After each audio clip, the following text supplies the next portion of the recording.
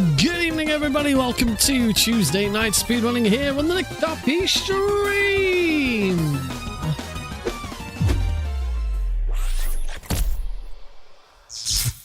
Hello, everybody. Welcome to today's stream. I hope you're all well. Hope you're all you've had a lovely day.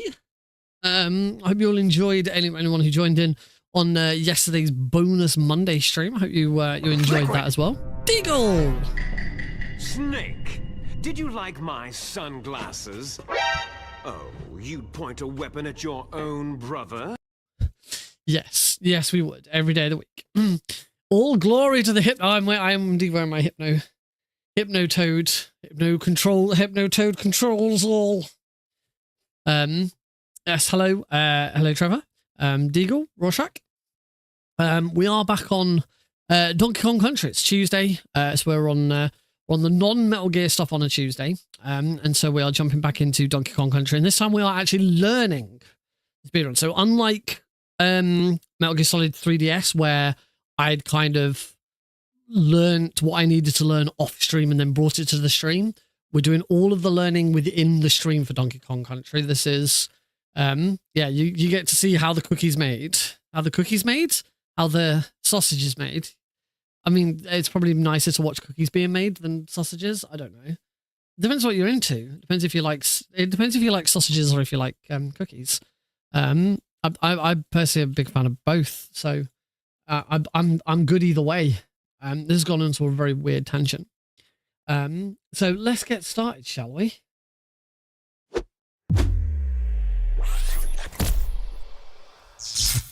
Alrighty, here we go. Something happened to me last Thursday when I was driving home.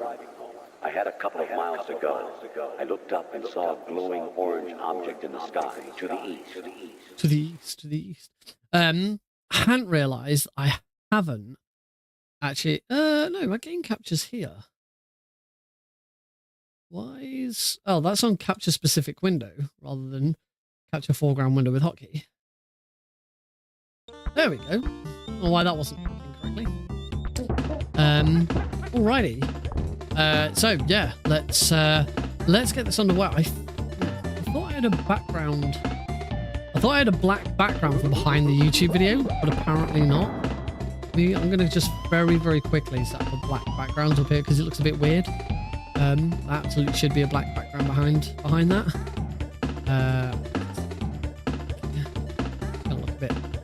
Gonna look a bit off just for a second.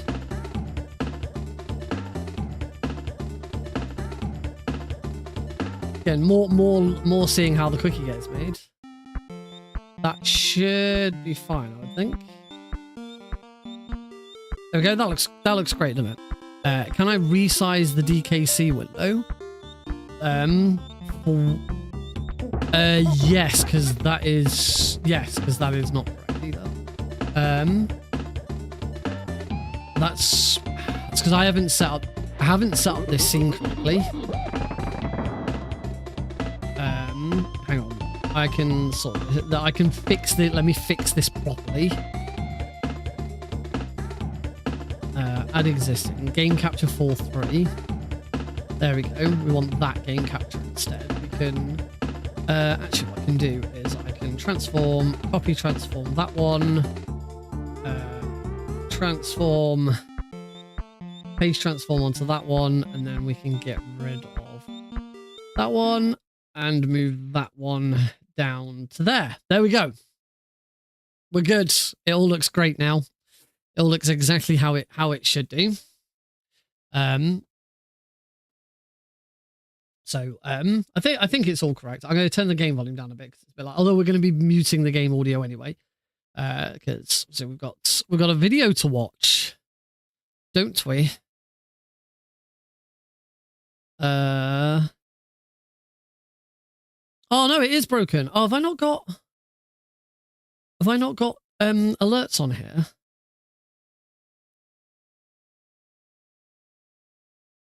Alerts and audio. Why isn't?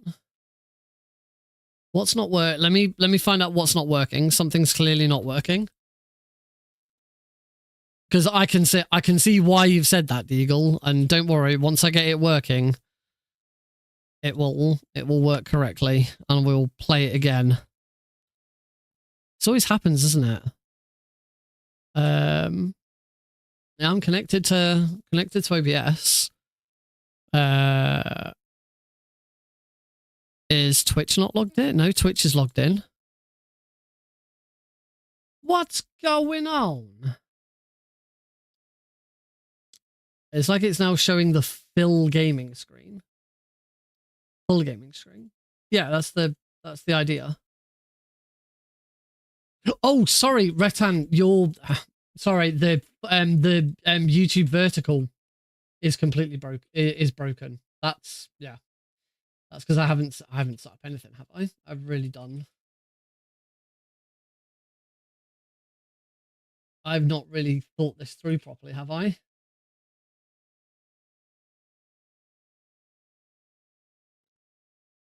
Yeah, this is what happens when you don't prepare properly. Ah, no. What have I done now? No. Oh God, no. No, it's horrible now. Right,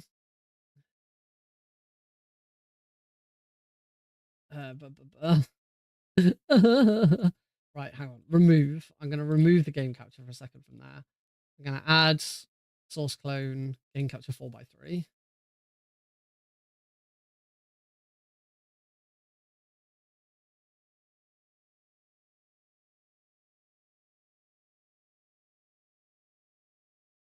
There we go.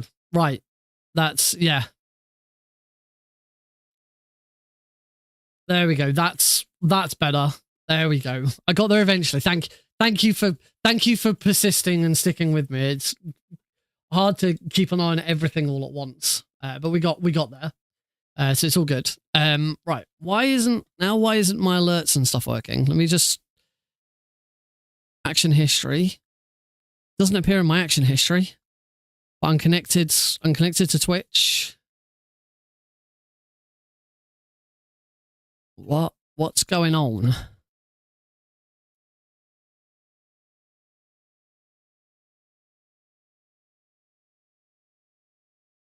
Let me just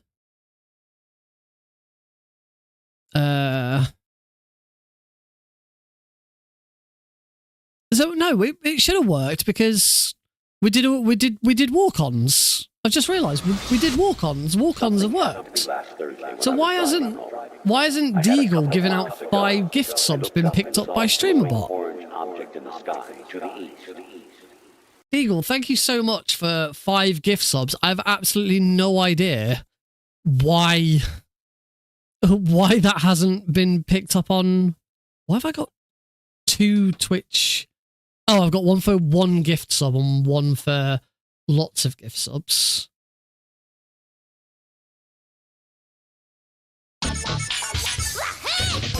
That's what should have happened. But with, like, you know, your name. A message from Prismatic Queen, who has just gifted 3 subs. % raw input %. Yeah, Thanks, Prismatic I don't know why. I don't know why that hasn't been picked up. Sub, be sure to thank them. Oh. No, will trigger on any value above or equal to 2.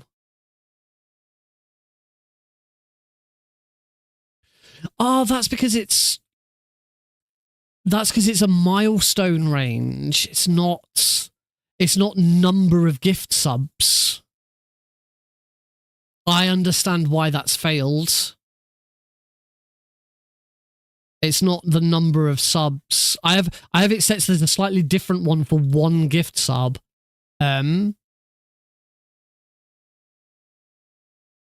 Yeah, I need to have a look. I need to have a look at that and work out what's going on with that. I need to actually look at, like, the API and stuff to figure out where that's gone wrong.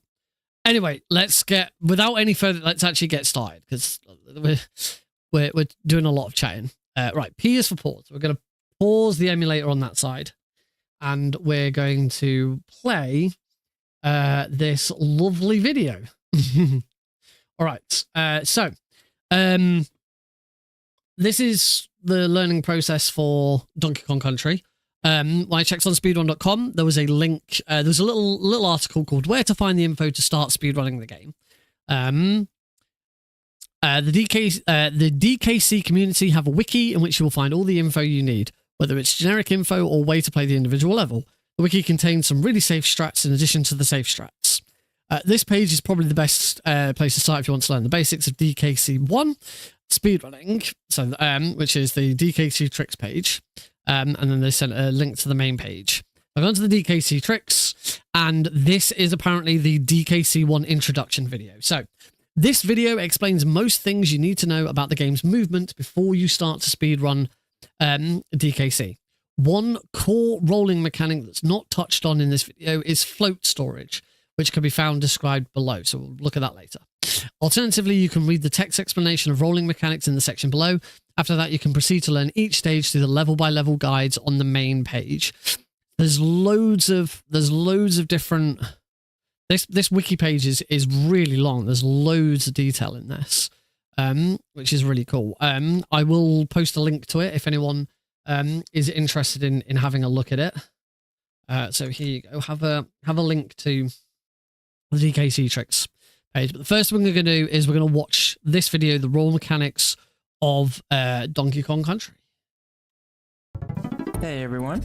Today I'm going to explain to you the basics of the roll mechanic as well as how the extended roll mechanic works in Donkey Kong Country 1. For a bit of background, rolling is pretty much the heart of optimizing DKC speedruns. Rolling is faster than simply running as Let me pause it a second because I can't hear it. Why is my audio return not on? Monitoring device, speakers. These are the wrong speakers. Is when it allows you to maneuver. Explain to you the basics of the roll mechanic as well as how Why can't I hear it? I'm assuming you guys can all hear it, but it does not want to play back for me. I have it on monitor and output, and my audio monitoring devices. I'll set my audio monitoring device to default and see if that makes a difference. Extended roll mechanic works in Donkey Kong Country 1. That doesn't make a difference. All right, I guess I'm gonna have to watch. I'm gonna have to watch the stream. I'm gonna have to watch my own bloody stream to hear it. It's because I haven't. I thought this whole scene setup was still prepared and still set up, but apparently it's not.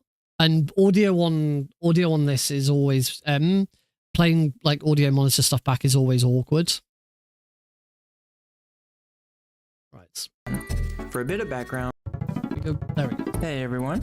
Today I'm going to explain to you the basics of the roll mechanic as well as how the extended roll mechanic works in Donkey Kong Country 1. For a bit of background, rolling is pretty much the heart of optimizing DKC speedruns. Rolling is faster than simply running as either Kong. And rolling through an enemy while holding the Y button is even faster than that. For each additional enemy you roll through, you will gain even more speed, although your speed will cap out once you have rolled through 4 enemies or more. To initiate a roll, you must press the Y button. If you initiate a roll while running, your roll will die at the end of Diddy's cartwheel. To move continuously with your rolls, you will either need to jump out of your roll before it ends, or roll through an enemy, which allows you to continue running after your roll instead. If you start a roll from walking rather than running, you will be allowed to continue moving without your roll dying, although this doesn't really have much application in the speedrun itself. If you're landing from mid-air, you can also buffer your rolls by inputting Y a few frames before you land, ensuring that your roll comes out as early as possible upon landing. You can also roll off of ledges and over small gaps to extend the length of your rolls. It is important to note that the trajectory of your roll upon leaving a ledge will vary depending on how far from the ledge you were when you initiated your roll. Typically, the closer you are to the ledge, the higher you will be when you go airborne, but there are some exceptions to this as well. Whether you continue to hold the Y button or not throughout the duration of your roll does not affect your speed if you are not rolling through an enemy. It is also worth noting that you can jump out of your rolls in midair as well. So these are the basics of how the roll mechanic works. So what is extended rolling exactly? Extended rolling is a mechanic exclusive to DKC1, which allows you to, well, extend your rolls by managing when you initiate the speed which you receive from rolling through enemies by releasing and repressing the Y button. In general, to perform an extended roll, you can initiate a roll by pressing the Y button, let go of the Y button before rolling through an enemy, then repress the Y button after rolling through the enemy to choose when to initiate the speed boost you receive. You will need to repress the Y button before your roll ends to receive the speed boost, however. If you are too late, your roll will simply end without receiving any additional speed. Let's take a look at doing me having to watch the stream back so I can hear it. The stream bloody crashed. the stream stopped. It's back now. Simply end will ends to receive the speed boost, however. If you are too late, your roll will simply end without receiving any additional speed. Let's take a look at doing a normal roll through this enemy while holding Y, and notice how far we go here. Now let's take a look at doing an extended roll through that same enemy. Notice that by the time my roll ends, Diddy Kong is a bit farther to the right despite only having done a single roll either time because of the extended roll mechanic. Now being able to extend your rolls like this is definitely useful for optimizing movement in certain places, but where extended rolling becomes particularly useful is when it allows you to maneuver through certain sections that you otherwise would not be able to do with normal rolls. Now, to go into a few examples of this, let's take a look at Roby Rampage. Now, if you simply try to roll off the tree through the Kremling and jump towards the rope while holding Y through this enemy, you're more often than not going to end up too low on the rope and have to climb up a little bit to reach the next tree. With an extended roll, you can initiate speed you receive from the Krem a bit later, giving your roll a better trajectory and allowing you to grab the rope from high enough to simply jump to the next tree immediately. Now, let's take a look at another example of an extended roll, this time in Reptile Rumble. If we attempt to roll through these two snakes using the standard method of holding Y, we're going to end up getting stung by this bee. Now, watch how the extended roll allows us to clear over that bee by first rolling through the snake while holding Y to gain speed, releasing Y before rolling through the second snake, then immediately repressing Y after rolling through the second snake. We extend our roll just enough to make it over that bee, allowing us to keep the rolled speed throughout this entire section, rather than being forced to jump over that bee and go a little bit slower there. Another good example of the application of extended rolls is in Winky's Walkway. Now, if you simply try to roll through these three enemies at the start, you won't be able to make it over the gap to that next section. If we apply the same technique that we did in Reptile Rumble, however, where we roll through the first enemy while we're holding Y to gain speed, then release Y to roll through the second enemy, we can repress Y shortly afterwards to initiate that additional speed boost a bit later than normal, giving us a more favorable roll trajectory and allowing us to clear this gap here. Something else worth noting is that for extended rolls such as the one here in Winky's Walkway, it's important to set up visual cues for when to begin your initial roll and when to initiate the repress for the extended roll, because these two factors will ultimately depend on one another. Something important to note about extended rolls is that while you're rolling through an enemy after a tap of the Y button, meaning you have not initiated your speed boost yet, is that your roll speed will remain the same as a normal roll that didn't go through an enemy. An example that shows this quite well is the final extendo in Oil Drum Alley, where we initiate our extended roll quite late to clear this gap after the arrow sign. For this reason, extended rolls are only faster when they allow you to either extend your roll in a place where it otherwise would have been cut short, or when they allow you to maneuver through certain sections more quickly, like we've seen in the previous examples. You want to avoid doing extensions more quickly, like we've seen in the previous example. And have a look at that example again. The normal roll that didn't go through an enemy. An example that shows this quite well is the final extendo in Oil Drum Alley, where we initiate our extended roll quite late to clear this gap after the arrow sign. For this reason, extended rolls are only faster when they allow you to either extend your roll in a place where it otherwise would have been cut short, or when they allow you to maneuver through certain sections more quickly, like we've seen in the previous examples. You want to avoid doing extended rolls in situations where it's not really necessary, otherwise you'll end up losing frames due to waiting unnecessarily to initiate your speed boost. Some common places I've seen this are the roll through the first Naughty and Oil Drum Alley, and through the final Minky Kong and Orangutan Gang.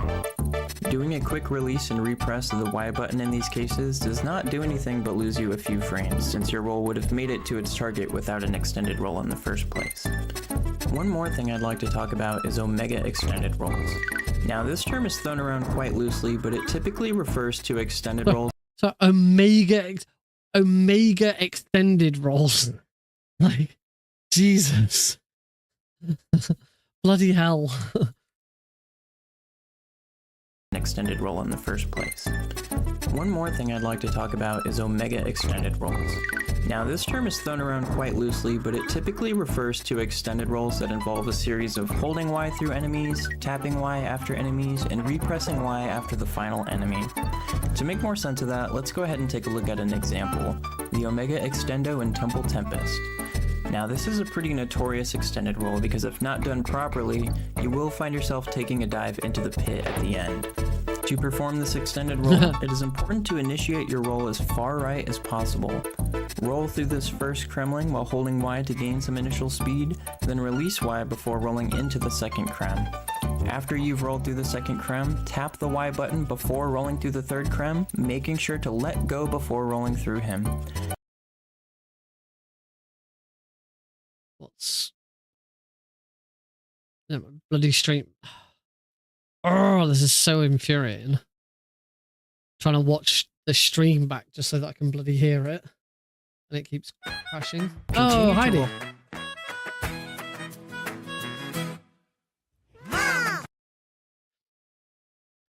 Using the Donkey Kong Country soundtrack, but it sounds like Super Mario. No, it's definitely, that's the level select screen that they've got going on there.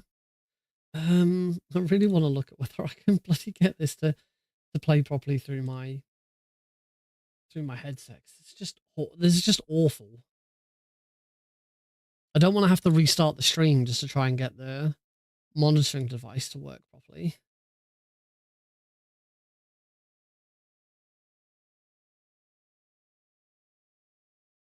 YouTube video is definitely on monitor and output. Turn it up a little bit. Roll through the third Krem without holding Y. I need to change the properties of the YouTube video.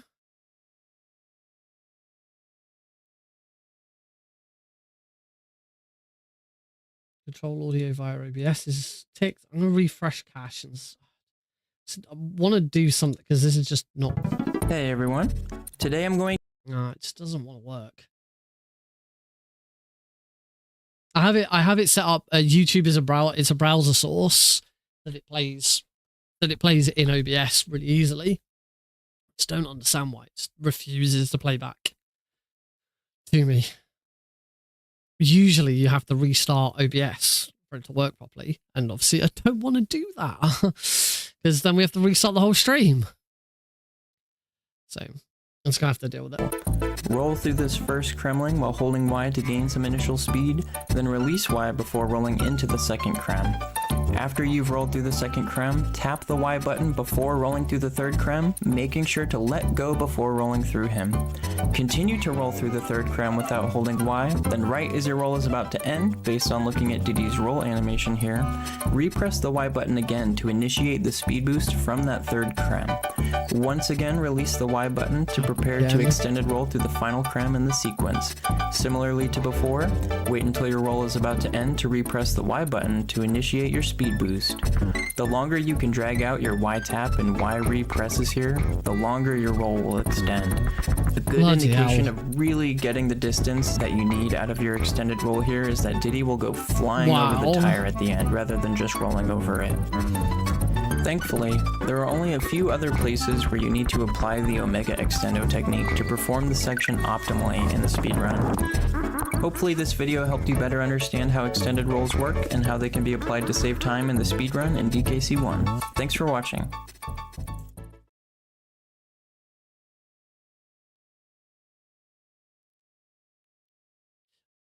The main thing to note is that that's that's apart from individual level, other things that come up. That's the main thing with Donkey Kong Country. So I'll read through what it says on the wiki as well, because I think that's probably quite useful to see. So rolling is the meat of this game. It's faster than running or jumping and generally does a much better job of dispatching enemies and getting over gaps than the jump alone. Sum up Donkey Kong Country, basically any time not spent rolling is generally time better spent rolling. DKC speedrunning is primarily based around speeding yourself up through tight maneuvering and tricks to gain speed, so rolling as often as possible and using enemies and the terrain to your advantage is key. As such, knowing enemy placement and how different parts of the stage can affect the Kong's roll is very important. The most basic important thing to note is that each enemy you roll through will extend the duration of your roll. A long line of enemies can be used to keep you rolling and let you breeze through an area at much faster speed than running. Additionally, rolling through any amount of enemies will remove the delay when it ends. You can simply keep moving forward afterwards. Otherwise, you need to jump before the roll ends to avoid a small pause. Another way to increase the roll's distance is to roll off a platform. The distance you travel is always the same on a normal roll. However, if you fall off an edge, you will keep rolling until you hit the ground. You keep speed while in the air, and the regular length after that. If you time your rolls correctly, you can maintain your speed for a long period of time. When combined with rolling through enemies, this can keep you rolling through huge portions of a stage. Poorly timed rolls may stop early, however. Falling off a cliff at the very end of one will leave you plummeting straight downwards. You'll need to be precise to get consistent results.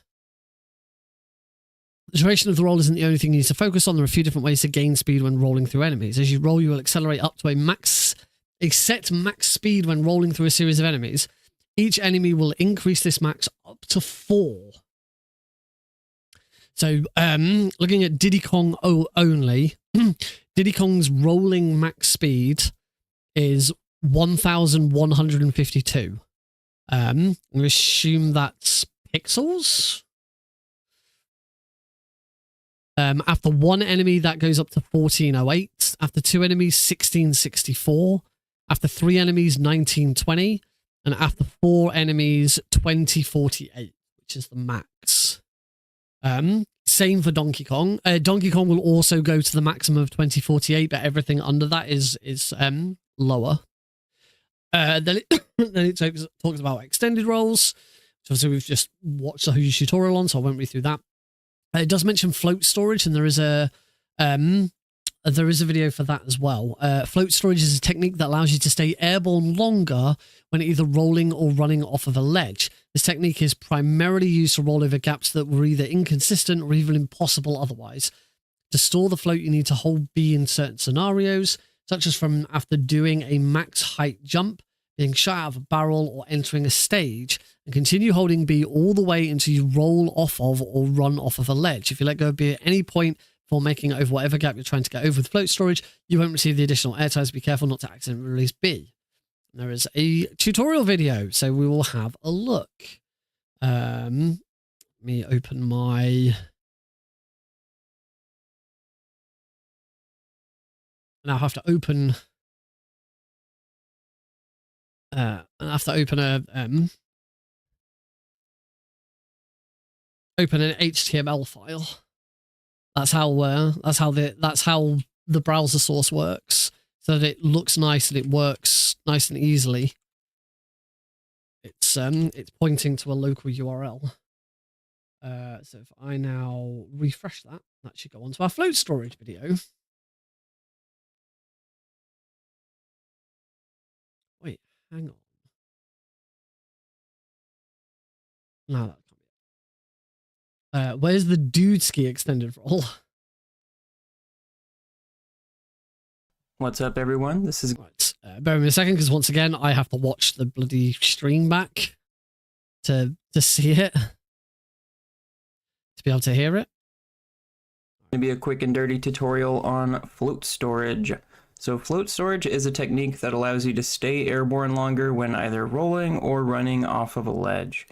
This technique is primarily used to roll over gaps that were either inconsistent or even impossible otherwise. To store the float, you need to hold B in certain scenarios, such as from after doing a max height jump, being shot out of a barrel, or entering a stage, and continue holding B all the way until you roll off of or run off of a ledge. If you let go of B at any point before making it over whatever gap you're trying to get over with float storage, you may not receive the additional airtime that you need and might not make it over that gap, so be careful not to accidentally release B in the process. A few examples of where float storage can be practically applied are, let's go ahead and take a look at the video here. First and foremost, Temple Tempest, this extended roll over the gap with the naughty wheel. Notice the input display, we are going to be holding B during the whole time we're doing this extended roll. And that's going to help give us the height that we need and float us over that gap more consistently. Another practical application is at the end of Temple Tempest, where we use it to consistently get over this gap right here. Another big application is in Blackout Basement. We're going to max jump right here to store it, roll through the sky, and do float storage over that gap there. And then we're also going to hold B after this max jump to get over this little gap here consistently. Holding B at the beginning of Manic Mincers gives us float storage to get over that gap a lot more consistently. See ya, Ramby. And in Rope Bridge Rumble, we can use it to be a lot more aggressive on this camera manip strat here. By being able to float over that gap more easily, we don't need to wait as long for the camera. Likewise, we can be more aggressive in scenarios such as this, where we need to get over large gaps. So yeah, I would recommend rewatching those, paying close attention to the input display. Just, you know, notice that B is being held the entire time. Try it out yourself. Not sure I it's really easy to accidentally exactly let go of B in the process of doing a lot of these strats. So if you're ever like failing them and you feel like they should be consistent, I would just go ahead and make sure that you're holding B as well. But yeah, that's it. All right. Let's see where the tutorial goes next. The last important mechanic is a glitch called the jump roll, aka the dank spin, comfy cozy spin, monkey flip, etc. Essentially, when you execute a roll on the same frame that you land on an enemy, the game bugs out and sends the Kongs flying, literally. Upon performing the glitch, Diddy and Donkey spin in the air as if they were shot out of a barrel cannon.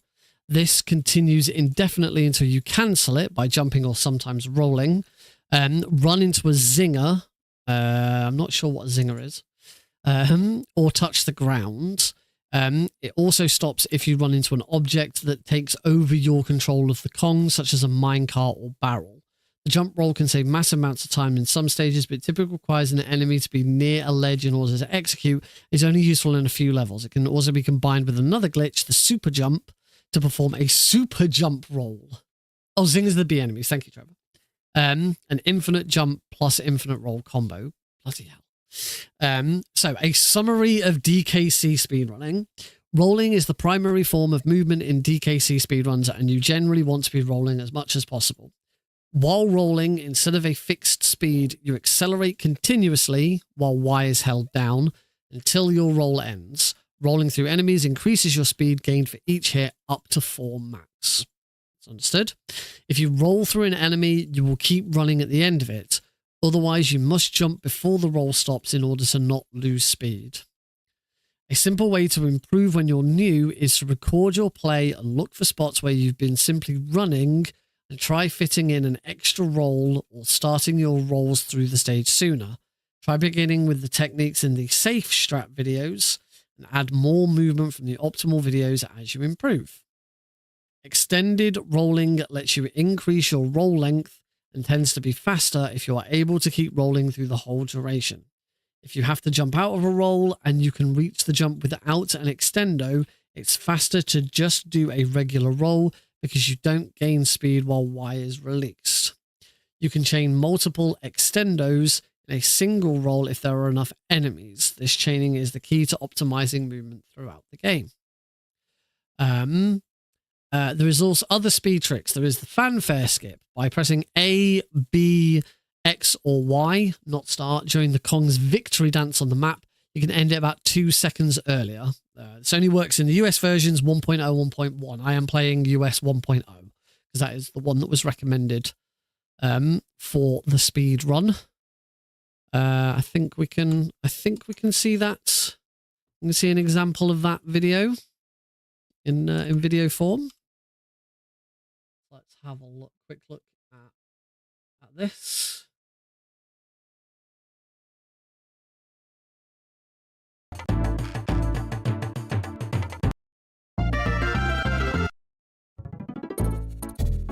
There you go, quite simple. Just hit the button, stop the fanfare. Wahoo! Fast exit. If you're rolling into an exit, let go of right until you're well into the level's exit. Then repress once you are past the walking trigger. This can be done by simply timing a jump into a level's exit as well, although this is only optimal on certain stages. This saves the most time in mine stages, like stop, as in like the mine area, not ones where you're in a minecart, but can save a handful of frames in most other types of stages as well. Factory stages have no fast exits. There's an animal buddy fast start when mounting on guards. Press up and B right before landing on him to get a faster start. This also works with other animal buddies on land. Fall in the direction you want to go instead of straight down. The speed you have when you mount an animal buddy is the speed they start moving now. I'm sure we'll look at more of that when we actually get into animal buddies. I imagine from what I've seen, On Guard is probably the only one that's really. I think there might be one where you use Espresso, but it doesn't. It looks like the others tend to be skipped because they're not fast because they can't roll. On Guard has invincibility frames. We'll see these when we go to the actual levels. If you jump from a slope while holding a barrel, you can gain considerable amount of speed and distance. It can be done in a 1-frame window on most edges, but it is easier on the slopes in snow-themed stages. Invisible barrel bonus warp. The invisible sprite glitch can be used to scramble the warp destination of a bonus door. It's used in any % old summon, reverse boss order, some other categories. Skip stages. We won't be doing that because we're going to be doing all stages. Dual exit warp. By exiting a bonus twice, you will change the destination of the warp. Invisible animal warp. Controlling 2 Kongs. Fast crawl space. I knew about this one.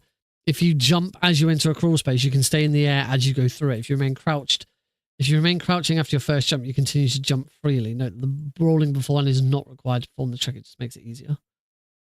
Advanced fast crawl space. Tire roll. Rope scaling. Super jump. There's loads, but I'm assuming it is simply. We'll learn some of this. There is the map warp as well. In World 1 you can warp, which I've been able to do because it's not difficult.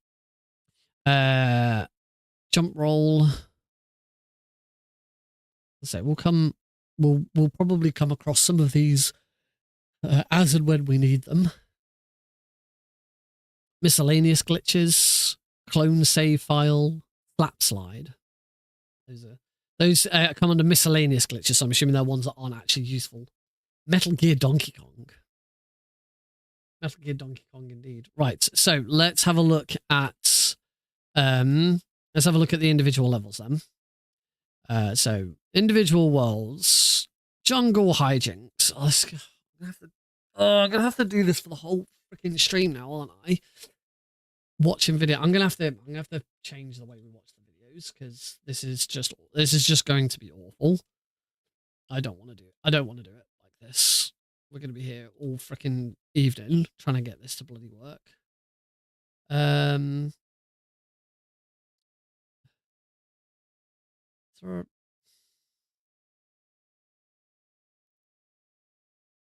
got to be a better way of doing this today. Also, I wonder if this video is is this video in a playlist? Would have been helpful if these had been put in a playlist because I can set playlists up as well.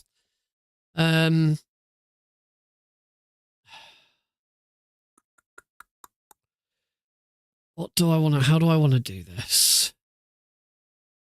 If I set up another, I just want to see what happens if I set up another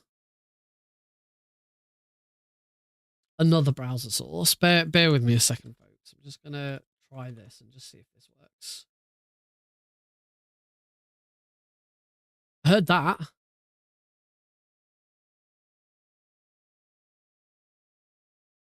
I can hear this. Why can I hear that, but I can't hear... But I can't hear the other one then?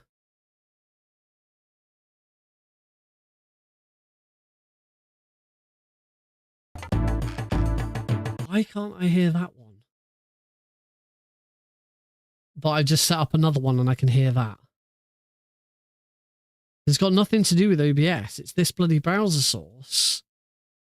The frick?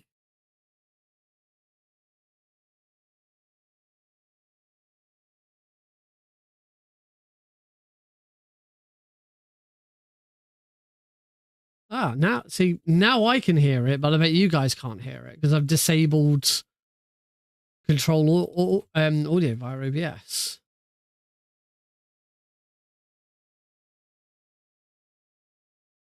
YouTube video monitor and output. So bizarre.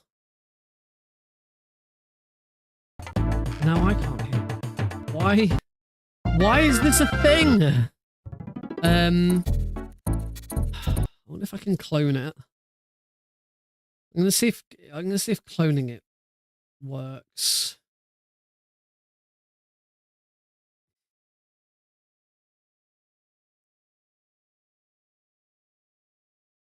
Clone YouTube video with audio. Hide it. I won't be able to interact with it.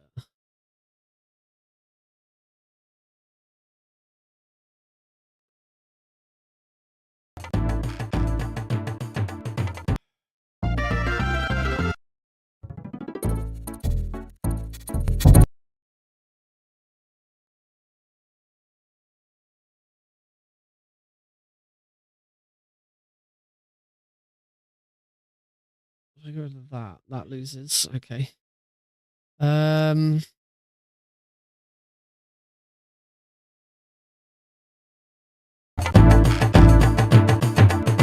But you know, really loud source clone. Right, let's put that on monitor off, source clone on monitor only. Right, now does it? Now can I hear it? Yes! Right. I have a fix. I can hear I can hear it.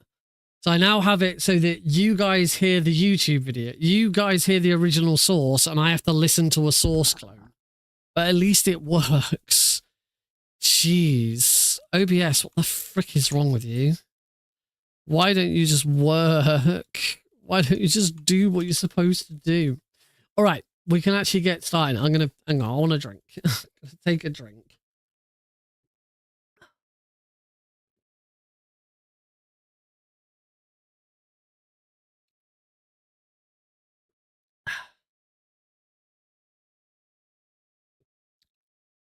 All right.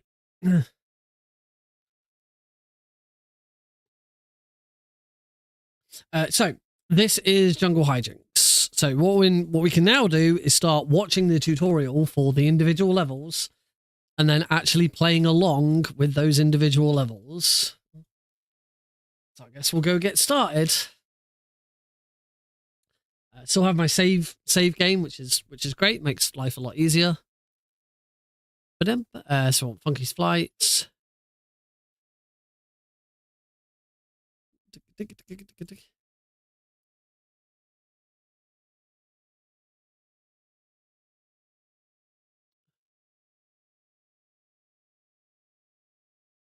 Right, so I'm going to need to pause emulation so that we pause the music. Right, so let's actually get started with the freaking tutorial.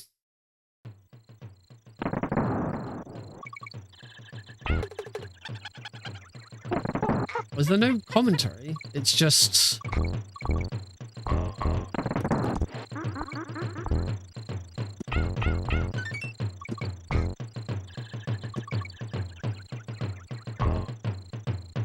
No commentary, just... a run through of the level. There is a description though to go with it. Oh, there's also a thing called a funky start. U version 1.0 exclusive, which is what I'm playing. After Cranky appears on the title screen, it's possible to load a glitch that saves time on the map screen. Instead of pressing start to skip the opening cutscene, press start, then immediately press down. Do not press any buttons until you get to the file select screen. You will start the game inside a funky airplane barrel and music will not change. This saves 72 frames, 1.2 seconds, as DK moves faster on the map screen and saves time not loading the world map music. Pressing start down Y or start down Y down will cause no Kongs to appear on the map screen, will softlock the game trying to enter an invalid stage. Oh, bloody hell.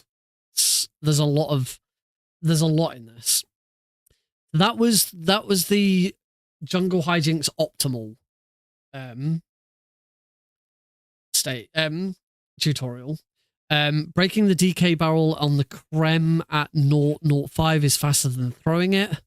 Make sure you hit the creme with the DK barrel and not the naughty, which is slower unless you do a Taz naughty described like this. You must make sure you do. I was kind of hoping this was going to be a video tutorial with like commentary. Doesn't quite work as well when you have to just read a lot. Advanced tutorial. There's an easy route. Let's have a look at the easy routes.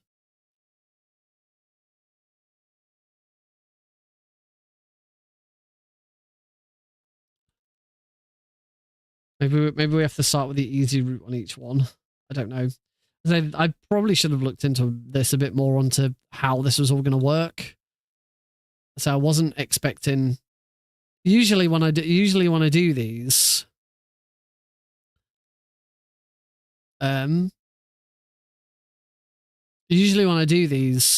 it's a video tutorial so we can all watch through it. It doesn't really work as well like this.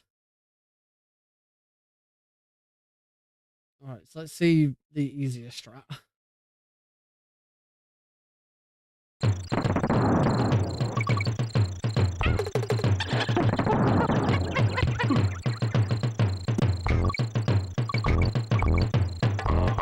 The only problem with the easier strat is it doesn't show any inputs.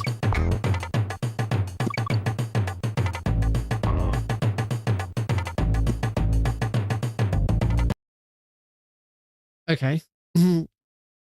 Sacrificing donkey is faster than swapping manually, as you'll save time by not having two Kongs on the world map.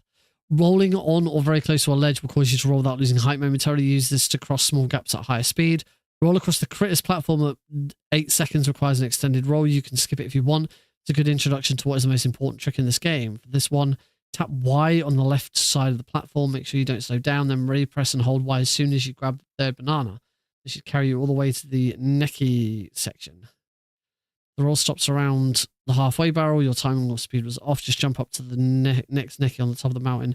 Roll through him instead. Its first two projectiles are bugged and can't hurt you on the first wave of 3. Make sure you let go of Y while rolling through the barrel so you do not grab it. Try your best not to grab the espresso token here, as it's the only token in the game that is possible to accidentally grab 3 of and be sent to a long unskippable bonus. There is a triple extendo, and there is a visual for where to push buttons and stuff. So yeah, I guess just let's watch the video again and I'll try and copy it, I guess.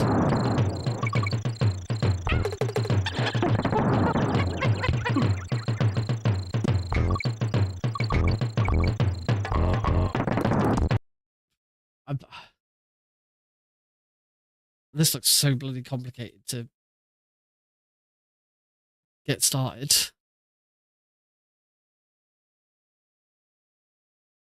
Oh, hang on. I was supposed to die to...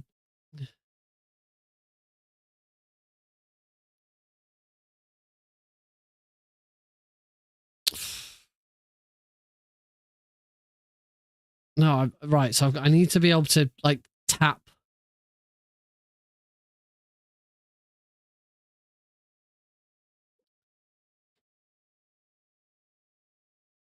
See that felt right.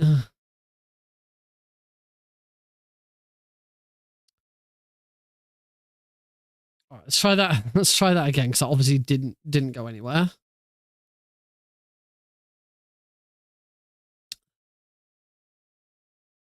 So roll and jump. Roll. Ah.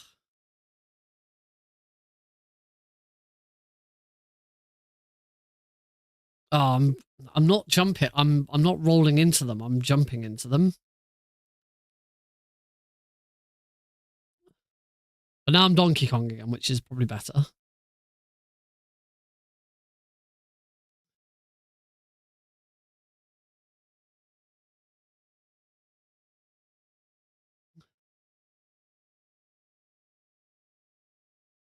Oh, I didn't make that. The first thing to do is I've kind of got to understand how these rolls and stuff work. This extended roll.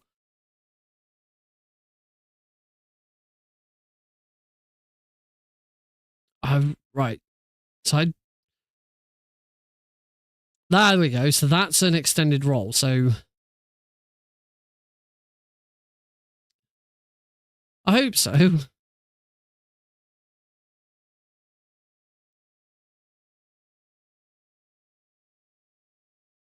So all at the moment, all I'm doing is pressing and holding Y, and that's obviously not what I'm supposed to do. Let me go. I'm going to go back to the Jungle Hijinks optimal video because that had controller inputs on it.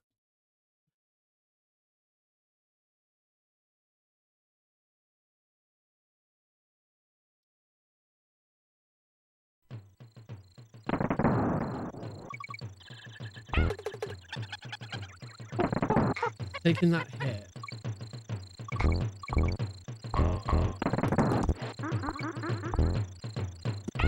I need to go back and actually see how this first one works.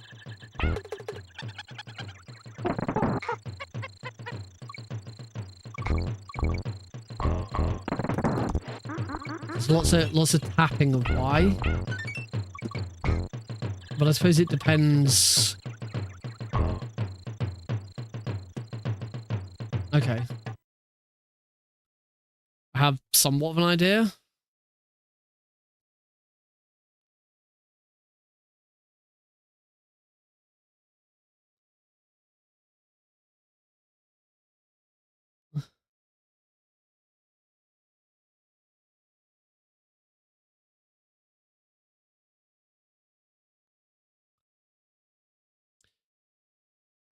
Not quite getting it yet. Oh, I don't think I actually wanted that.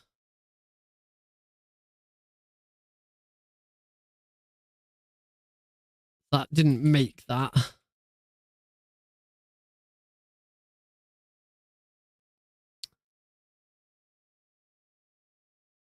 It's the extended roll I haven't quite understood yet. You like roll it shows you roll through.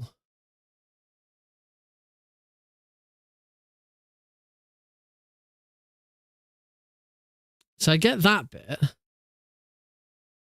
I guess I wasn't fast enough to break the barrel at the right time there.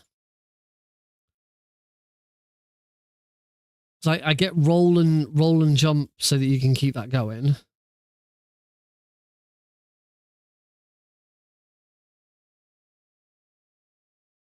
So I kind of understood that a little bit. Meow. Hey, cute fangies.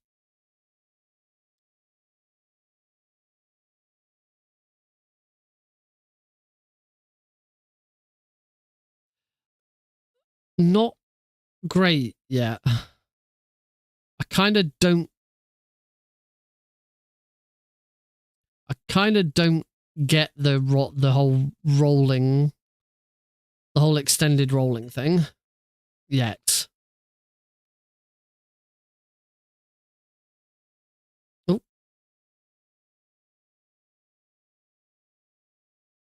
Because we kind of got to... That didn't work. So we're going to like roll...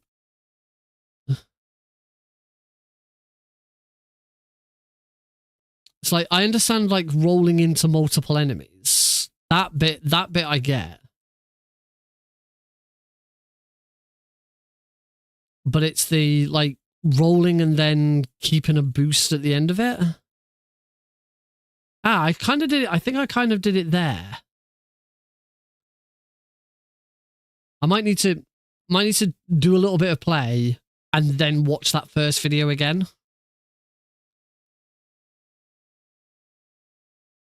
Oh, keep hitting that.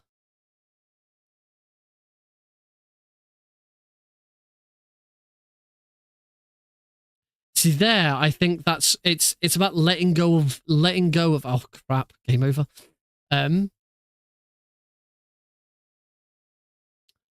can't remember what that trick was it said to do to get into Funky's flight straight away.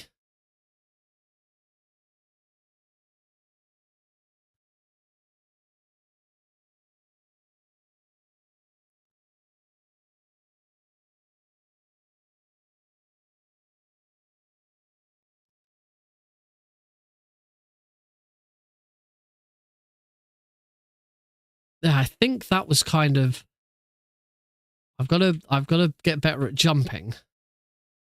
I don't actually want that barrel because I've now used that barrel and completely lost all of my enemies that I was supposed to roll through.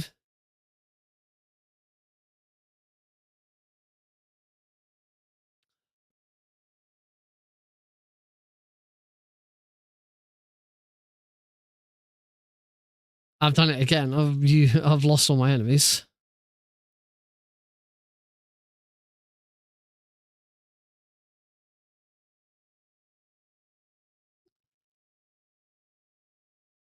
I think I might need an area with like lots of enemies. Maybe just doing the first level over and over again isn't like the ideal thing.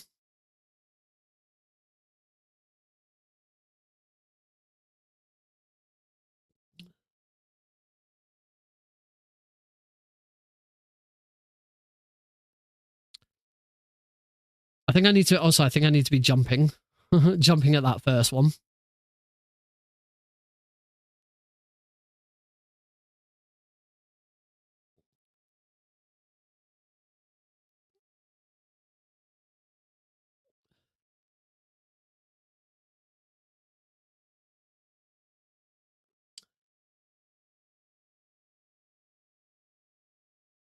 Ah, see that was good. There was quite a lot of movement through there. I just haven't quite cracked when exactly I'm supposed to push and release. So I'll sort of give it a bit of a go, and then we'll go and watch the first tutorial video again.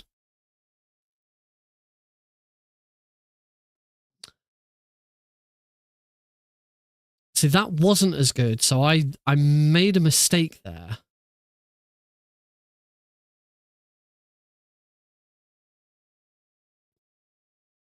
I think I got an extended roll through there.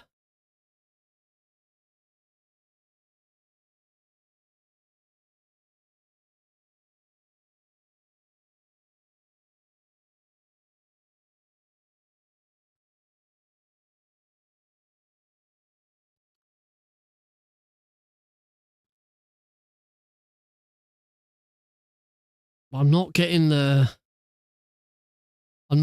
speeds that I think I'm supposed to be getting. Let's have a look at the let's just watch that video again. In fact, I'm going to turn the playback speed right down. Turn the playback speed down to half. Let's watch it again.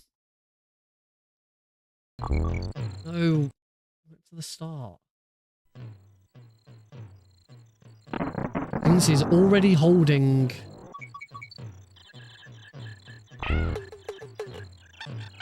So what did he do with against that very first enemy? Rolled into it. So I think I need to. It's these first enemies I need to worry. So, jump, roll, roll, roll, roll. He's holding B.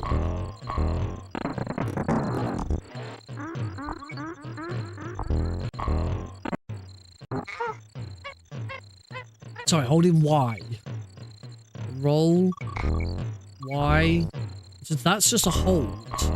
And then it's let go and re...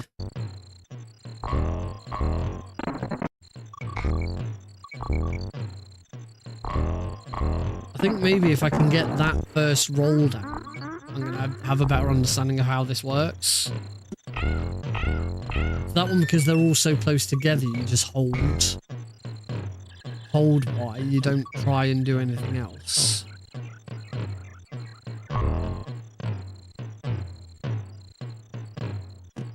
But like against this one, there's like...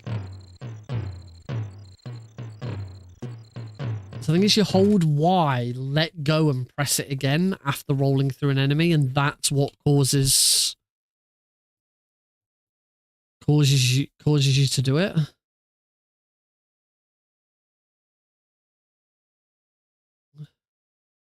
That's not what I'm supposed to do.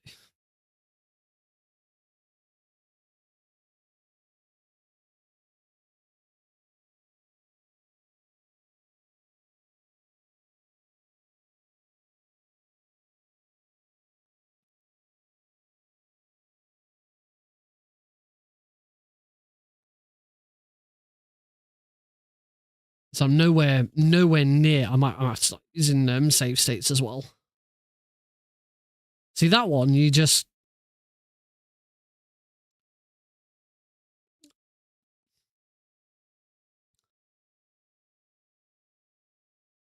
so there's an extra roll there. Right, let's watch the first video again.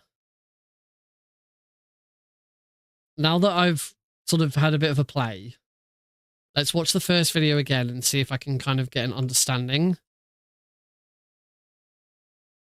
of what's going on. Hopefully I've got this queued up.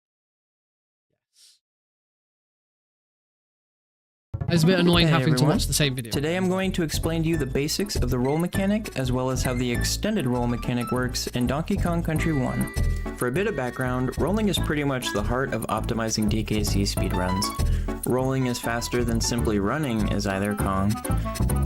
And rolling through an enemy while holding the Y button is even faster than that.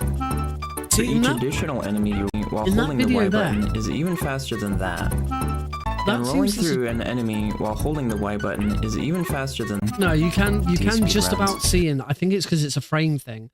It looked to me like the controller input that's shown on screen there is not even tapping the roll button. But I think for a bit of background, rolling is pretty much the heart of optimizing DKC speedruns. Rolling is faster than simply running, as either Kong. And rolling through an enemy while holding the Y button is even faster than that. You can see that there's just a tap for each additional enemy you roll through, you will gain even more speed, although your speed will cap out once you have rolled through 4 enemies or more. To initiate a roll, you must press the Y button. If you initiate a roll while running, your roll will die at the end of Diddy's cartwheel. To move continuously with your rolls, you will either need to jump out of your roll before it ends, or roll through an enemy, which allows you to continue running after your roll instead. If you start a roll from walking rather than running, you will be allowed to continue moving without your roll dying, although this doesn't really have much application in the speedrun itself. If you're landing from mid-air, you can also buffer your rolls by inputting Y a few frames before you land, ensuring that your roll comes out as early as possible upon landing. You can also roll off of ledges and over small gaps to extend the length of your rolls. It is important to note that the trajectory of your roll upon leaving a ledge will vary depending on how far from the ledge you were when you initiated your roll. Typically, the closer you are to the ledge, the higher you will be when you go airborne, but there are some exceptions to this as well. Whether you continue to hold the Y button or not throughout the duration of your roll does not affect your speed if you are not rolling through an enemy. It is also worth noting that you can jump out of your rolls in midair as well. So these are the basics of how the roll mechanic works. So what is extended rolling exactly? Extended rolling is a mechanic exclusive to DKC1 which allows you to, well, extend your rolls by managing when you initiate the speed which you receive from rolling through enemies by releasing and repressing the Y button. In general, to perform an extended roll, you can initiate a roll by pressing the Y button, let go of the Y button before rolling through an enemy, then repress the Y button after rolling through the enemy to choose when to initiate the speed boost you receive. Right. You will need to repress the Y button before your roll ends to receive the speed boost, however. If you are too late, your roll will simply end without receiving any additional speed. Let's take a look at doing a normal roll through this enemy while holding Y, and notice how far we go here. Now let's take a look at doing an extended roll through that same enemy. Notice that by the time my roll ends, Diddy Kong is a bit farther to the right despite only having done a... Okay, let's do that.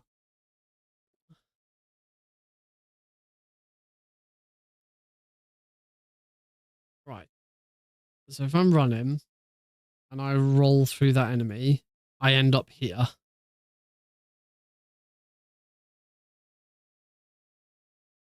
I need to, right, so I need to be letting go. It's very, very quick. Oh. Okay. That was better. Oh no, I got the bloody, oh. Balls. I should probably create a save state. Because now we got to do this.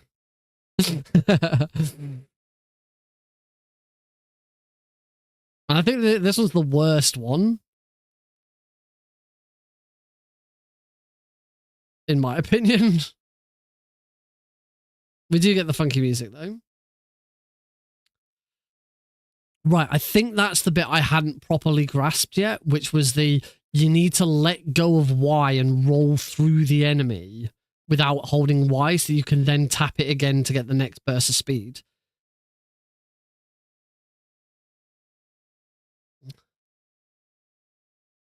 Can I get... I was about to say, can I get 400 and get 4 extra lives? No, I can't. Oh, 3 off. Interrupt this speedrun practice to give you espresso. Right. I need to get out of this level.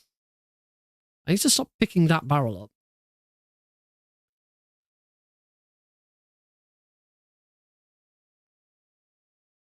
So the thing that I haven't quite got yet is like also jumping out of it afterwards.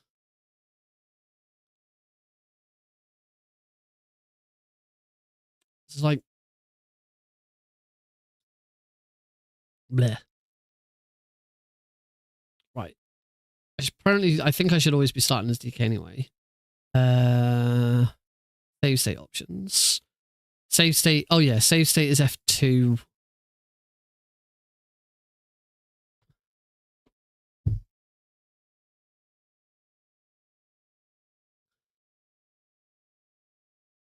Shut up in there, will ya?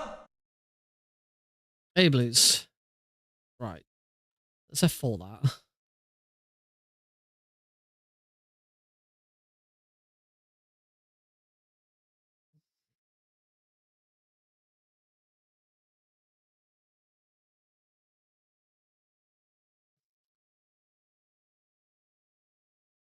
This obviously isn't her helping. Right.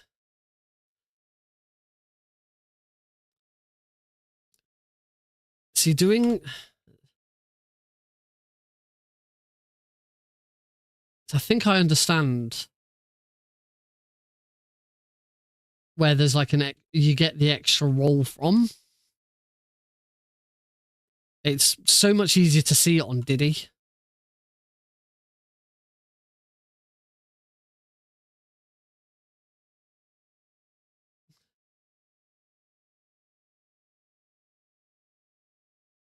I don't think I'm supposed to be jumping. Learning's going okay. I'm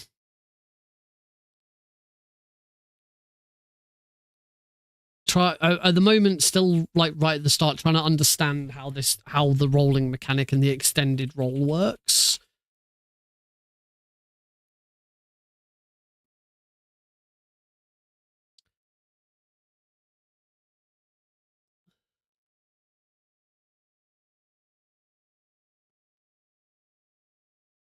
You don't have the game set. What?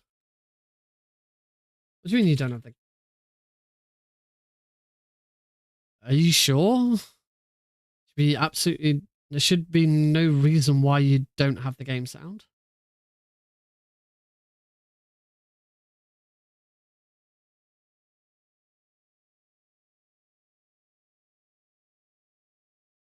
Game capture. Are you sure, Blues? Because anyone else not able to hear it? I see no reason why it shouldn't be playing.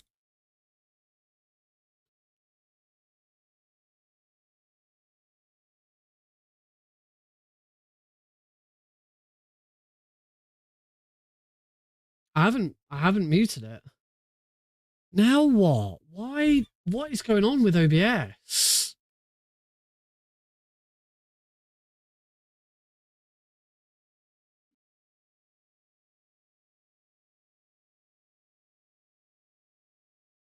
Game capture, monitor off,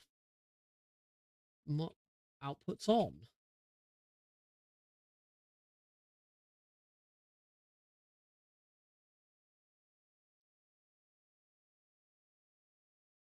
This is getting really freaking...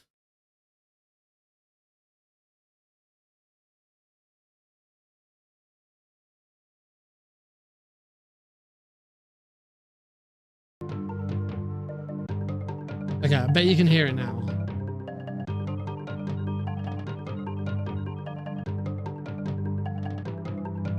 I think I fixed this elsewhere. Yeah, I fixed this is because of source clone. I need to redo this scene with all the audio and stuff. Okay, at least we fixed it. Yeah. Right.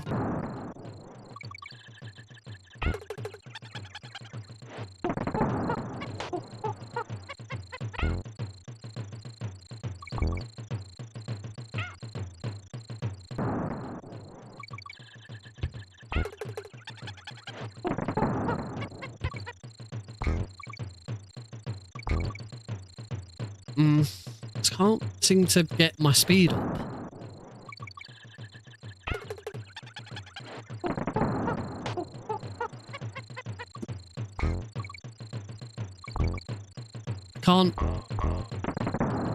I can't seem to beat... I can't seem to beat... See, that kind of works.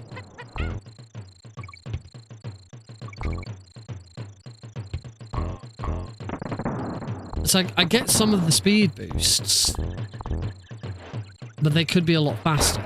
I've got to stop picking up that barrel somehow. Oh, crap.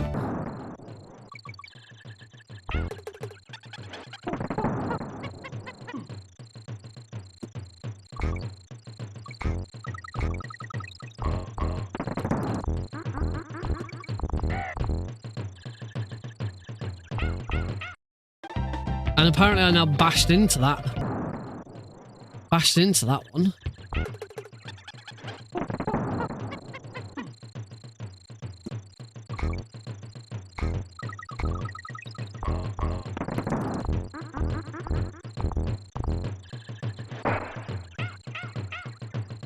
And what I keep doing with that barrel does not help.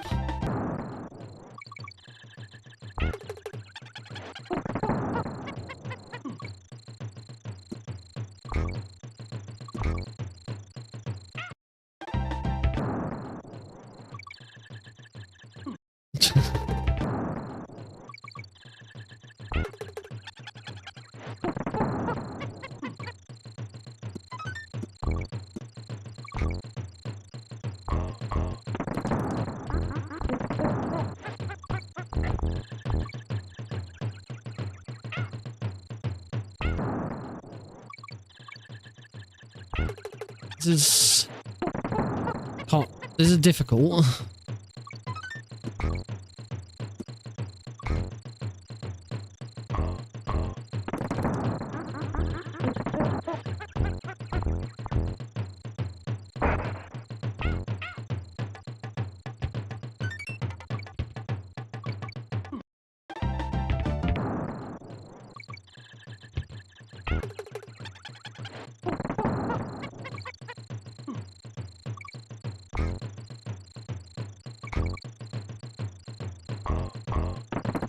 So I can get these sort of mini speed boosts occasionally.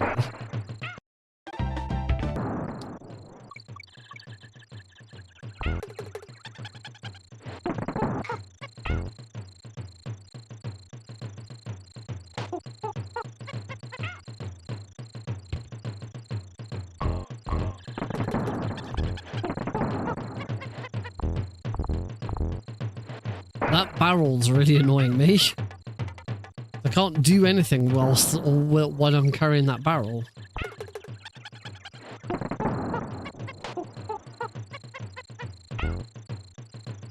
The timing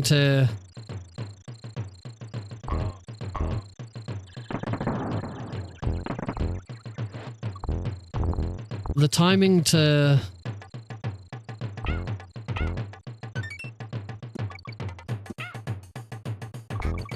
I don't know. I don't really know what I'm trying to say.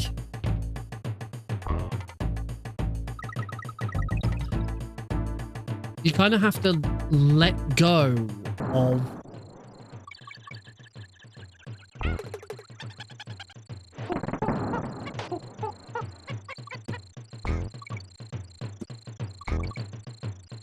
Now I can't, like, get across and beat both of these. I keep grabbing that bloody barrel.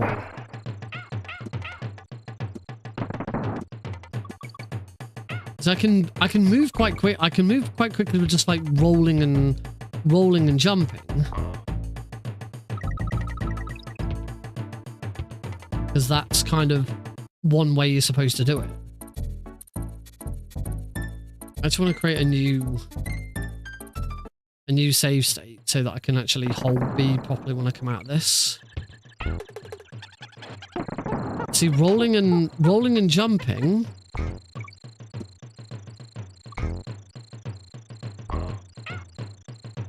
Like rolling into a jump and keeping sort of movement speed up by rolling jumping, I kind of have. But that's not what this is supposed to be.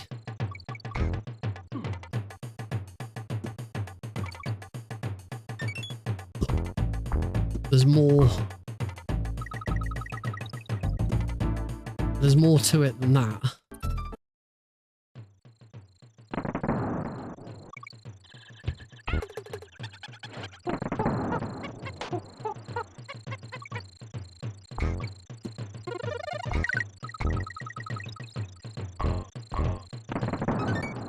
So I don't know whether it's like just tapping. That's better.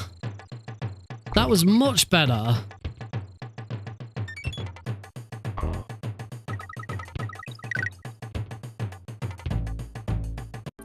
That felt much better.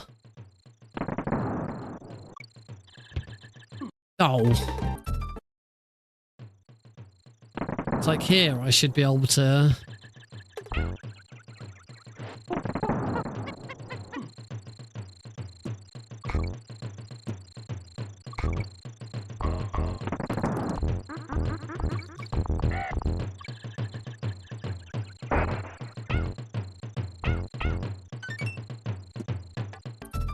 So I'm getting somewhere with this. It's just...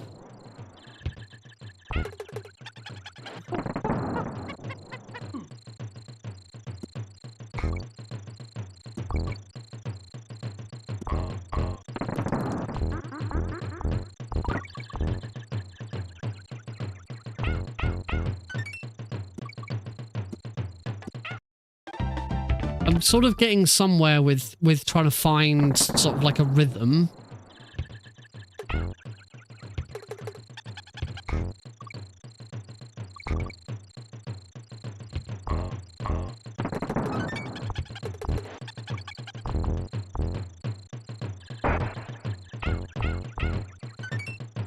It's definitely more difficult with Donkey than Diddy. I can tell you that.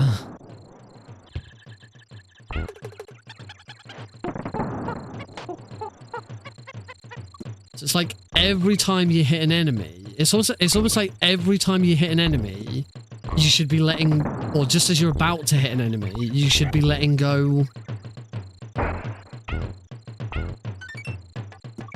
There we go. So I cleared that again.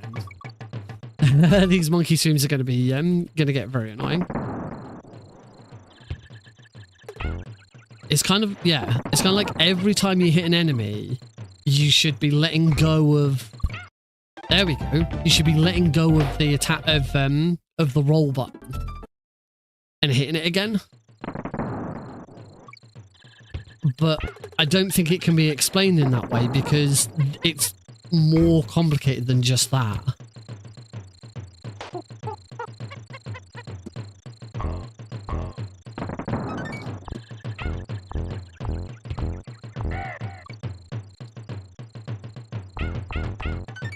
There we see that happens.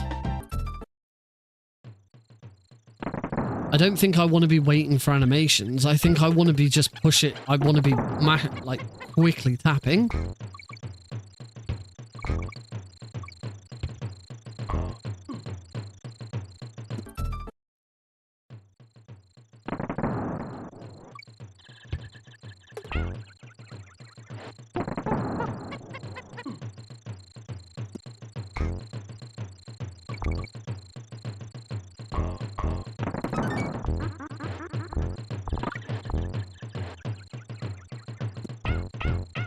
Oh, see, I'm not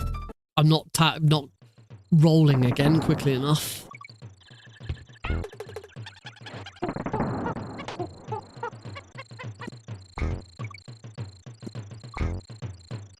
So I don't know how to get across that one very quickly.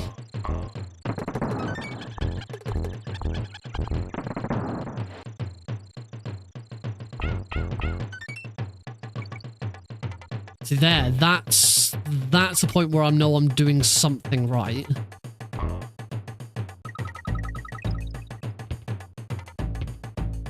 Yeah. Oh yeah, the screen moves so much faster when I get it right.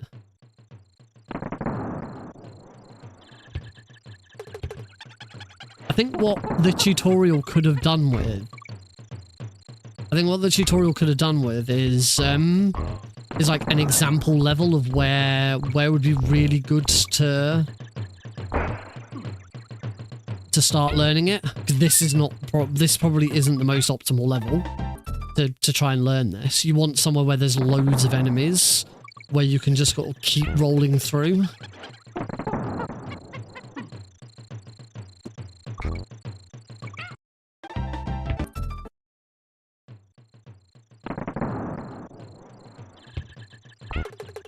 But even just that DK roll there, that Donkey Kong roll there, I'm starting to get it. That combo there is confusing me.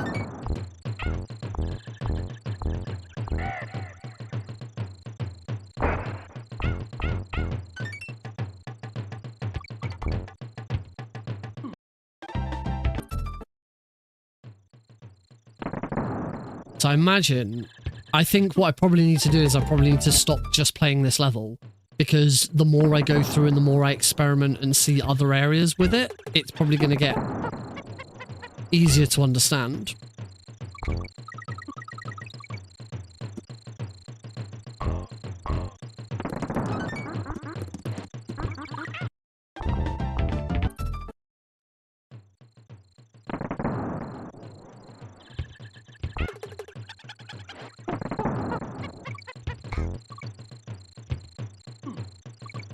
I don't understand how you get that big combo at the start.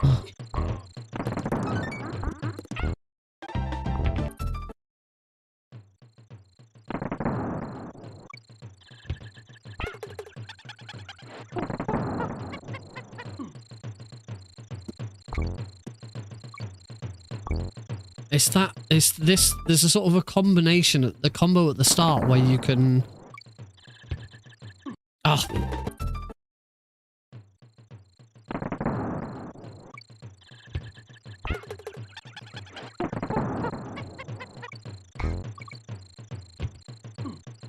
hit all of these gremlins. I mean, the other thing that it said is that if done, if done correctly, you can roll across gaps. It definitely showed them rolling across this gap. But I can't roll across this gap. Hey, there we go. Ah, and you saw there, I immediately went into a second cartwheel after rolling over that gap.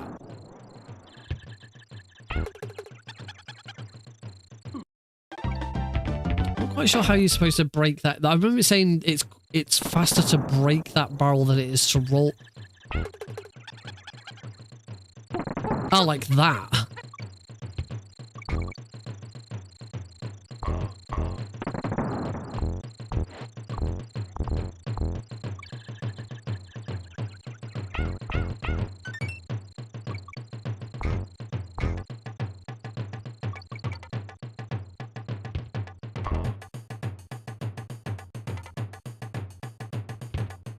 That was better. All right, let's look at moving on. I don't really want to stick with just one level for the whole bloody thing. Be here all. Not going to be overly interesting. Yeah, as I say, it feels like there should be a level that's really useful. So there is a difficulty for each. The wiki gives a difficulty for each one. It's like Ropey Rampage, which we're about to do now. Optimal difficulty is 2 out of 10. The previous one was 5 out of 10.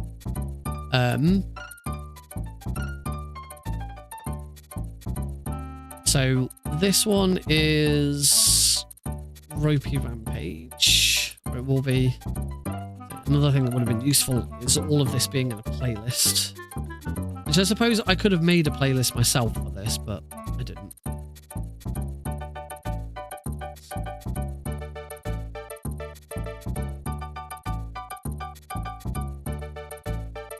Let's just pause that so we don't have to listen to it. Alright. There are some notes for Ropey Rampage, so I'll check those first. When I say best level to learn, yeah.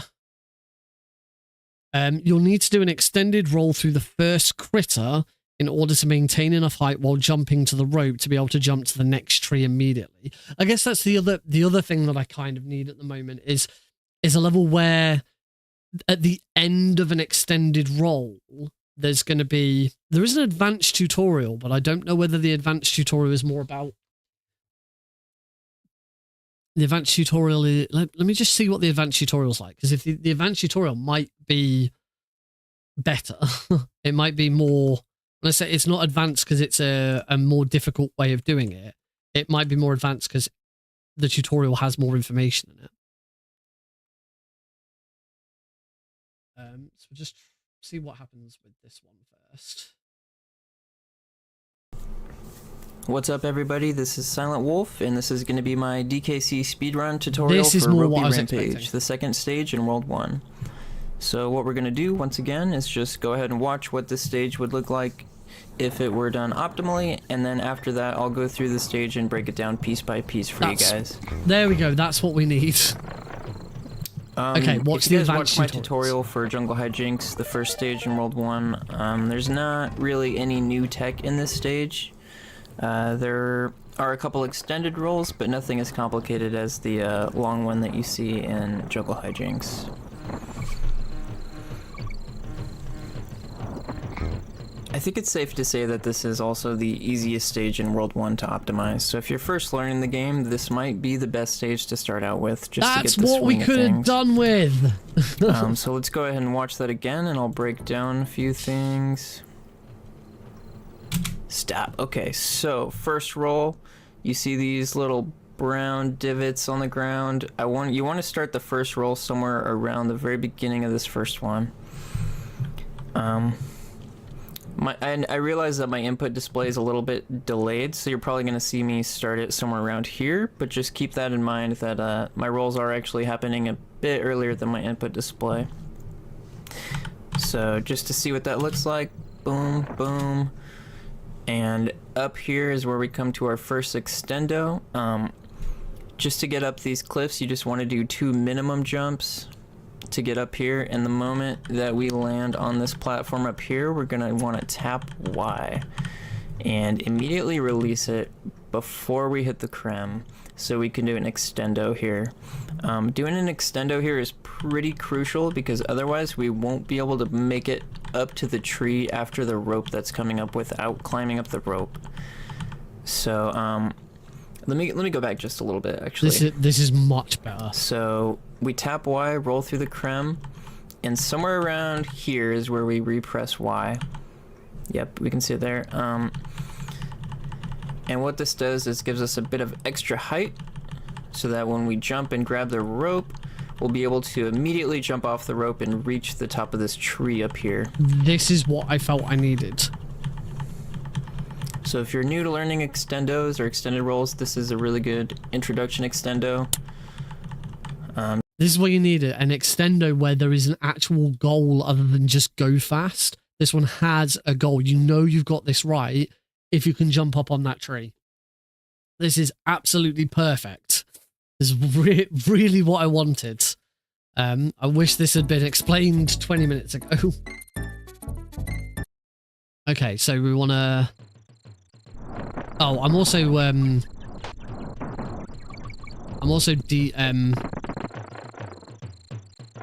I'm just going to die, because if I die, then I'm... Let's F2 that. F2 as we go in. Alright, so I'm now Diddy Kong. Right, so F4 again.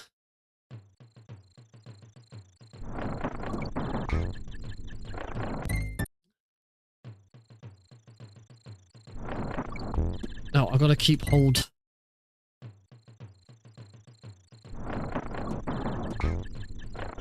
Okay, so I'm not letting go of the roll button at the right time. Yeah, that's it.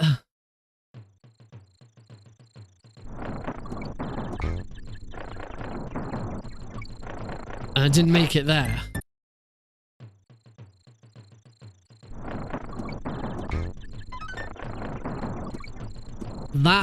There we go. That is a useful example of when an extended roll has worked.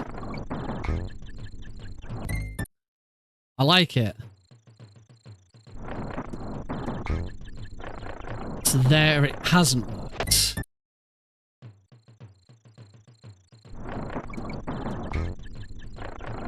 There it hasn't worked.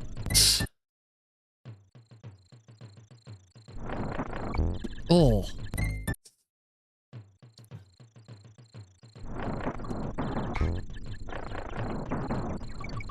Oh, that was only just. But now I feel like I'm understanding a bit better. Oh, the slow... Ugh, I hate the slowdown when a roll ends. If you don't roll correctly. Ah, I didn't.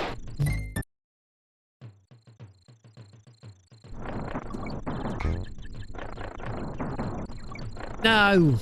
Let's have a. I just want to have another quick. We're just gonna skip through this a bit. This is a really good. Like this first one. And I realize that my input display is a little bit delayed, so you're probably gonna see me start it somewhere around here. And so just to see what that looks like, boom, boom. And up here is where we come to our first extendo. Just to get up these cliffs, you just want to do 2 minimum jumps to get up here. And the moment that we land on this platform up here, we're going to want to tap Y and immediately release it before we hit the creme, so we can do an extendo here. Try this again. Oh, I just saved it. Excellent.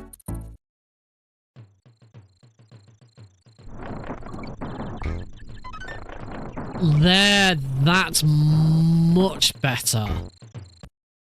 That was so much better.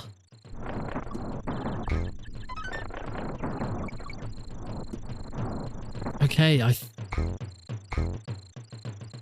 think maybe I get it. Maybe I get it now. Doing an extendo here is pretty crucial because otherwise we won't be able to make it up to the tree after the rope that's coming up without climbing up the rope.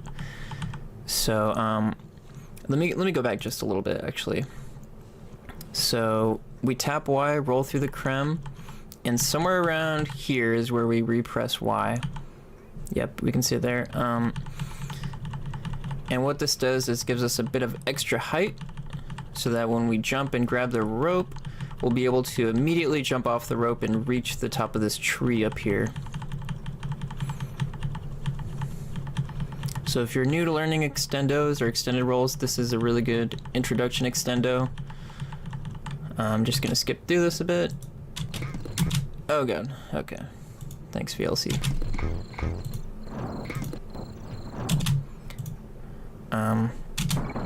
So visual cue coming up for here. If you start your roll from too early, you'll not really be able to roll through these guys cleanly. So you want to start your roll somewhere around the center of this tree. And when I say like start it at the center of the tree, I mean when you see Diddy basically collide with that point, the way that I know it as someone who's familiar with the game is, let's say there was an enemy here. It's kind of like where Diddy would take damage from an enemy that were right here. But I know that if you're like just now learning the game, that's probably not really a meaningful like cue for you. So I would just not really. assume that means somewhere right around here, like not really Diddy's lip, but maybe like the left side of his right pupil. I don't know. But yeah, we're gonna start this roll like right in the center of the tree here. What that's gonna let us do is roll through all these crumbs. Now I have kind of a weird visual cue for this next jump. When I'm moving fast, I find it more useful to have visual cues of things leaving the screen rather than entering the screen. So to get the most out of your roll here, you're gonna want to jump as close to this edge as possible. And what that looks like is this. Without bonking the ledge. If you bonk the ledge, you lose all your speed. If you jump too early, you're not milking your roll as much as you could. So what my cue is actually not looking at this ledge, nothing on the ground. It is once this right side of the tree leaves the screen, that's when I do a minimum jump. So it's like a little bit after that. And that's the cue that I use. Doesn't have any sense. It's kind of a weird visual cue, but ever since I implemented that as my visual cue, I've become much more consistent at milking that roll. Okay, let's try and sort of apply some of that together then.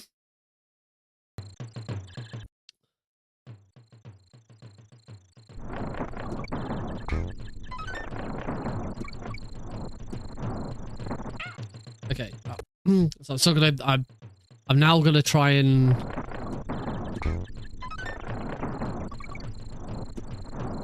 Oh no! Don't jump! Don't jump!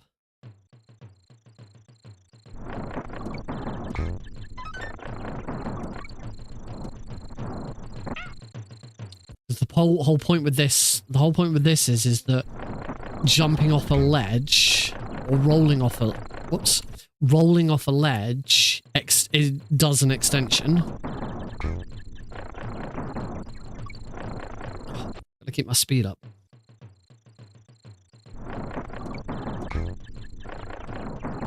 Oh, I'm not quite getting the jump right at the end. Ugh.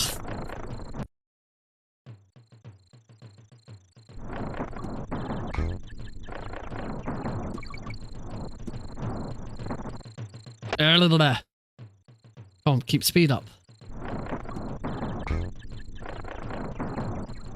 I can't. Oh, I'm getting onto the rope and then just losing it.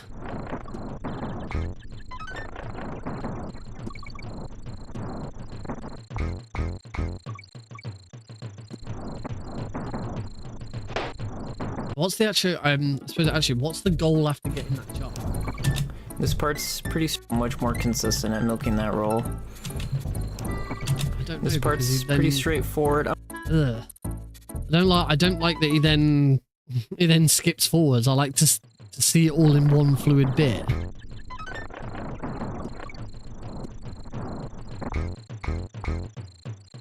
That was nice though.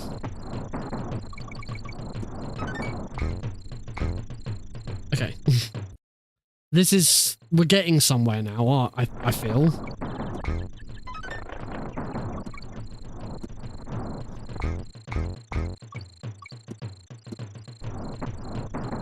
So, how do we then get up on top of the thing now? Milking that roll. It doesn't show This getting part's on that pretty rope. straightforward. I'm gonna go back a bit just so you can like see the flow of that. Okay, and then once again, How do we get on the How do we get on the rope? I have to go back. hijinks. I guess Okay, so you should be able to just roll up onto the rope. Let's try that. Oh, no. Oh, that was just wrong.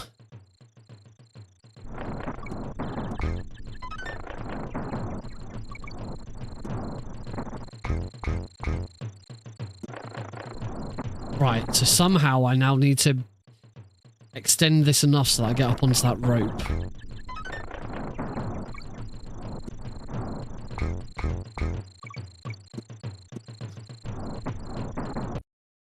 I'm jumping to, I don't think I should be jumping off.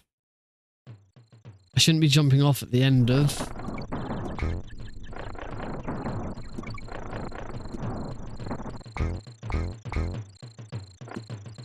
There we go. That's better. Much better. God, this is how this is going to have to go, isn't it? It's just going to be going through each stage like this, and there's going to be a very, very long process. Which is fine. Absolutely fine. I didn't do an extendo roll there. I didn't do an extendo roll there either.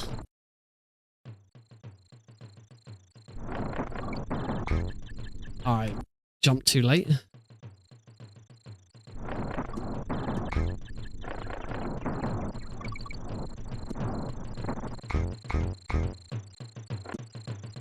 Oh, not quite.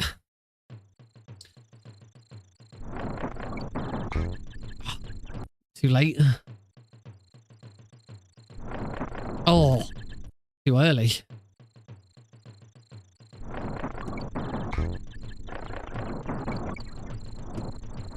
No, don't jump. Don't jump off a... I've got to stop... I've got to try and get out of the habit of wanting to jump off ledges. That's all I'm wanting. I keep... It feels natural to want to jump off a ledge. And I got to try and prevent myself from doing it. Also got to be able to jump off this frickin' rope.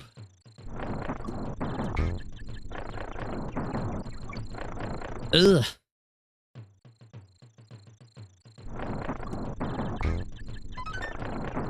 No, that wasn't. I'm losing it again.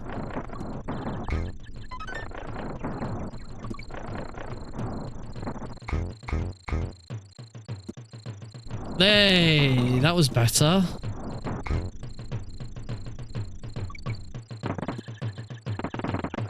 Now I'm obviously just going for it and not doing anything, but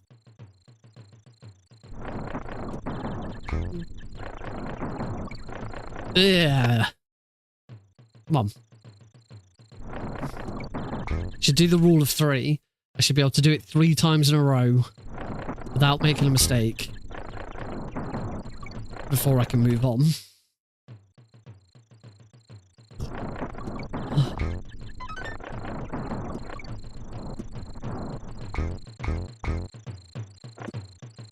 No.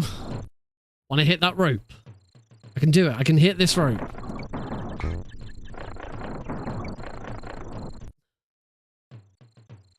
God, thank Christ for emulator save states.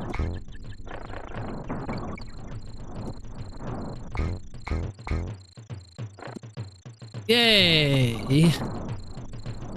Okay, 1. Nope.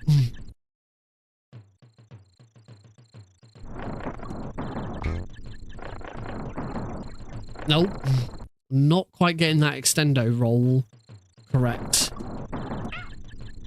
You gotta, it really is just a tap. So that you can get that second...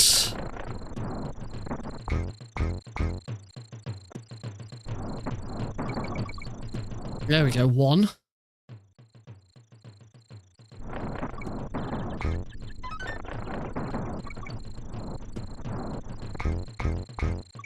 No, okay, that's not 2, but I still grabbed the rope. 2, that's 2 in a row then. I'm gonna count that. Nope, failed. Start again. Nope, failed. Start again. Oh, that didn't feel right at all.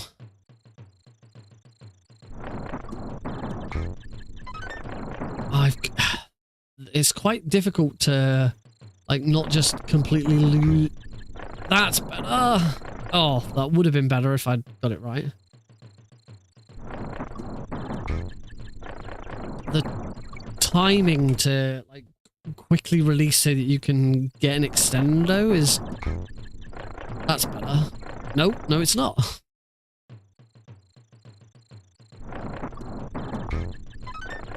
Nope. Again, I think it's because I'm jumping, aren't I? I shouldn't be jumping off the end of the ledge.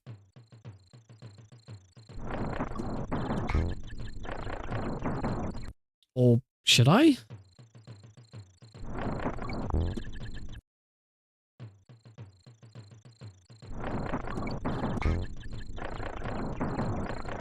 I'm losing it now. I can't do it.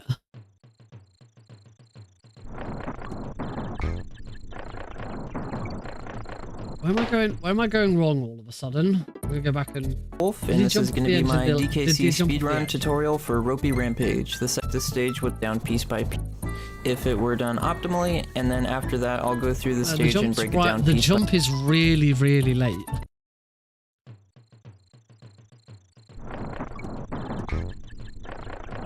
I'm jumping far too early, that's why. Ugh.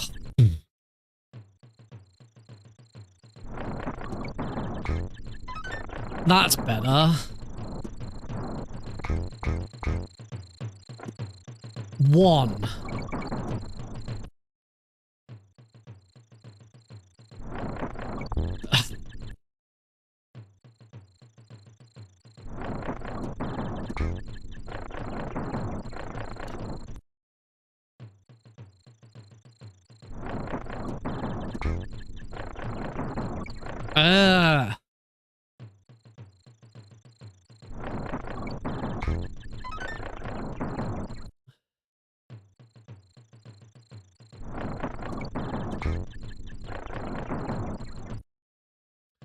I'm not getting this, I'm not getting this extendo roll correct.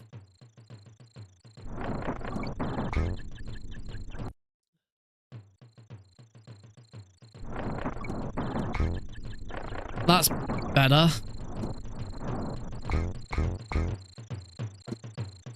One. Come on.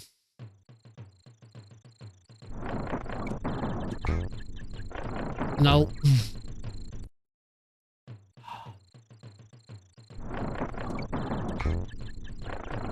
I'm not letting go of not letting go of why.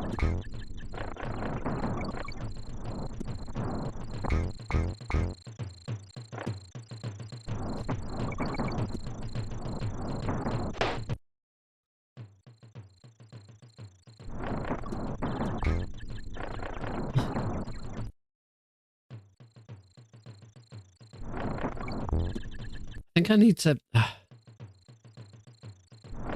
It might be that the initial let go is very brief as well.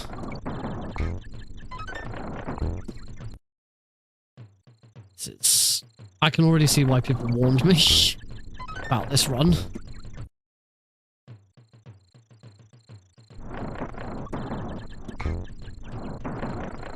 It's not right. That's not right.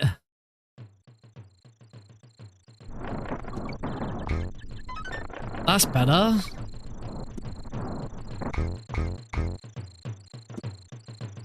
No, I lost all my momentum at the end. That's better. Yes. Lovely.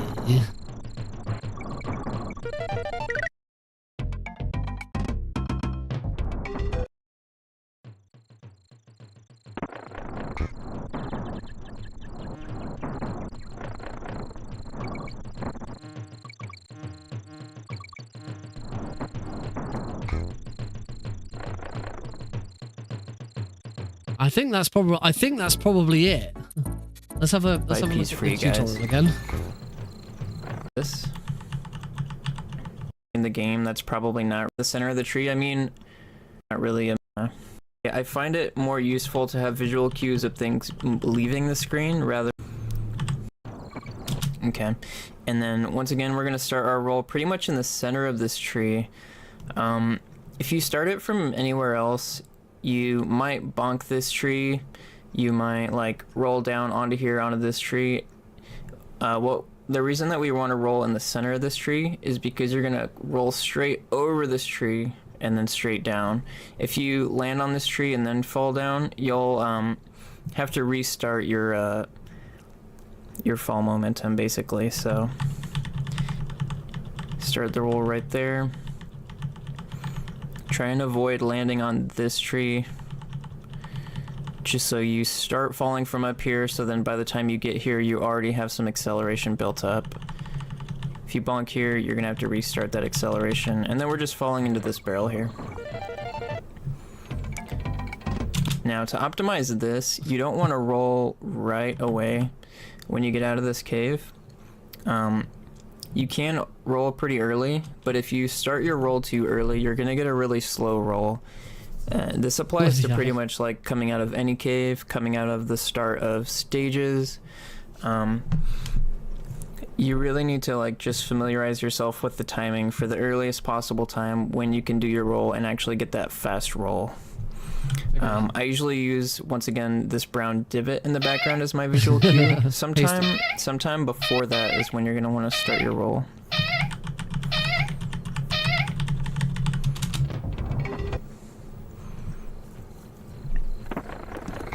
Getting shot out of here. I usually hold B. I don't think it actually speeds you up. I've just been doing it since I learned the game. So for this section, I usually start my roll in the center of this thing. I guess you could also use the right side of this brown divot, but that should give you a pretty meaty roll before you land on these ropes. Now, jumping off of the ropes, I'm not 100% sure of what's the most optimal method of doing that. You just kind of get a feel for it over time. If you're unsure about that, I would just try and do it exactly how I do it in this video. You don't want to stay on the ropes too long, but you also don't want to jump off too early and hit the B. One thing that's important is you do want to be careful about this jump. You don't want to be too greedy and land on the Bs, but you also don't want to jump as far as you can. You pretty much want to land as far left on this platform as possible, just so you get more roll time in and less time spent falling through the air.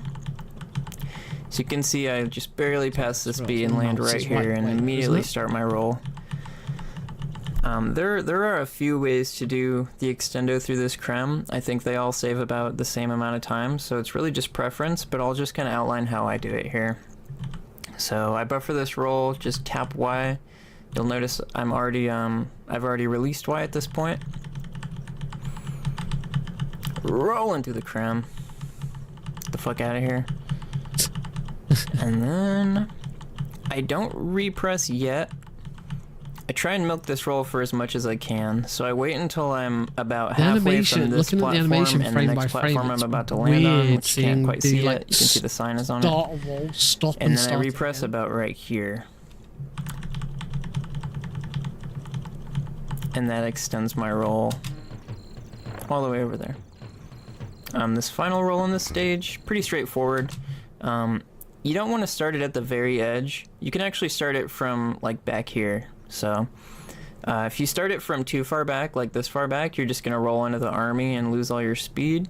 But if you start it from like right here, I don't really have a good visual cue for it. I just know it as like this distance from the ledge. You want to start it there, and then you should still roll over the army. This is the next thing that pretty straightforward. Let's go ahead and take a look. For. I still kind of have this. I wouldn't call it muscle memory because obviously I haven't really been playing the game for that long. But I kind of have it in my head that when I roll off a ledge, I want to jump, and I need to get that out of my system because that's not the case. If you roll off a ledge, you probably don't want to jump until late in.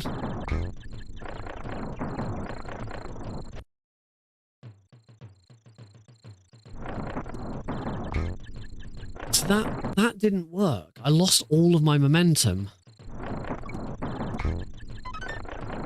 That's better though. Oh, couldn't quite grab that one. But let's see if I can now sort of try and do this level a few times. Still just this opening is... I had loads of speed there, but I guess I jumped too late.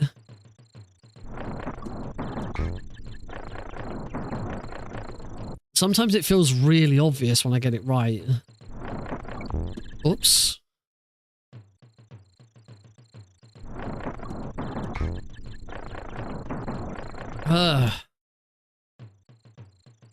I think it's because I really need to make this just a tap.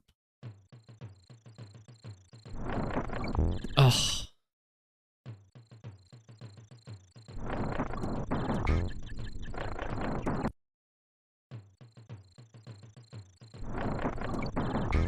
Nope.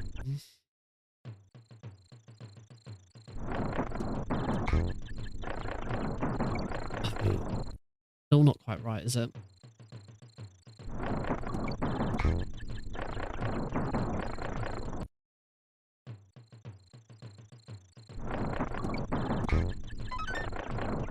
That's better. Again, I'm doing this thing where I'm jumping off a ledge, rolling off a ledge, and immediately jumping. I've got to get that out of... Got to get that out of my system. Ugh. Hitting this thing is... Ugh. No, I've gone to the RetroArch desktop menu. Whoops. Go away, RetroArch desktop menu.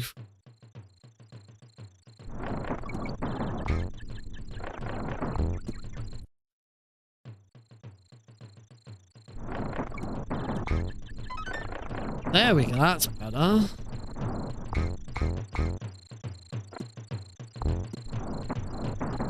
There.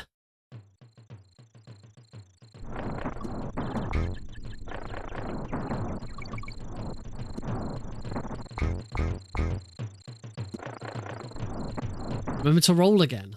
More rolls. More rolls, Nick.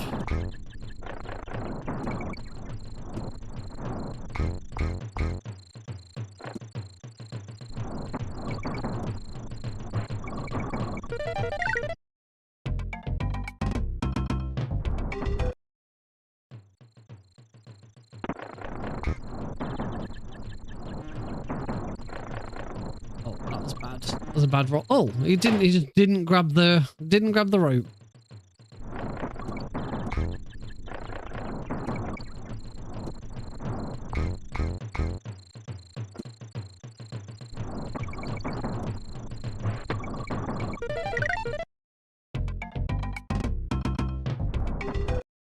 I don't know if that was right.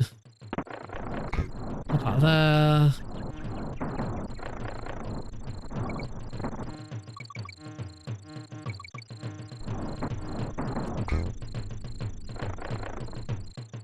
There we go.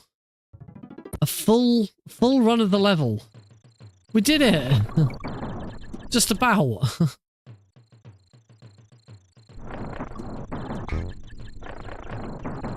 Oh.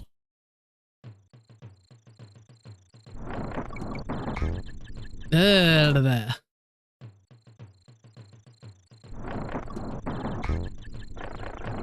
No, I'm not letting go of... That's much better.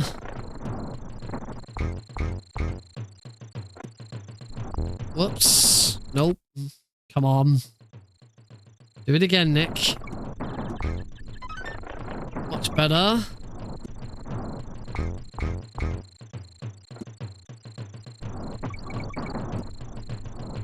Oh, I went too far that way. This is going to take a lot of work. But I get the feeling that once I've gotten the hang of it more, really once you've sort of understood the mechanic and really have a much better feel for it, the learning later levels is going to become easier. I certainly hope that's the case, because this is... This is rough, just getting the understanding of this mechanic down.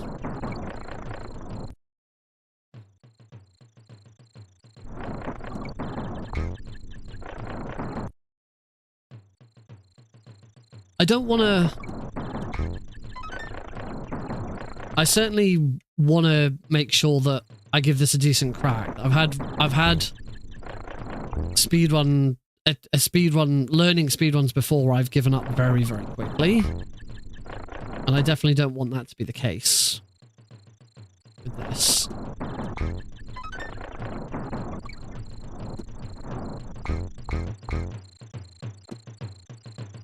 Whoops. I think I've got a better feel for this start now. Oh, yeah. Okay, I feel like I actually understand that start. That opening a bit better. Oops.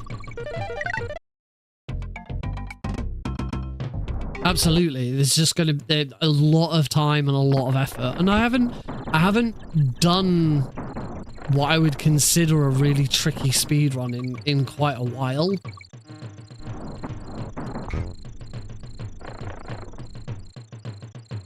But that is... Oh, I think levels will get harder, because obviously levels are going to get harder as we go, but it's going to get easier to learn them. I think the learning process will get easier, but the levels themselves will be harder. I think that's fair to state. But certainly what I need is this advanced tutorial is way more informative.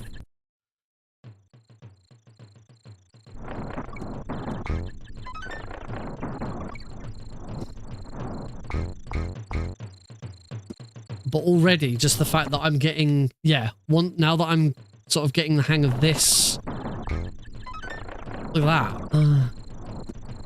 I'm understanding. I'm starting to believe. Oh, but I keep hitting that ledge.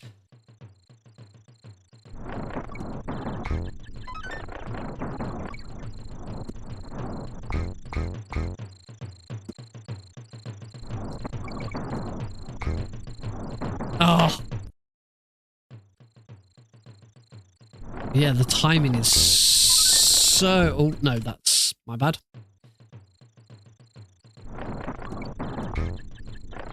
Oh, that's... Nope.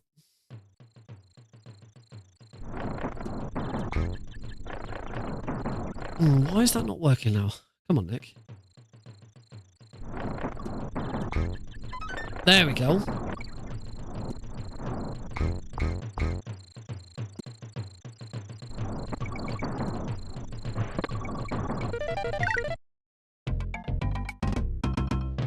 Oh, that was bad. That was what he meant about rolling fast out of that. Is that something that will just sort of come eventually?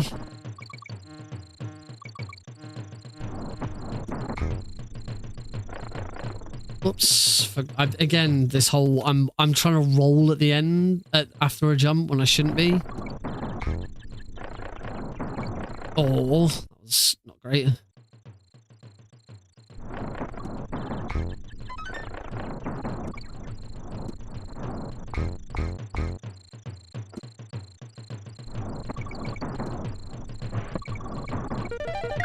This is starting to feel better.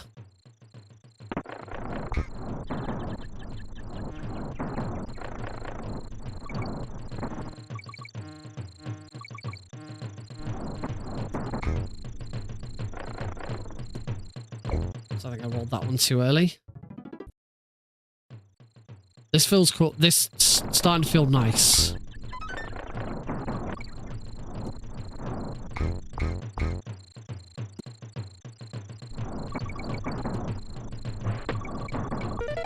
It's starting to feel like a speedrun.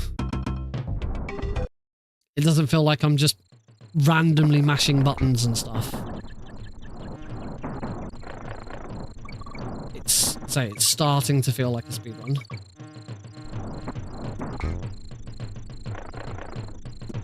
Except for that jump. Except for that jump there. I don't want to jump at the end there. I want to do this level and not screw up that jump right at the end. Because I shouldn't be jumping at the end.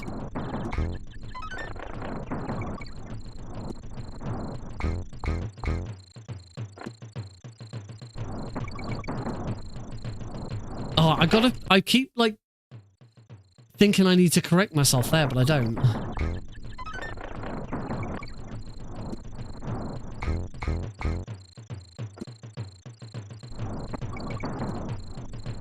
Oh, sometimes I do, though. Haven't quite got the timing right yet. Oh, I didn't think I'd reached that.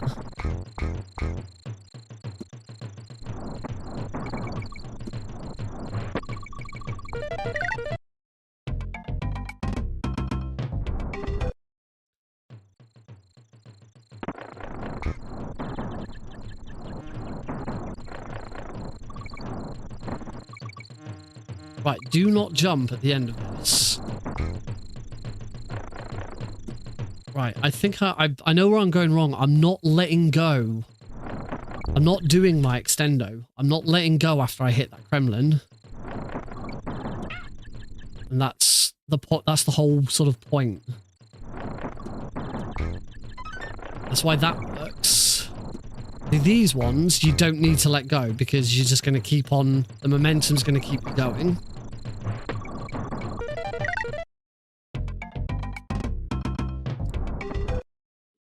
So what I need to be doing is...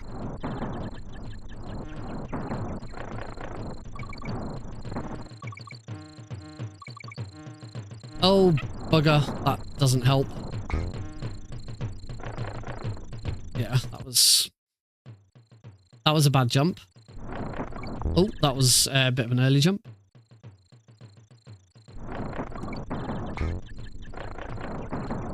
That was not great. We will have a look at other levels, I promise. But I kind of feel like if I can just get one level down. Ah!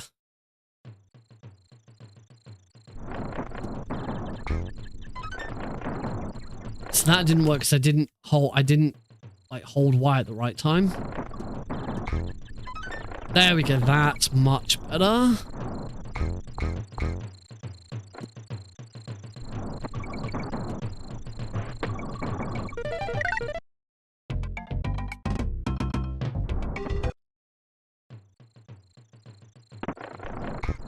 Boing.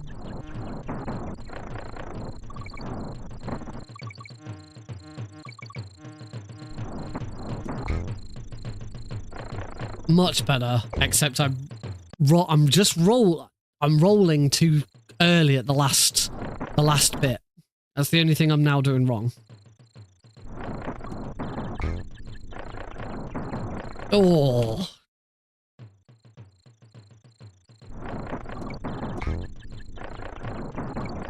Ah, come on.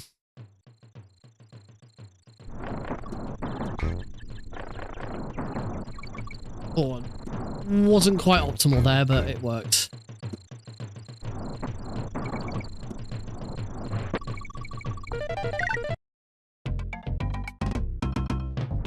I think that was a slow rollout.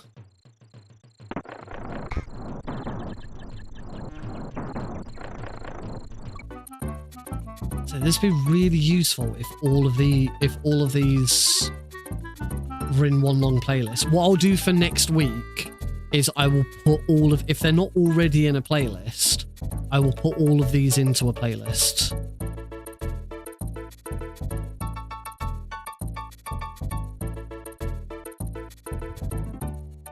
DKC all stage see, these are ILs, but these are just, yeah, these aren't the tutorial. Yeah, if I put them into a playlist, then they're all already queued up, ready to go. So yeah, I'll do that for next week. That'll make this whole process a lot faster as well. All right, let's have a. Should we take a short break? Let's take a short break. When we come back, we will have another good, decent look at jungle gadgets. So see you all in just a moment.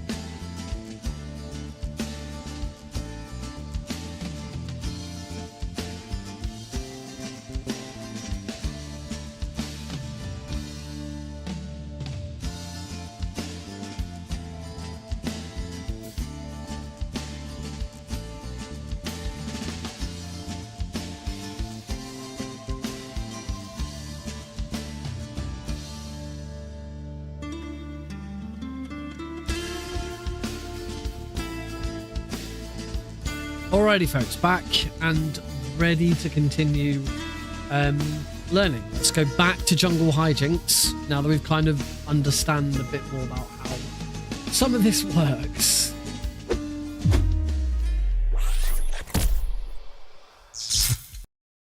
Welcome back, folks. Right, so already loaded up the next video. I'd say for next week, I will streamline this a lot more now that I know what I'm working with. I really should. This is my bad. I really should have spent some time over the weekend working out what I wanted to do and how this would work. But instead, I decided to spend the weekend learning Snake Eater 3DS. So at least that was good. But I feel like we're getting somewhere now. Hopefully. Anyway, let's watch. What's up, everybody? This is Silent Wolf, and this is my speedrun tutorial for Jungle Hijinks, the very first stage in the game. So what I'm going to do to start this off is just play the stage through, get a preview of what this would look like if done optimally, and then after that I will do a more detailed breakdown of the stage piece by piece. So don't blink, the stage actually is pretty short. And despite being the first stage in the game, it's definitely not the easiest stage in the game, especially when you're first learning how to play this game. Alright, cool. So going back to the beginning, I'm just going to pause right off the bat here and talk about a couple things. So, number one, you'll notice that we start with DK, but we pretty much immediately kill him off for a handful of reasons. One, DK is slower than Diddy.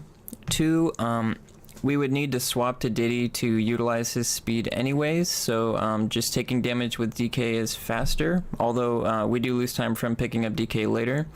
Another reason that we kill off DK is having two Kongs generates lag in some of the following stages, so we don't want that. And also, for each stage that you enter with only one Kong instead of two, you save 10 frames. So throughout all of World 1, we'll be entering 1, 2, 1, 3, 1, 4, and 1, 5 with one Kong instead of two, saving a total of 1, 2, 3, 4, 40 frames because of that. So, just to start it off, you'll see at the input display that pretty much right before I even land, I do a roll. In this game, you do have a little bit of a frame window to buffer rolls before you land, and doing this is usually a good idea to make sure that you are getting your rolls out as soon as you're hitting the ground for optimal movement. So this beginning part is pretty simple. You just want to roll, do a minimum jump, and then start another roll immediately. When you're just trying to chain rolls like this, it's important to keep your jumps as short as possible, just so you can minimize the time that you're in the air and maximize the time that you spend rolling on the ground. I'm going to do this next part in slow motion. So, as you can see, we're just holding forward and Y here, rolling through the beaver. And here's where the first little piece of tech comes in. So you're going to notice I'm not holding Y here. And the reason that I'm doing this is because you don't want to grab the DK barrel right away. You want to spend as much time in your roll as possible before grabbing the DK barrel. So I'm going to roll into the DK barrel just a little bit. You don't want to get too greedy or you'll miss it and have to reset. And once I'm just about through the DK barrel, you'll see that I repress Y right here on the input display to pick it up. Once again, just to maximize my roll time and minimize the time I'm spending doing other things. Continuing in slow motion here. Okay, this next piece of tech, this is where we're killing off Donkey Kong. And this is a bit riskier of a method of doing this. There is an alternative that I'll talk about in a bit, but for now this is the optimal strat that everyone goes for. Now what we're attempting to do here is break open this barrel and then immediately kill off Donkey Kong afterwards. And the way that we do this is pretty much get as close to this beaver as we can without taking damage. And then right there when we're all up in his grill, we release Y and start throwing the barrel. Now if you time this right, you'll hit the creme with the barrel and take damage with DK on the beaver. There is a slightly faster way to do this strat, but I'll talk about that in a bit because it's not quite as reliable as this method. Now what this looks like when I speed it up, DK dies, and now we're free with Diddy. And you'll notice we immediately start rolling. See if I can, let's start off with that then. First things first, I probably need to...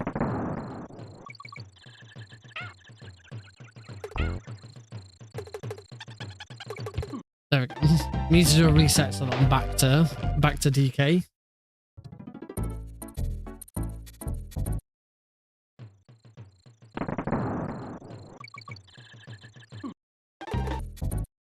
And first things first, I need to roll.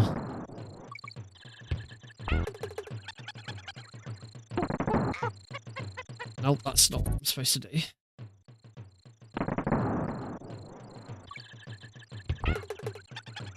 Oh. Gotta...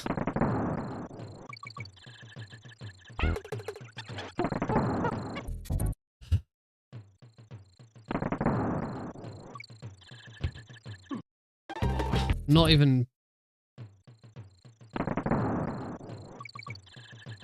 I'm just... Am I supposed to be just... tapping? Because I'm not rolling as I come out of that.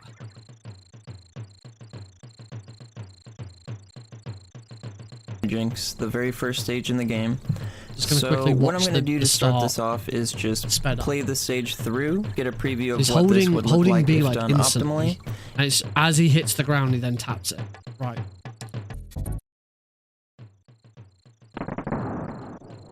Nope.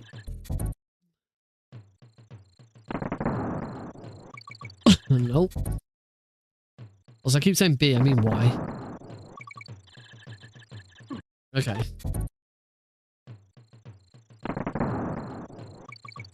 No.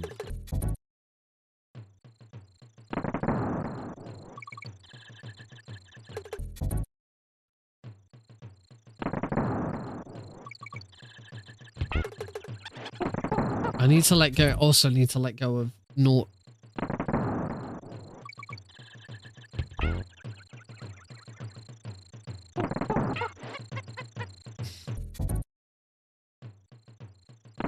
I think I might have to do the the easier strat for this. This seems a bit too complicated to start with.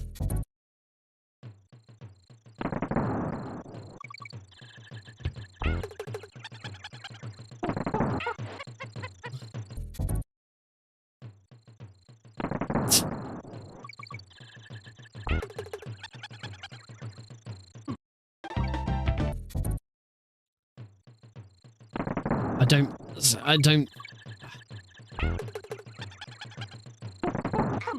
There we go, that was right.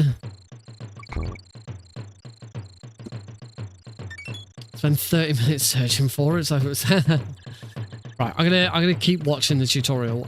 You said it'll come back to her.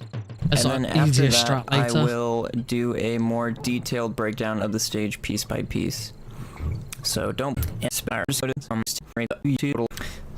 You'll see that I repress Y right here on the minimum. Okay, then immediately kill Lever as we this method. And you'll notice we immediately out of your roll.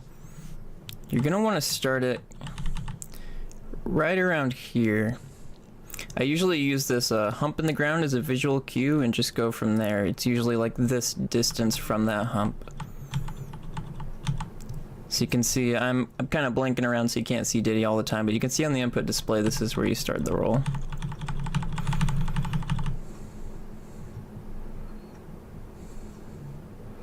Now this next part that's coming up is what makes this stage challenging, especially for one of the first stages in the game. So what we're going to bust out here on this line of enemies is something called an extended roll. And what that is, so normally when you roll through an enemy, you hold Y, you gain additional speed while rolling through them, and then your roll ends. What you can do is tap Y, release Y as you roll through an enemy, and then later repress Y. And what this allows you to do is extend your roll longer than you normally would have been able to roll otherwise. It's a bit complicated the way that your speed works while doing extended rolls. If you release Y, roll through an enemy, you don't actually get that additional rolling speed afterwards until you repress Y. So, yeah, that's just something important to note about extended rolls. So for this one in particular, I'm going to detail exactly how to do this. So we're going to want to jump right in front of this creme. And I would recommend watching the input display to observe the Y inputs for this as well. It'd be really helpful. So I'm going to land on this thing right in front of the creme, tap Y. Just tapping Y because I don't want to be holding Y as I go through the creme. You can see I've released Y now, and then the moment I roll through the creme, I'm gonna repress Y, and you'll see this on the input display. Now what this does is extend my roll so I can make it over this gap and roll through the next creme. So at this point, I'm just holding Y. As long as you executed that first part correctly, you're just holding Y at this point.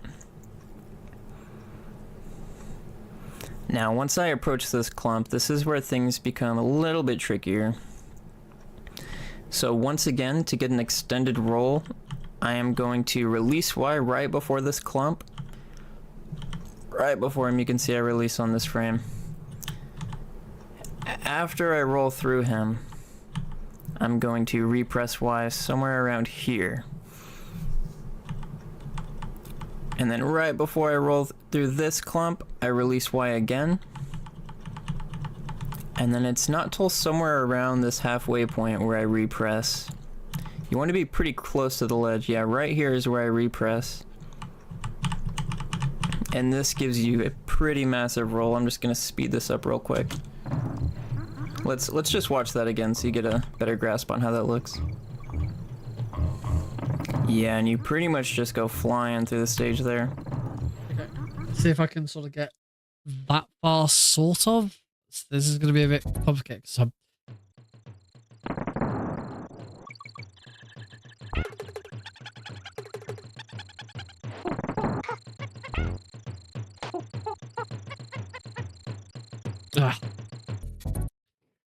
because I haven't really got the opening.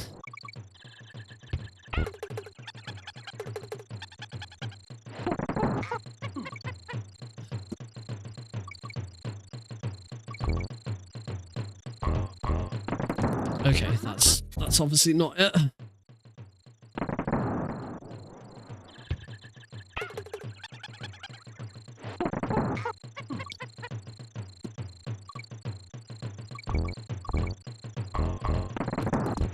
That was better.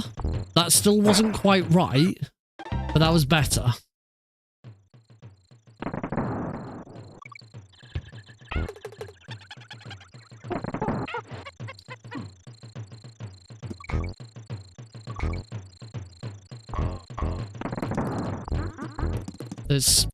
So with this one, it seems to be all about...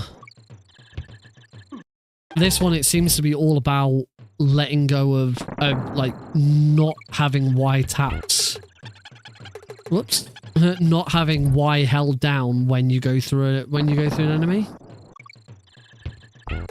I'm certainly getting some... I certainly feel like I'm getting somewhere.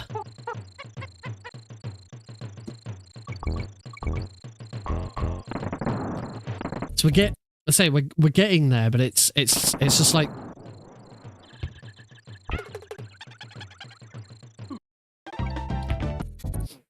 It's the idea of, like, you shouldn't be holding Y. You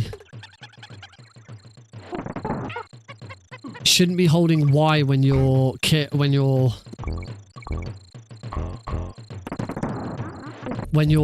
rolling through an enemy, and you should just sort of be tapping Y in between enemies.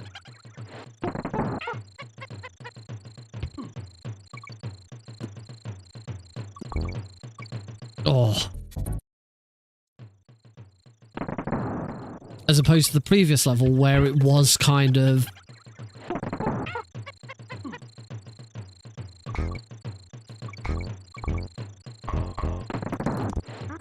that's better. That's much better. It's still not quite right, but it's better.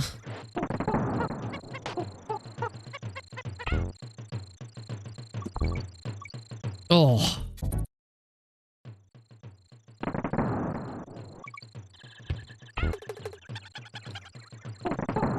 Oh, I actually got that right. I actually got the kill on the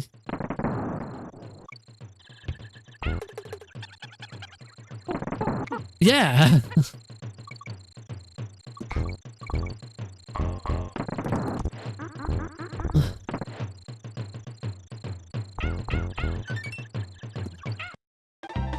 So I like that. I'm actually getting the opening strat right now.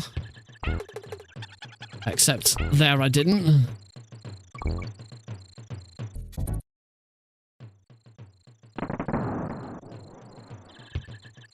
Oh, that was bad. Thank goodness for emulators.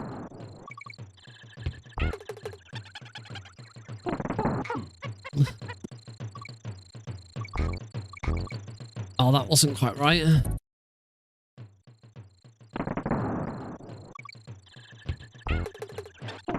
Oh, that's okay. Let's do this instead.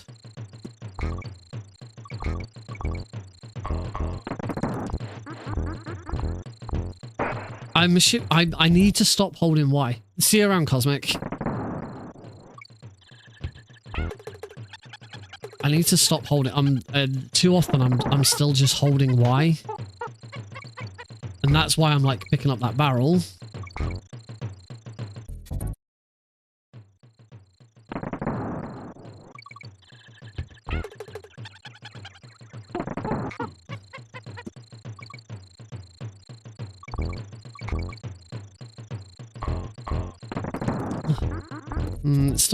Still not quite right, is it?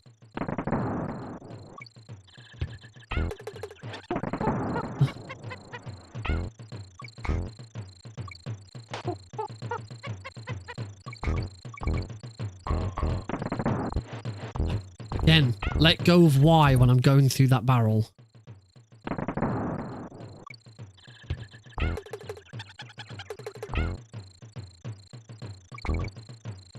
I also need to, like, make sure I get Diddy. Oh.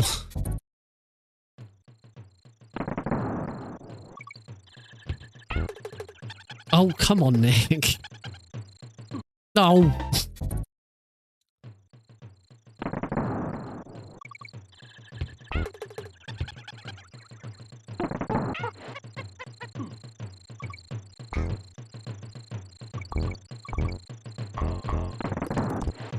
Much better. That was much better. That was kind of correct. If I could get the opening barrel kill here, correct. Ah, we're getting somewhere.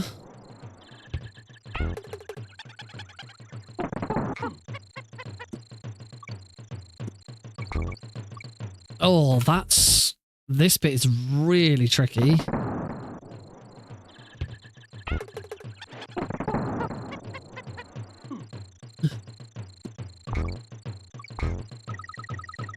Getting up onto that ledge and rolling into that dude is...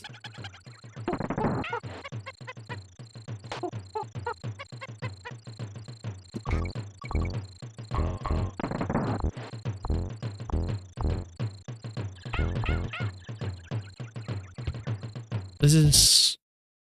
We're getting somewhere. I think I'm probably about ready to watch the next bit of the tutorial.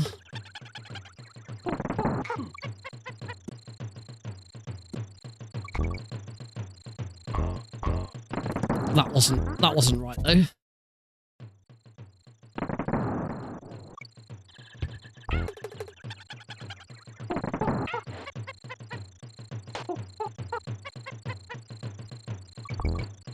Oh.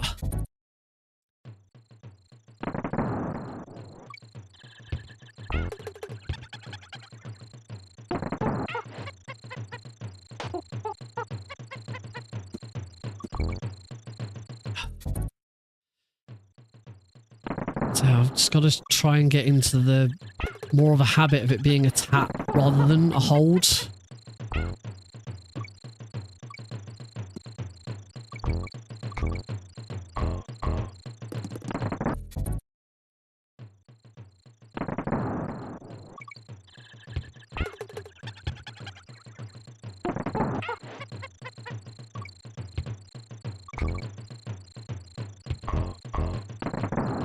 I don't like one.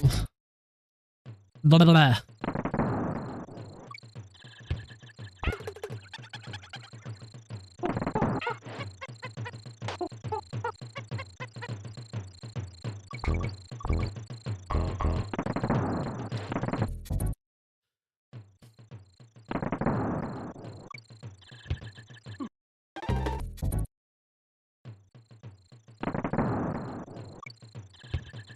Oh, it's only one jump. Come on.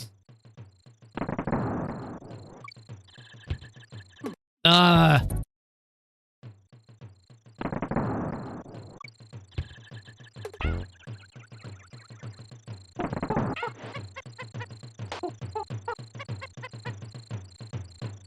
Ah. This is so freaking awkward.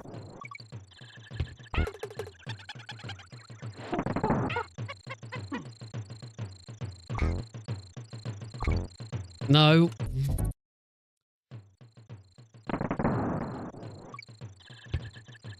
It's not. I thought like I had it like 2 minutes ago and now I can't do it again.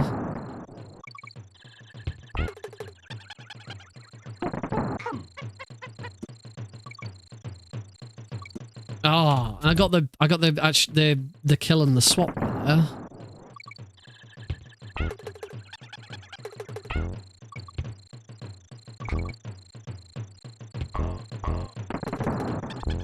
I've got to be able to swap to Diddy.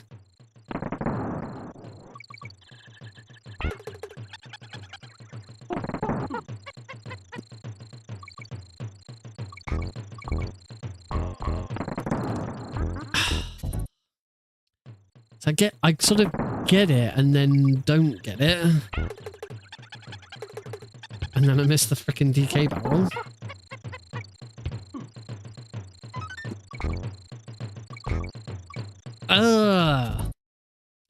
Let's watch the let's watch the tutorial and see if I can find it, see where he talks about the easier strat at the start. Now, something useful to note is that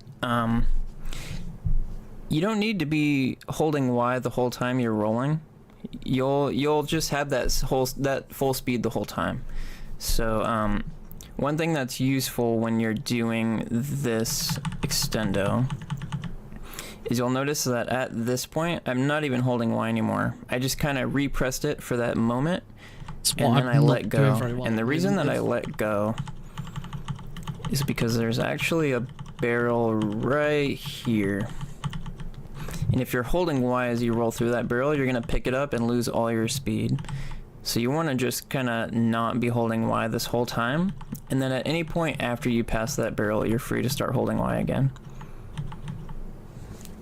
And you want to pretty much milk this roll for everything it has.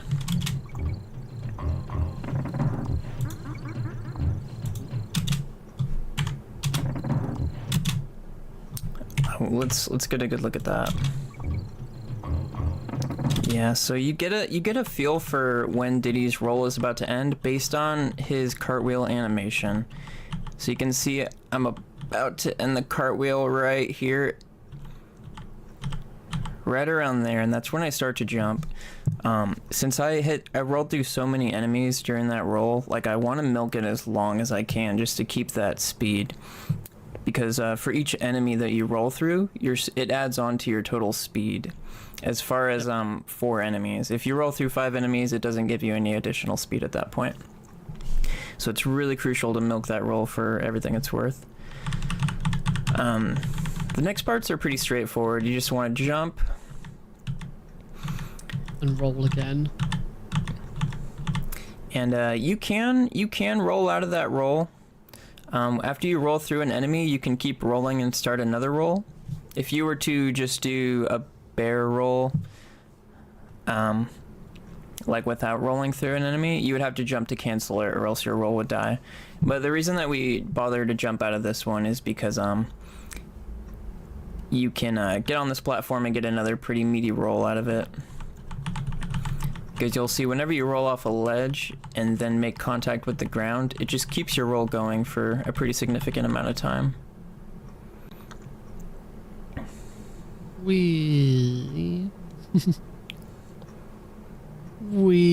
and then roll again. And then you come up to these beavers. Nothing special about these beavers, really. I try and make sure that I always start my roll in front of these beavers from the same position. And the reason that I do that is just because I think it affects your trajectory off of this slope. And depending on that, your visual cue might change for this jump. This is another scenario where you're really going to want to milk those rolls as long as you can. But you don't want to get too greedy and bonk this edge right here. Yep. So you do want to make sure you jump early enough to bonk it, or to not bonk it, but not so early that you're not milking your roll for its full worth. So usually somewhere around when I reach the ground is where I jump and just barely make it past this ledge. As soon as I land, immediately do a minimum jump.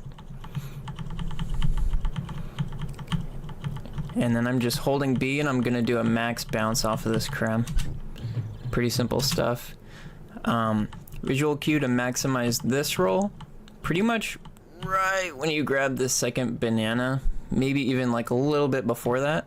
That's where you're gonna want to start this roll.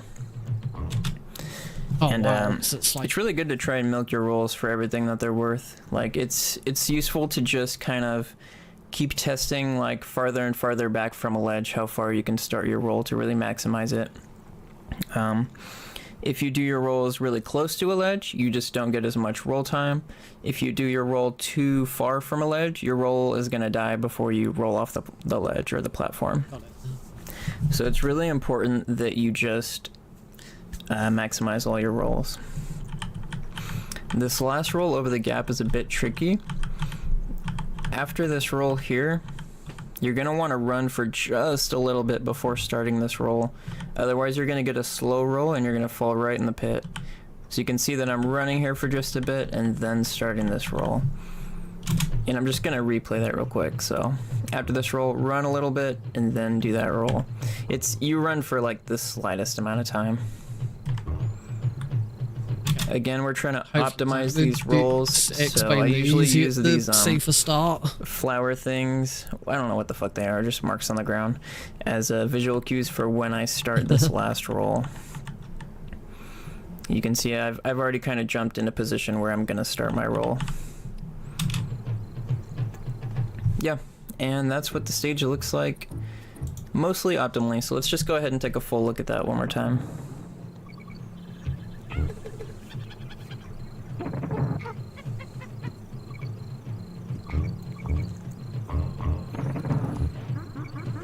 These are pretty much the standard strats that all the top runners go for in this stage. There are a couple variations to strats in this stage that I want to touch on as well.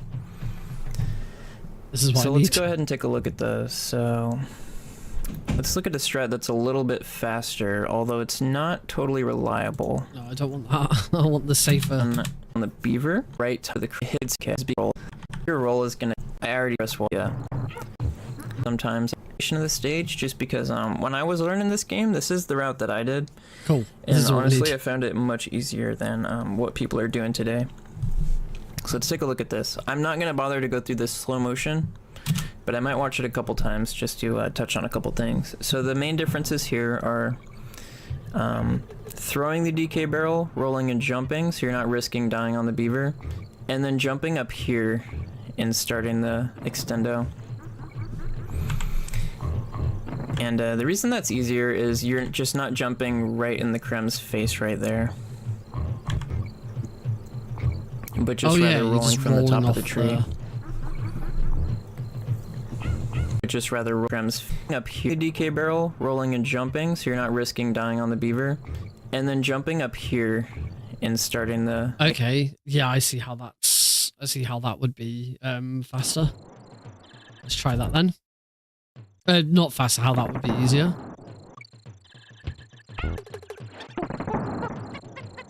So die to you. Right. So I've now I need to still get the extendo roll in. So die to you.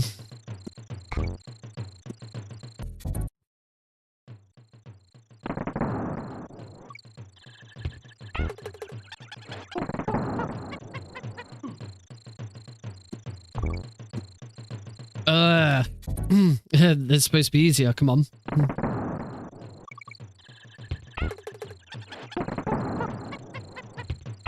Oh, it probably doesn't help. Yeah, that doesn't help, does it?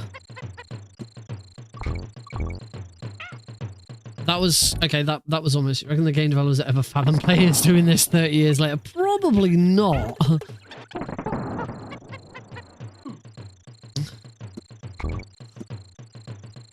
Oh, I'm not keeping up my momentum.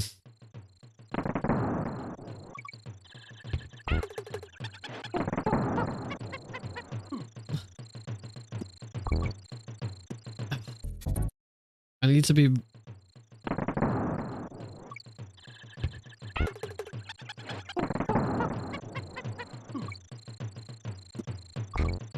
I'm not...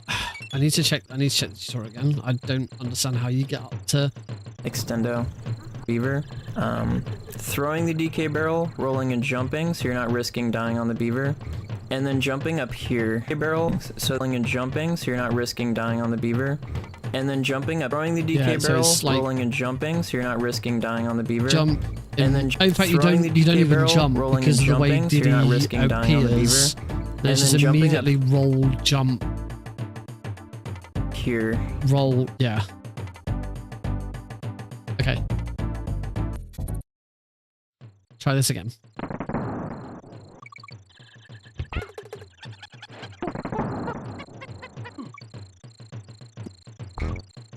Oh, what?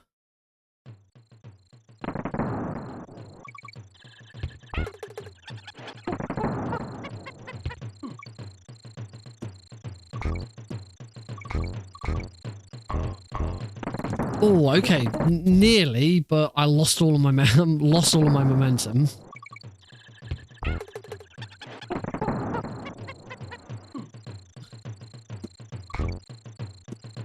I can't jump up there.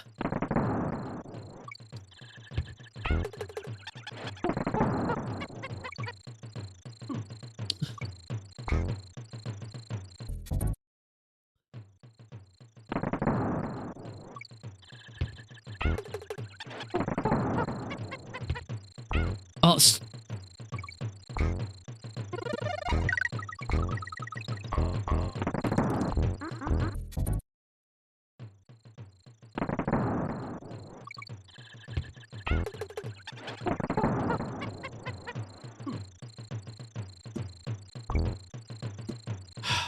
I just like, as I say, I keep like losing all my momentum straight away.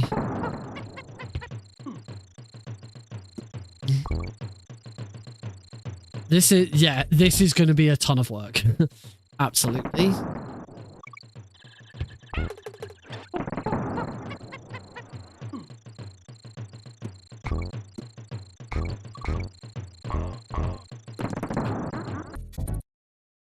As I say, now it's trying to get into my head.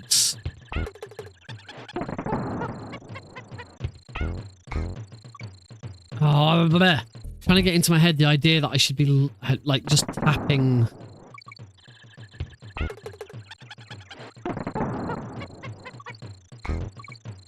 No, what am I doing? This isn't right. I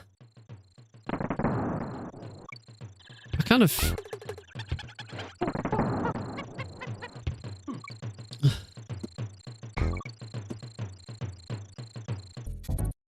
I'm not finding this easier.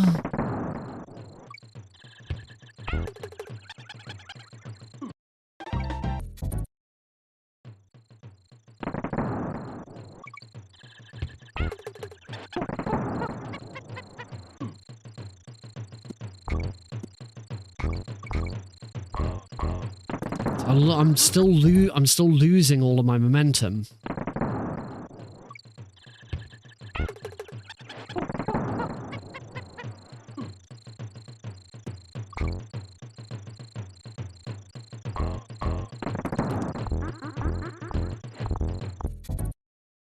This is a tough. They weren't kidding when they said like the first level is really tough. is like one of the tougher levels in.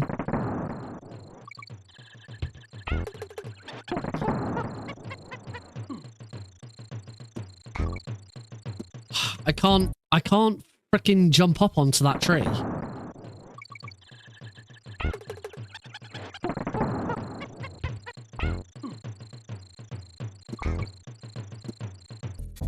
I'm assuming I'm not like getting the right.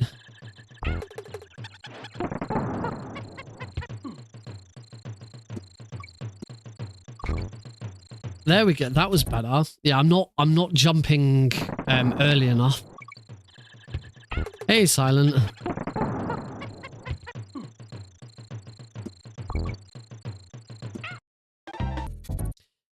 This is the first level, by the way. I have actually tackled the second level already because the second level was apparently easier.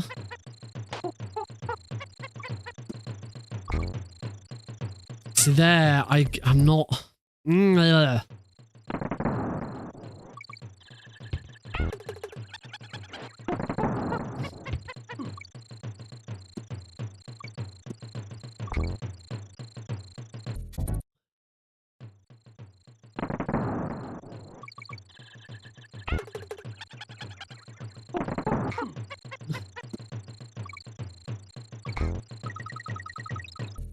See, actually, I'm able to do the.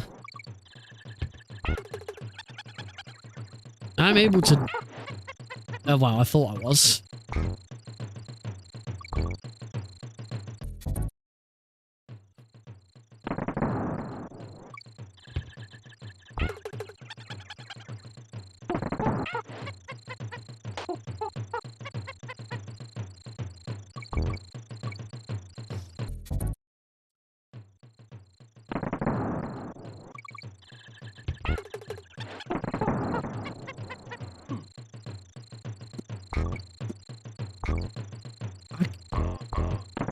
I now can't get that initial.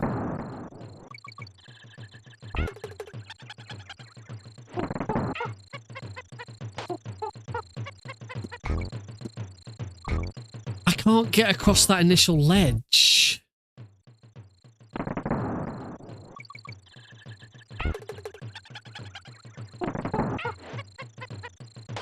Oh god, this is Metal Gear Solid's got nothing on this. There we go. That's much better. The tutorial, the advanced tutorial is really helping, but it's still tough.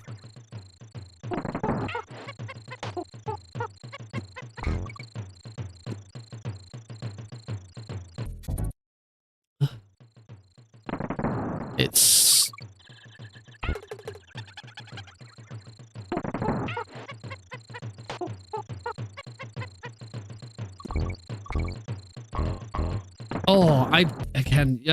you start getting it and then you just lose it. I feel like it's because I'm still just sort of mashing as and when I feel like it, rather than actually thinking about.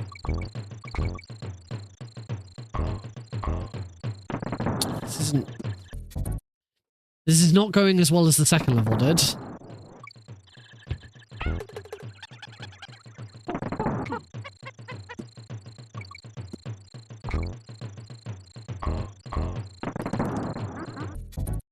I'm still just holding the bloody roll button instead of like tapping it.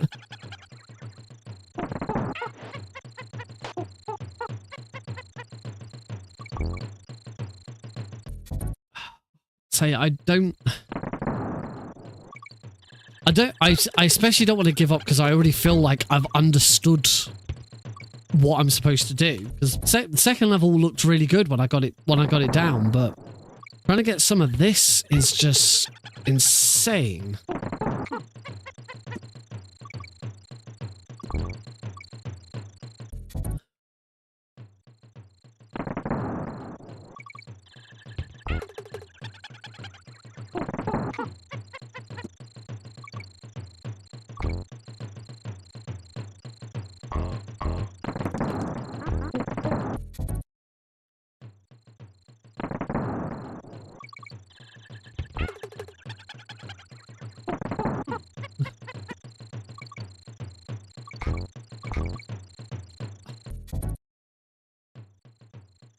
It's just this bloody opening bit. Oh, whoops.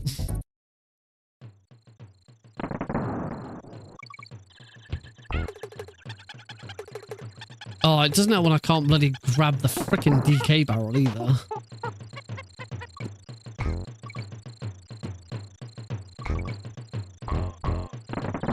I think I just lose all of my momentum because I've not got the roll right. Oh, DK, grab the frickin' barrel.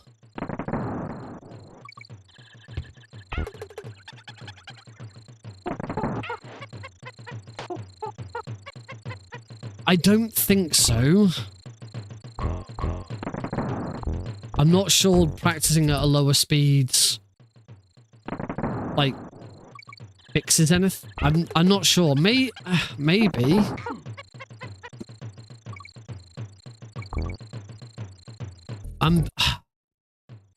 All I'm doing is holding.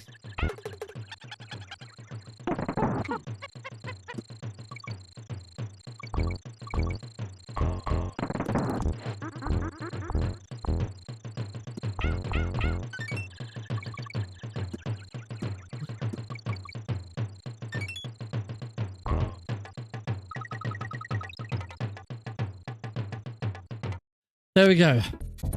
That was something. It wasn't... I got the opening right there. I actually feel like this is my better way of doing it.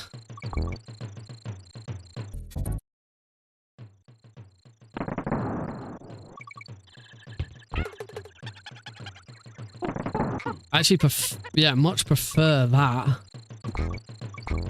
I know I'm not doing the ledge roll. That's why.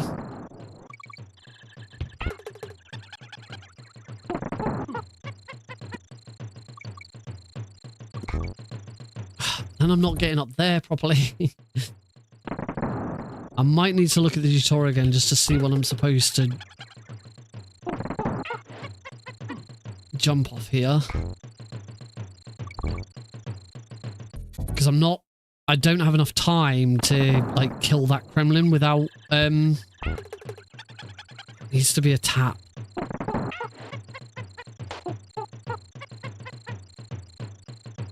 No, not like that, though.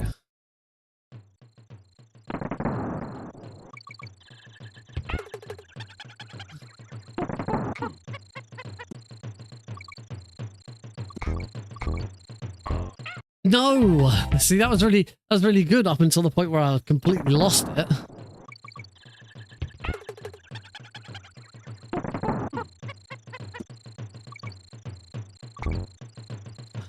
Right, I need to watch the tutorial again. I do actually prefer the bit where you take a hit. This is Silent Wolf, and this is what it look like if done optimally. And then after that, I will do a more detailed breakdown of the stage piece by piece. Right, I'm doing an extra roll that isn't necessary. That's part of it.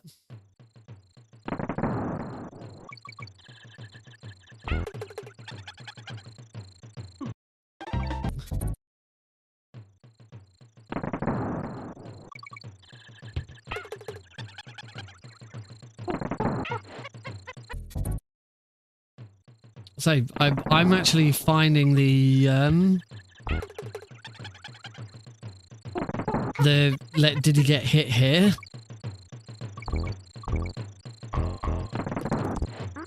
Much better.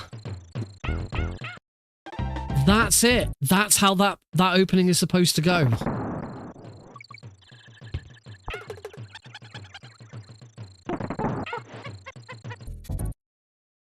I'm getting I'm very slowly getting somewhere.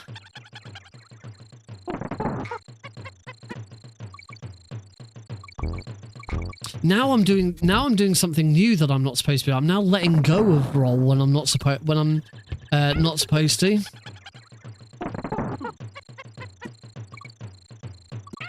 There we go. I see where I'm going wrong.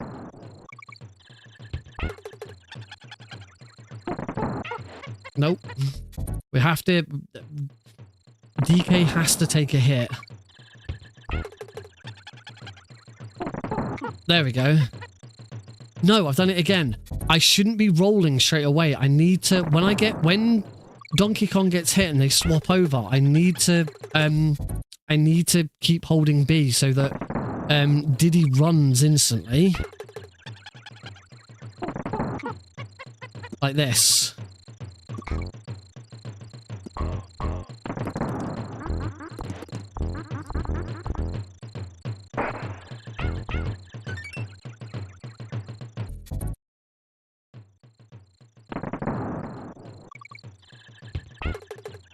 Oh, that's bugger.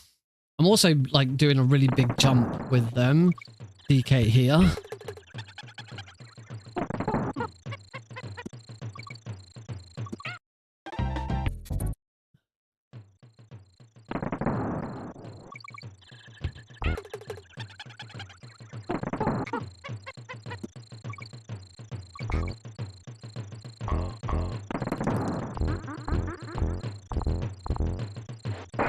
I'm not sure what I'm actually not sure what I'm supposed to do after I finish all of that rolling.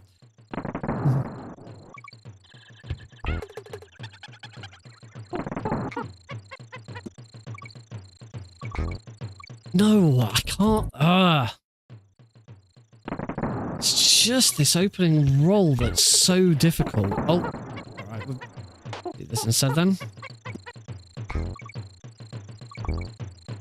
No, stop I've got to stop holding roll. It's not what I need to be doing.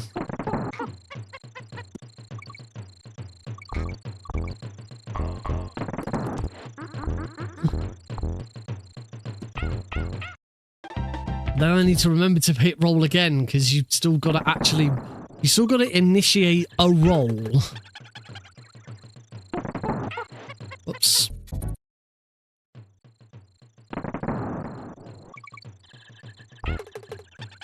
Oh.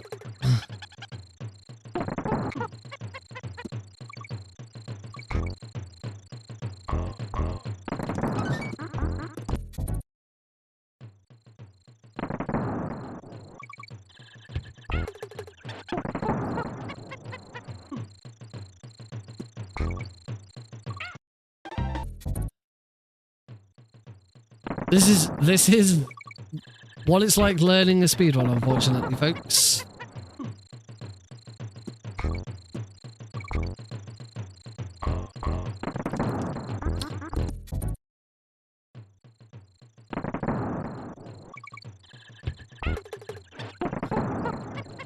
Right, we're seemingly doing the other.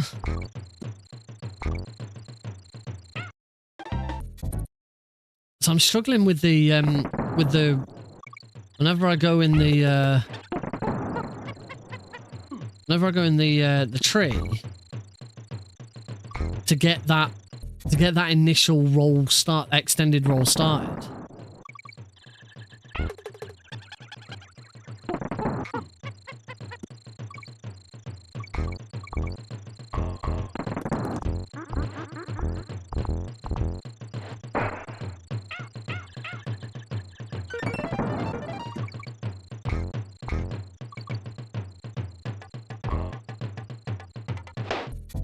There's a nice roll at the end there. Oh, I gotta stop messing that up though. Not grabbing the bloody DK barrel.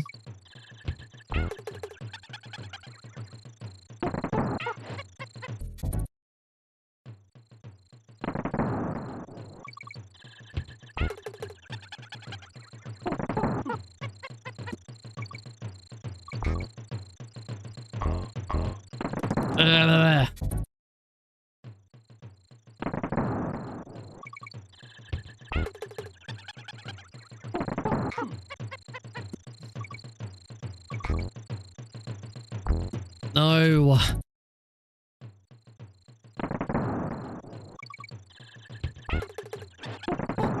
Right, this way instead then. No, that's... taps.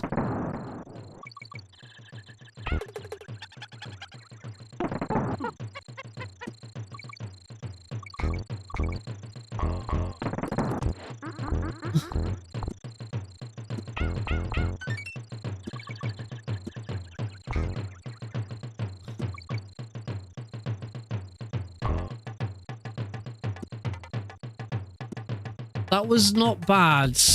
Not too bad.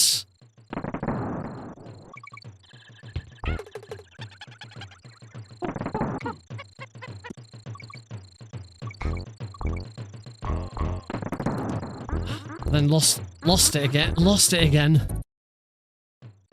I can get some really good starts and then just all of a sudden lose it.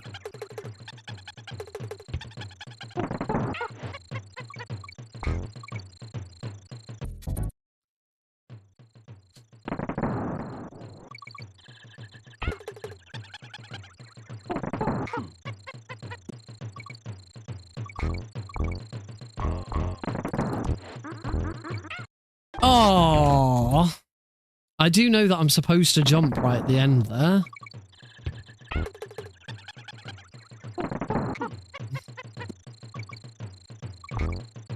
No, why? Ah, there. This is what I feel like with the whole tapping thing. Why I feel like the whole tapping thing doesn't work.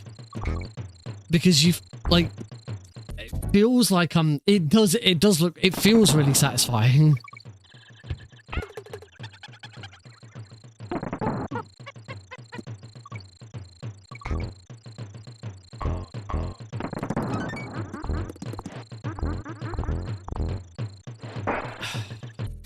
Ah.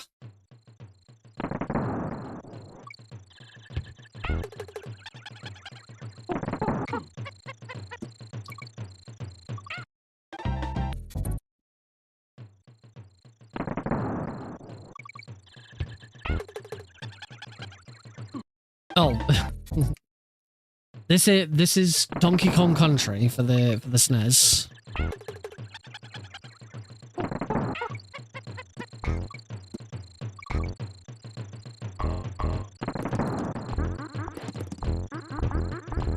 And then of course I just hold. I seemingly can't stop myself from just holding Y.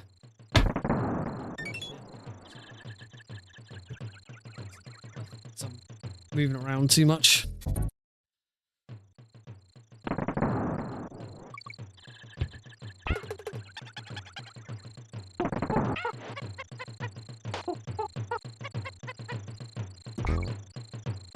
Tap tap, yeah.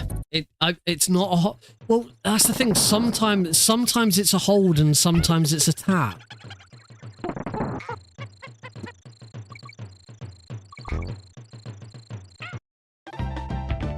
Tap it in, tap a tap a tappa.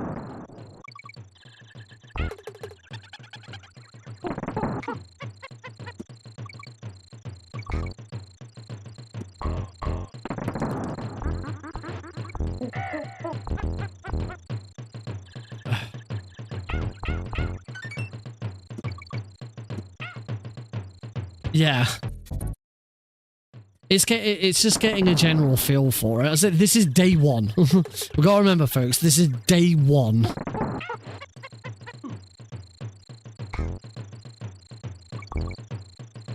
It will get easier as I go forwards. I got the second level down pretty nicely.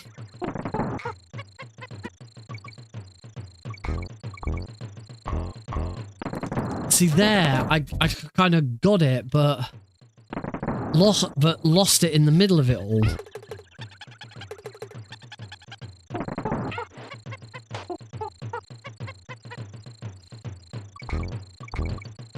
there that just the input went.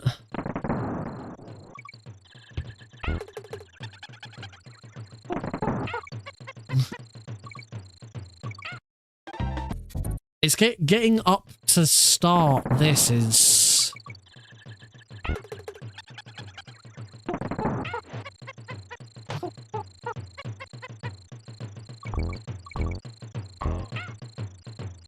Again, just getting up to start it and then just maintaining it is.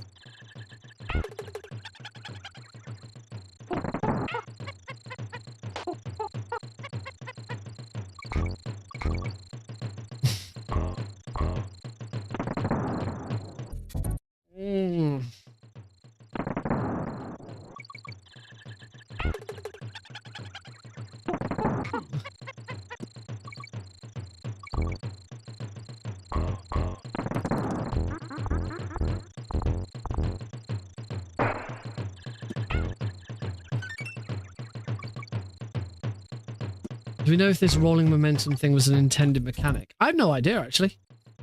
You think you're going insane? I'm tempted to go back to the second level just because I felt like I could do it.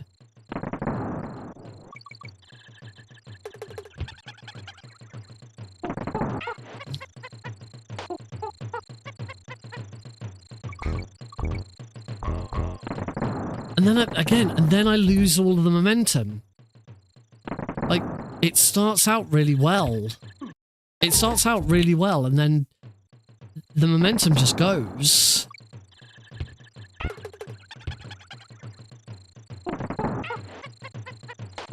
This is... Shut up in there, will ya? Thanks, please.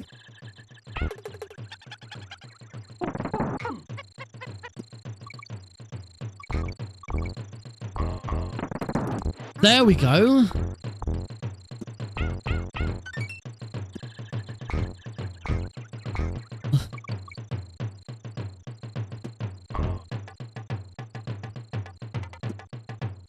That wasn't too bad. Let's go straight onto Ropey Rampage now.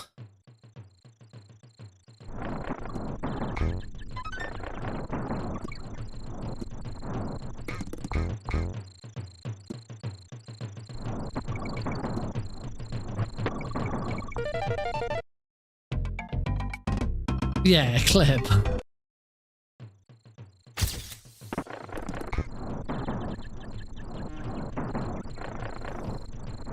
Whoops.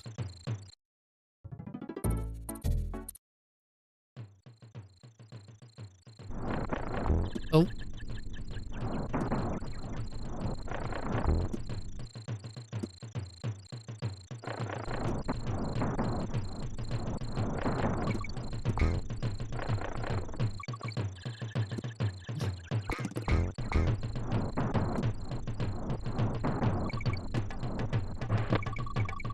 As I say, this already... Ropey Rampage, it did say that the difficulty of this level is isn't as bad.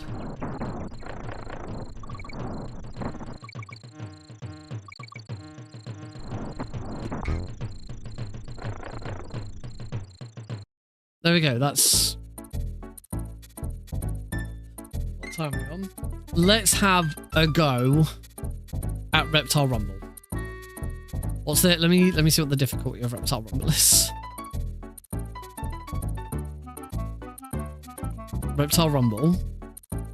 Difficulty 6 out of 10. Alright.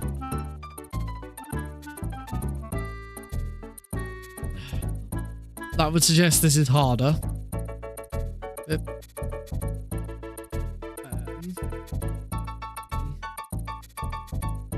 all this in the right place. So, next week, tutorial playlist. We have it already. I'm just gonna pause the game.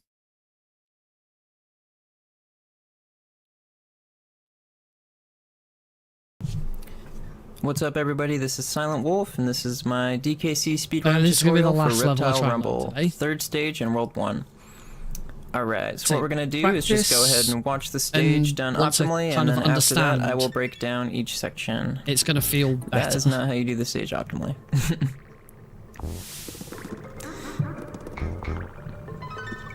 One thing to note about this stage is that it's significantly more difficult to optimize than any stage we've seen so far, Yay. for various reasons.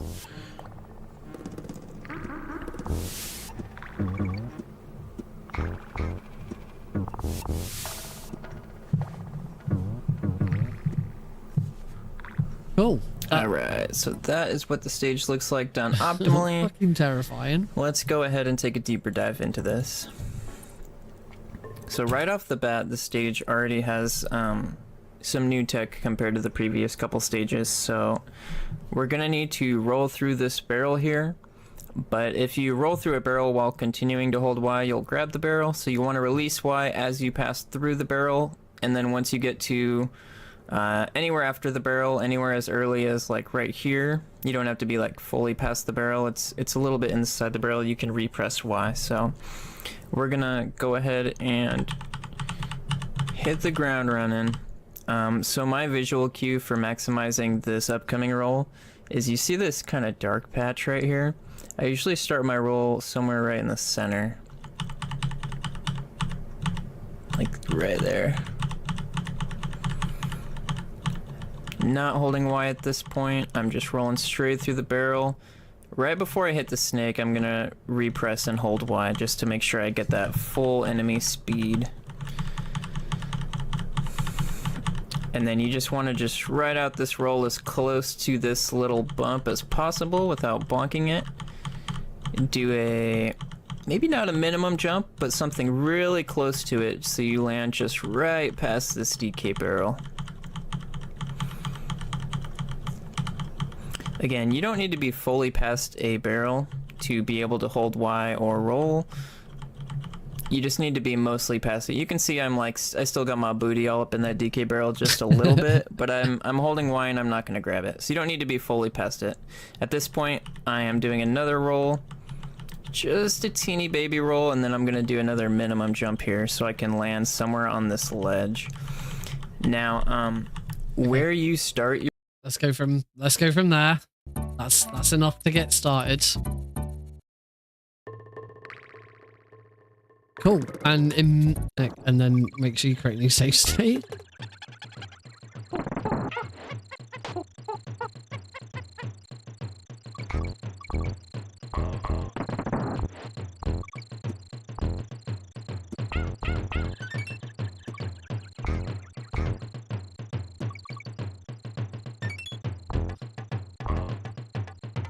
No. All right, we're fine. Fuck it.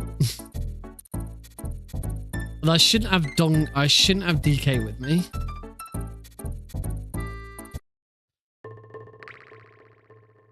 Like, this is what I'm...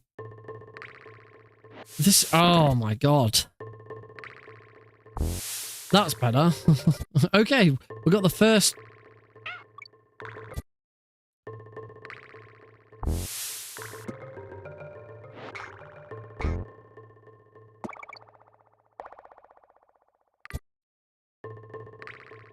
I can't, when you can't even get past the frickin' first barrel.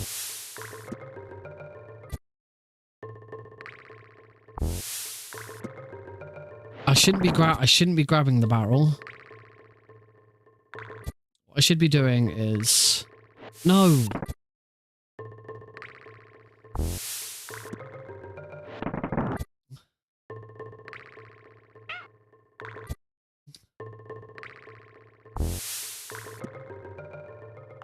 Didn't he say he started another roll and then started another jump towards the barrel?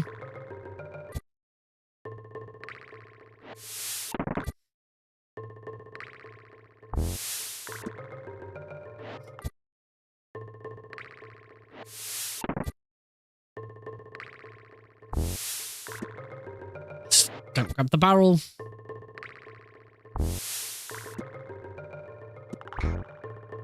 Cool, because I think the very next thing to do after landing... Your roll relative to this edge is going to affect the trajectory of your roll. There are several different trajectories you can get, and they are determined based on your distance from the ledge.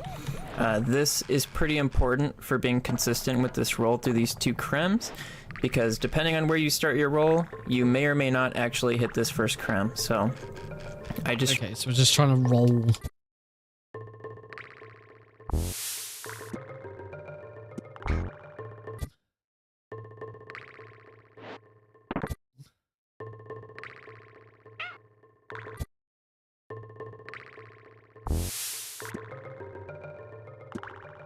Right, I see where I'm trying to land now. If I can do it without... If I can do it without taking a fucking hit.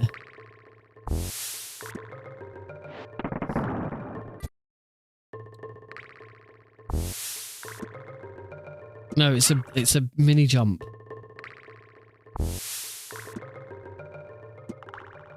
I rolled straight underneath him. Oh.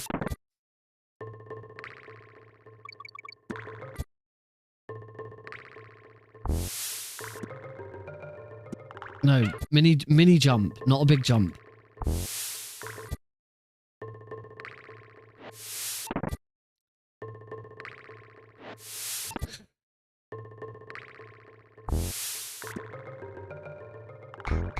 There we go, like that. a bit like that. But good God, just getting past this barrel is hard enough.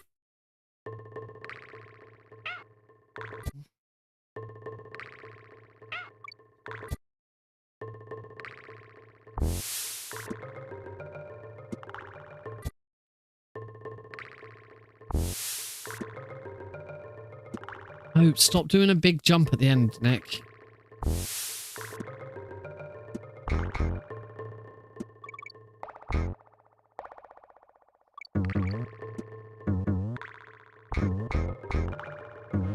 That was pretty cool.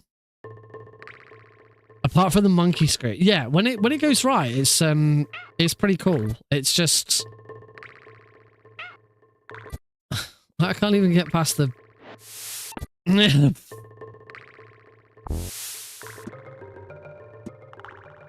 I don't want to roll underneath them. Well, actually, I don't know. I haven't actually looked at the next bit of the video. Try and space my jumps and my rolls so that I land in the same spot every time, kind of in the center between the ledge and the barrel, and do my roll there. And usually that does me justice and gets me through these 2 crems. Looking at the input display, no extendos here. We only want to do extendos in situations where it would actually cause our rolls to go farther. Doing extendos where it doesn't actually make your roll go farther doesn't help you out, because any time spent not holding Y in between enemies is going to be slower.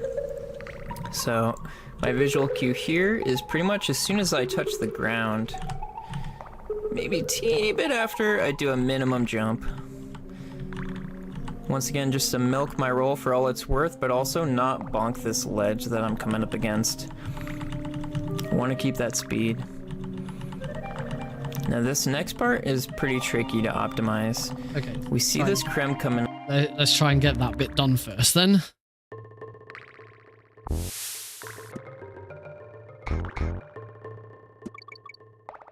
Okay, that was better.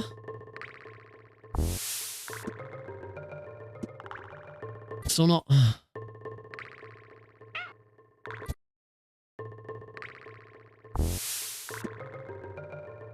I'm still doing a big jump at the end. I'm still doing a big jump before I start.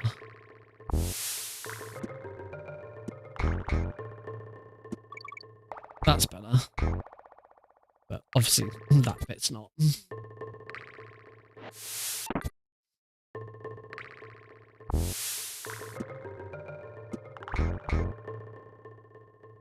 That was okay, except I lost my momentum.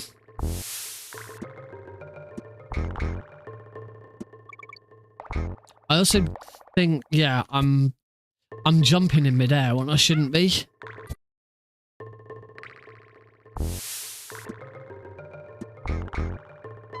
There we go, that's better. better. Okay, let's... Up.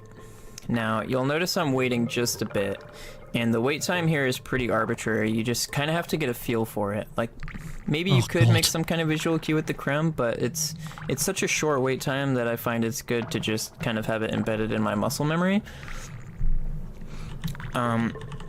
So what we're gonna do is just let this creme get into place a bit. The thing is, if I roll any earlier than that, I'm not gonna roll through the creme because the creme is gonna be too high above me. So you'll see that I've waited just long enough to clip the creme as he's coming down. Now, to really maximize this is where it becomes tricky. You'll notice that I rolled off the ledge and I'm no longer holding Y. I'm barely clipping the creme with my hand, slapping him in the dick. And right after I clip him, like the moment after you clip him, you want to repress and hold Y and get this extendo. Now what this does, doing an extendo here in particular, allows your roll to reach the ground and continue. If you were to do that section without doing an extendo, you would have to wait longer if you want your roll to hit the ground and continue just like that. So if, let's say you roll off the ledge with that same timing through the creme and don't do an extendo, you're gonna roll through the creme, but then once you land on the ground, you're just gonna be running like this. So it's really important to do an extendo and then repress the moment you hit through that creme. Okay. Sure.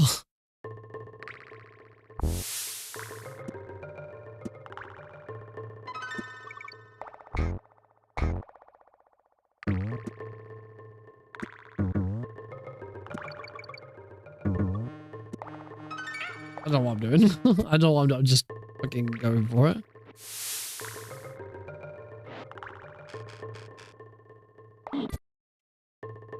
I mean, at some point you do have to, you know, assume people are getting stuff right.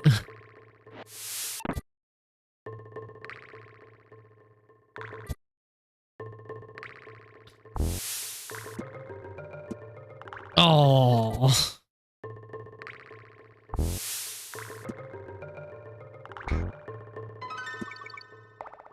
See now I've got to stop.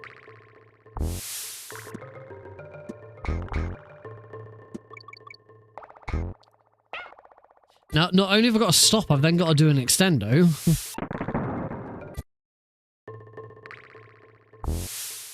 Whoops, forgot to jump.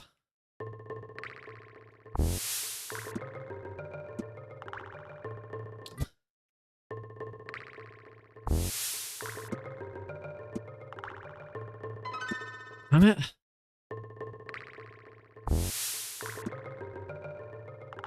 I'm losing all my momentum again.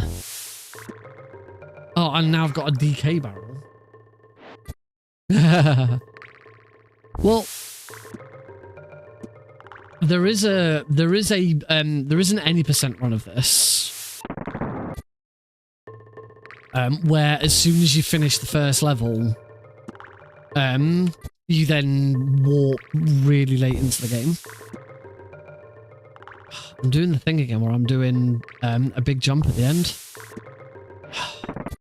I need to do a big jump. That's better.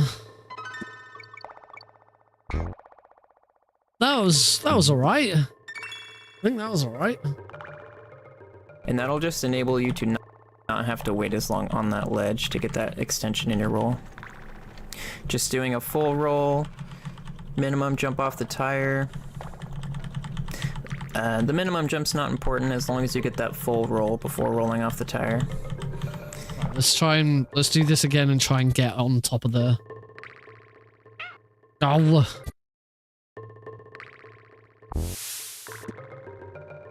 I'm still doing a full jump at the end.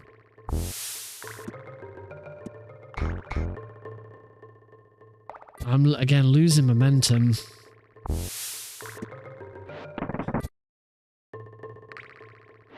Ah.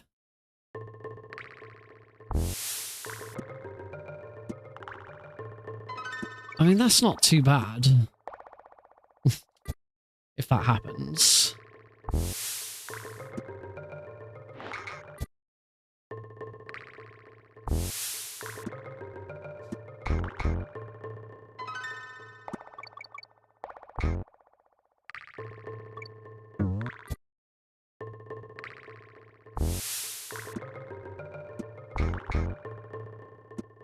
See, that doesn't feel too bad. I'm doing something right.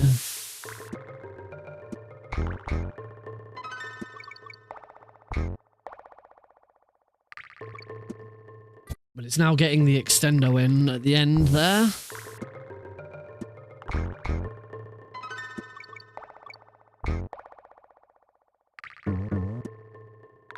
See, I suppose at the end of it is, even if it doesn't go exactly according to plan, it's still going to be somewhat fast. It's not like I'm still going super slow. I don't feel like I'm getting that extendo correct at the end. At the, where I'm supposed to be doing it.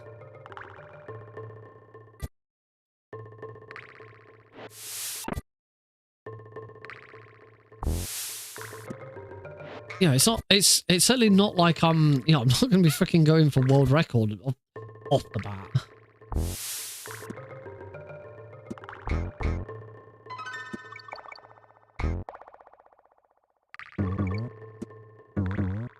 So let's, yeah. And just for a little bit of context, it's really good to get familiar with the roll animation and when it fully ends. So you'll see I'm going to milk this roll for all it's worth. Not quite. I could have milked it a lot longer. When Diddy's hand touches the ground at the end of his roll. It's alright saying, milk it for all it's worth and knowing when the animation ends. It's so fast. It all happens really so quickly. Alright, this next roll. It's alright in this when you're pretty easy. It is a little important where you start it. I usually use this slope here as my visual cue, so somewhere like right before that slope is where I'll start my roll. Just right before the slope. If you want to play it a little safe, you can do it on the slope, after the slope. And then we're just holding Y and rolling through these crems. Honestly, nothing special. Do a full jump off this tire. I find that doing a full jump helps more than doing a minimum jump, because I think you rise up faster. I'm not sure if that's totally true, but I feel like I bonk this ledge less when I do a full jump off the tire down here. And you're not going to be starting a roll from back here anyways, so doing a full jump doesn't take away any of your roll time relative to doing a min jump and landing like back here. Okay. Again, that feels like a good enough point to try and get to. Oh, I gotta not bonk that ledge. No, but this is the only tutorial. There's other tutorials, but they don't have any commentary.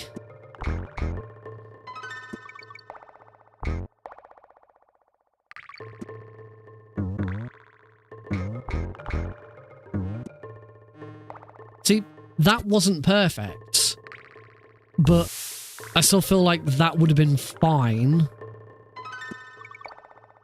Because I'm not losing, I'm not losing a huge amount of time.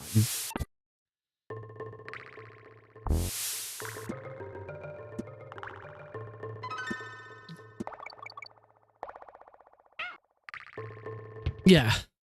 I mean, once I actually get into doing full runs and, doing this over and over and over again, that's really when you learn a speedrun. Learning the basics like this is one thing, but once you actually start doing runs and, chaining it together, that's when you because then you can start to crack down on, okay, what bit's going wrong? Right, let's practice this level.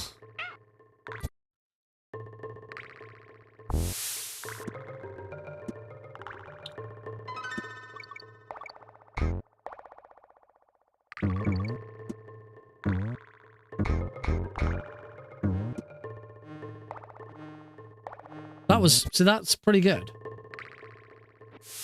This is certainly, I'm certainly off to a good start. I certainly feel like I could,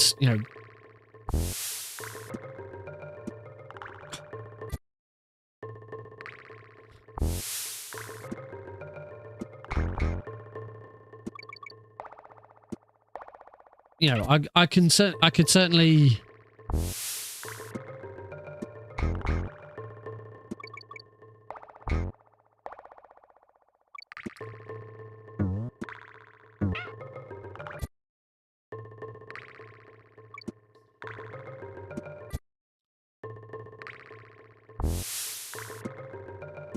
That's better.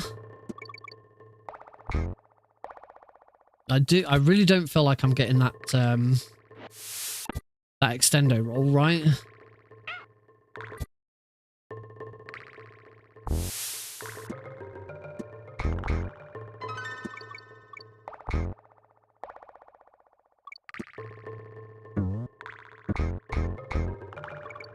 Oops. Oh yeah, learning from... This is what I mean. This is why learning from tutorials is just how you get started. It's once you start doing runs, that's where you learn. That's where you learn to get good. I mean, also it does also depend on the game. You know, sometimes you'll pick up a game and because the game itself, Metal Gear speedruns are not that difficult. That's the thing. You know, I have made it easy on myself learning speedruns by starting with Metal Gear because they're not that difficult. They're certainly not as taxing as a lot of other speedruns. This is definitely up there already.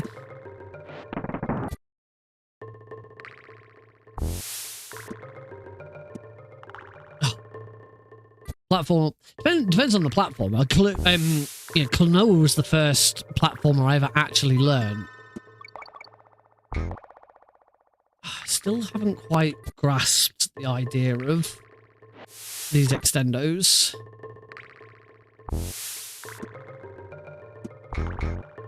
That's better though.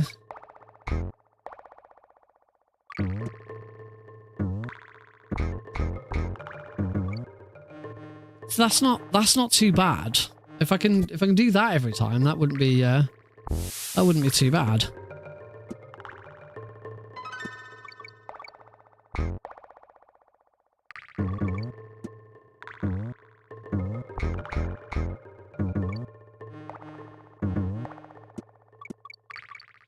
There's a thing here where you sort of roll and jump into a...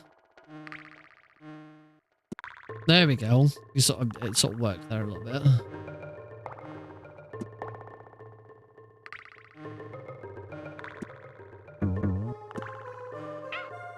Anyway. Oh, I actually... As far as taking a break is concerned, we're gonna be finishing the stream soon.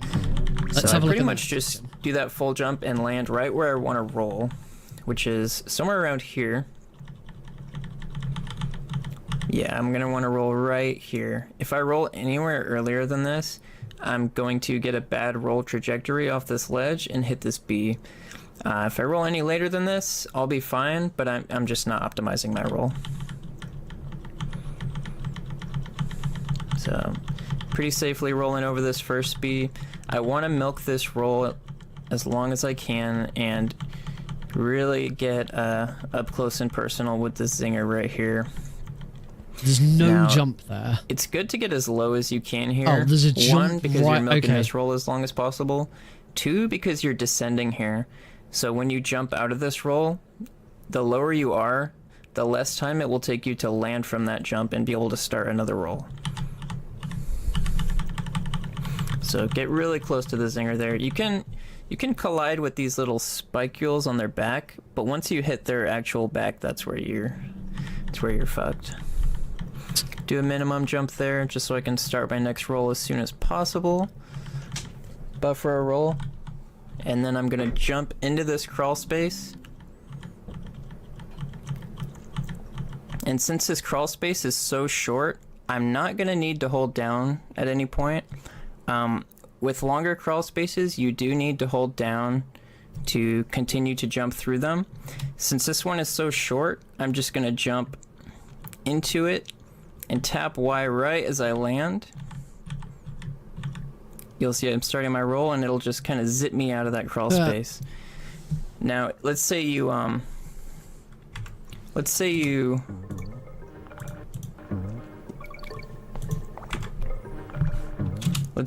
bonk this ceiling right here and you only get this far in the crawl space because it canceled your speed. if you do a roll as soon as you land, it's going to zip you out backwards. Ugh. So depending on which exit you're closest to, it's going to zip you that way. So you really want to make sure you time this roll well to get this deep jump into the crawl space. Once again, don't need to hold down, just need to tap Y as soon as you land. Get this roll started. And you want to start this jump before you hit the center of the tire. If you get a jump up here from the tire, you're not going to be able to get speed from these snakes. You can even roll onto the tire just a little bit, but you don't want to get too far onto it, like right there, or else you're going to get too big of a jump. Okay, let's see about getting to there then. Oh, I haven't unpaused it.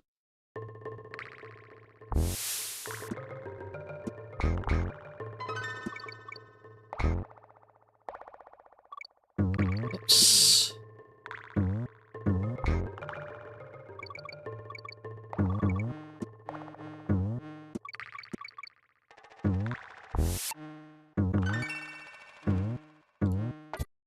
Something.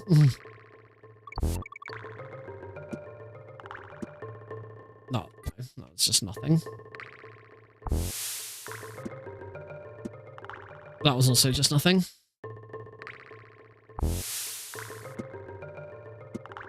Oh, come on, I can't even get the start right now.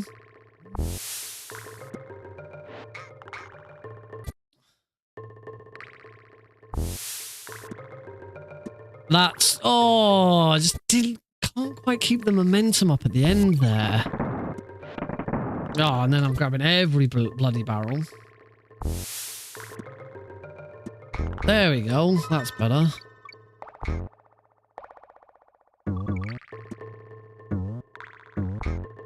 I don't know why that...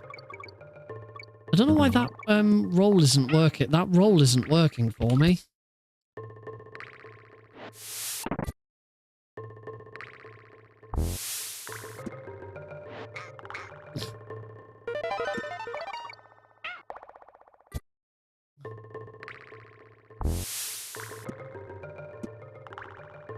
Just that roll's just slightly too high.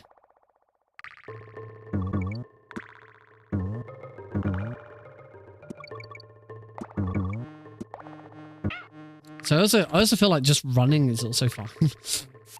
Like, I'm still going to get through the level pretty quick. It's just not going to be as fast as it possibly could be.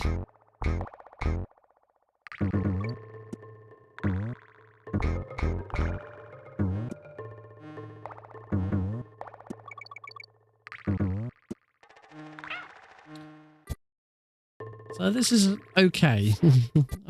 I'm doing something.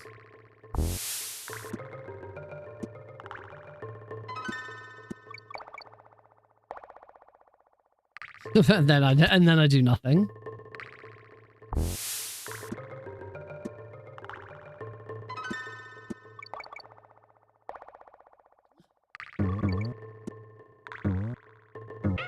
Ah. Stop grabbing the barrel. Yay, that's what we like.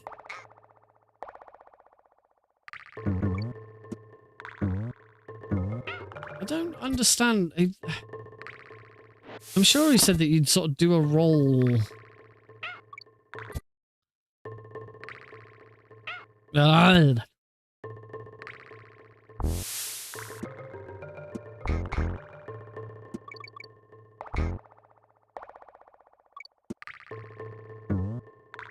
There we go.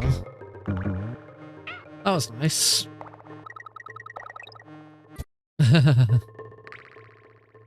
Oops.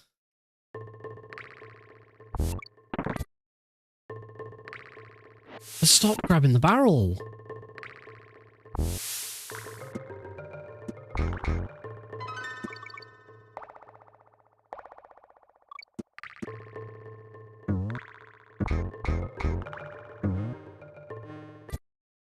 Keep getting to jump at that as well.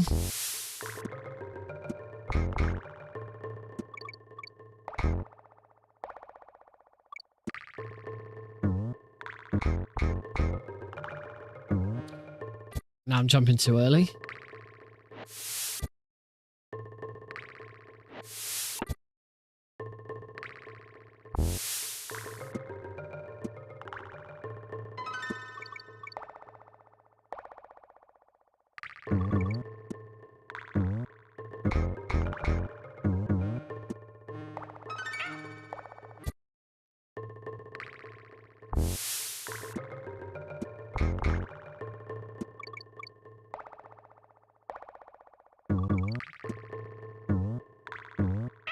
Oh, I don't like I don't like some of this. Ah, I grabbed the barrel again.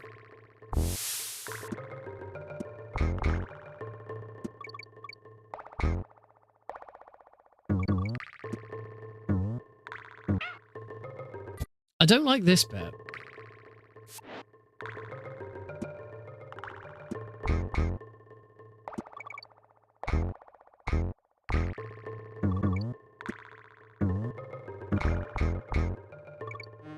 Damn it. Stop jumping. Damn it, roll correctly.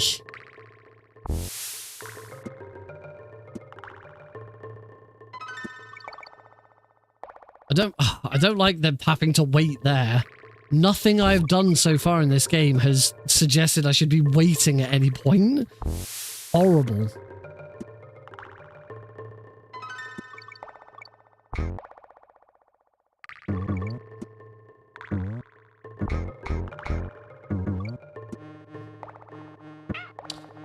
Now I've got to make sure I keep going after the thing. I keep like stopping at the bees now, and I'm not supposed to be stopping at the bees. The other thing that doesn't help with that tutorial is the fact that his input display is like lagged. Is lagged behind the footage, which really doesn't help. I know we only work with what we got, but emulators are a thing. Emulators are a thing, and it's absolutely fine to use an emulator. Oh yeah. I'd always recommend making a tutorial on an emulator.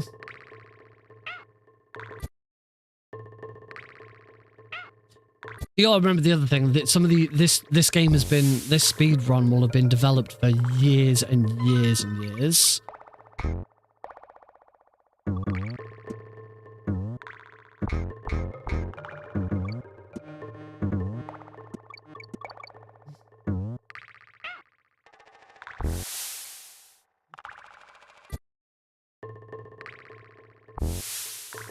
Yeah, obviously every speedrun varies, but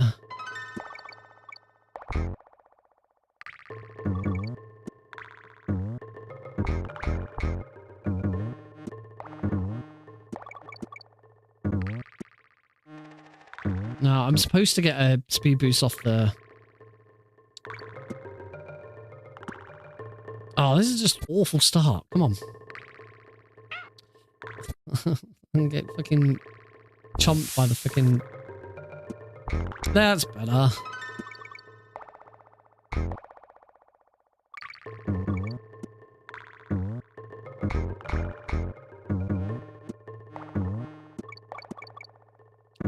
There's no way I'm fucking around with whatever you're supposed to do there.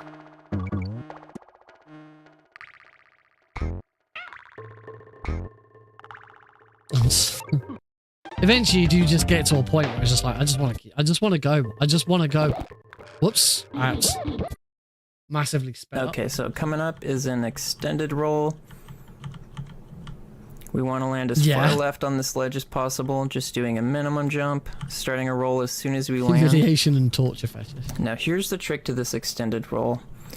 We're going to roll through this first snake while holding Y, not doing an extended roll, just so we can get some base speed built up. And then as soon as we roll through that first snake, we're going to release Y. Now with having Y released still, we're rolling through the second snake, and the moment we collide with the second snake, we're going to repress Y and activate that speed.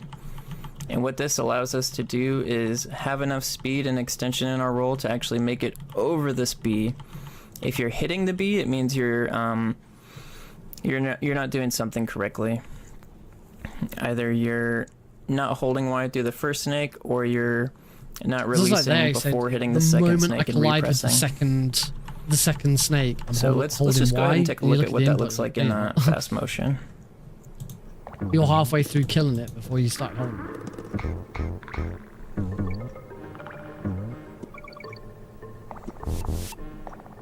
Yeah, you can tell you get a really nice roll over there. And then we just do a minimum jump out of that extended roll. Do a roll here, milk it as long as we can. Minimum jump, spending minimal time in the air, just so we can start our next roll. Now, depending on exactly how far from this ledge you start your roll, you're going to get a different roll trajectory. And this is going to affect how you roll off of this snake down here. And this can cause you to lose time sometime. Yeah. Sometimes rolling into the snake keeps you in the air pretty long. Sometimes you just land on the ground immediately. So rather than banking on getting the lower of the two and trying to time that with this and risking a bonk, I usually just assume I'm going to hit the snake in such a way that I stay suspended in the air longer and then jump out of it, anticipating that, just so I make sure that I don't bonk here. So what that looks like is that. Still just doing a minimum jump out of that roll so I can start my next roll as soon as possible. Now this ending section is really tough. So I'm going to roll up on this tire, and I'm going to do a minimum jump off the tire. If you do your jump too soon, like let's say before passing this point, you're not going to get the tire bounce. You're going to make the tire jiggle, but you're going to get a minimum jump. So you're going to want to really like get right over here and do a minimum jump off the tire.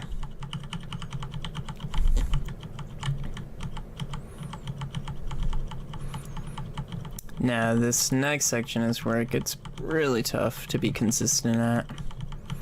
Mainly because of these crawl spaces here. They're actually really tight to jump into without losing your speed. I usually try and use these dark markings on the ground as a reference.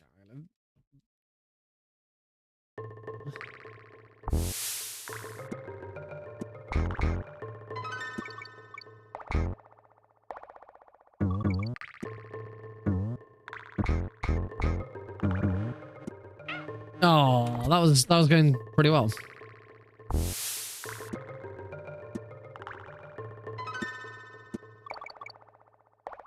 Oh, there's no momentum there at all, is there?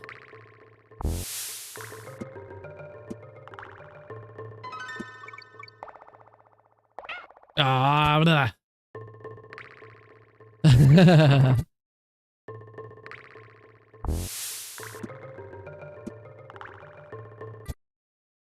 I think what I would say that Donkey Kong Country is missing at the moment is a nice beginner-friendly tutorial. This doesn't... Because the only reason I'm watching this advanced tutorial is because it's the only one that's got any commentary. I don't feel like... I feel like someone could do with doing a commentary tutorial which is a bit more beginner friendly. I don't know. There's also the point that it doesn't matter. Like, there's no point. Maybe there's no point in learning anything less than this. Because there is sometimes that as well. Sometimes, yeah. Sometimes it also, yeah, this is not a beginner friendly game. Sometimes there just is no point in learning beginner strats. It's like European Extreme on MGS3, particularly like the Ocelot unit. There's probably easier ways of doing the Ocelot unit, but if you're going to try and use an easier way of doing the Ocelot unit, don't bother. European Extreme is not for you. That in that instance.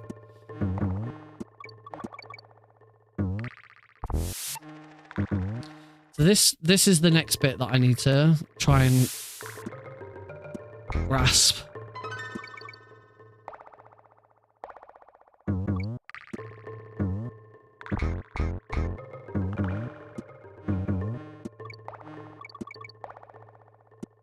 I've got to try and jump. I've got to try and jump onto that little ledge with the snakes. And I'm not doing that yet.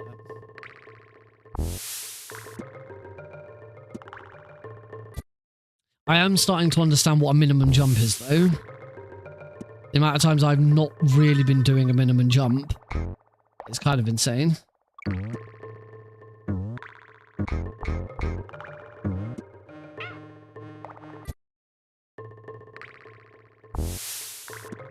Oh, that's bad. So yeah, that's what I'm saying. It's all right me saying, oh well, maybe there could be a more of a beginner-friendly tutorial, but there's a very good chance that a beginner-friendly tutorial of this is just simply run to the exit. Don't worry about any speed tech and just run. Just run to the exit. You will still get to the end in a half decent time, but you won't actually learn anything.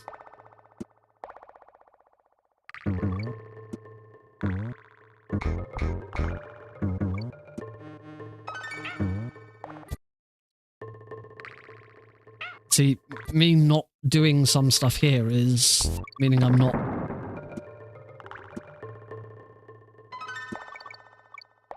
Oh. Yeah.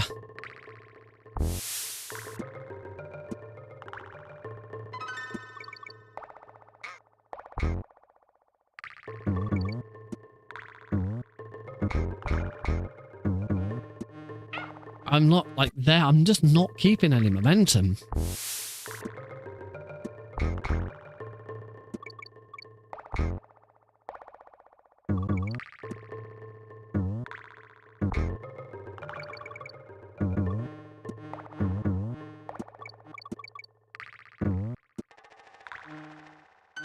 So there's no point in just not trying to get... I need to concentrate on trying to get on that bloody snake. Snake ledge.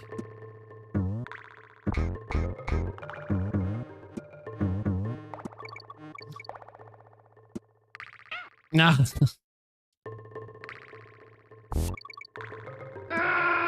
Ah! What's wrong? Snake! Snake? Yeah, snake. I need to think about snakes.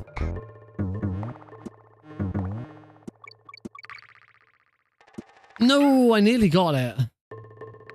I'm certainly not too worried about trying to get through the little through like the gap as quick as possible, because that just seems like another complication. I guess maybe that's my other thought with this, is would there be a way of like cutting out some of the strats that really don't...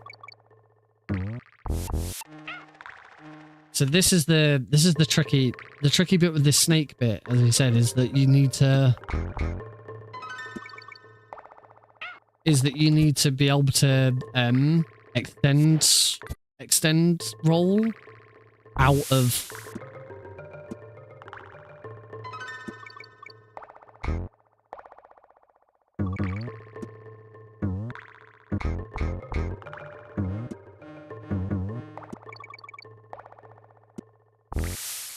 You need to extend roll out of the second snake.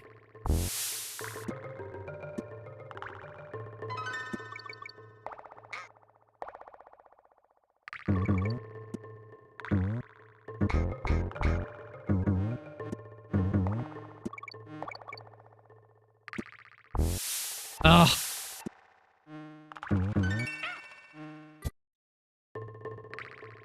Getting past this. Oh god, consider, yeah, this has been 4 hours and we're on level 3. I mean, part of that was trying to deal with bloody OBS and YouTube and all that shit. No, not DK.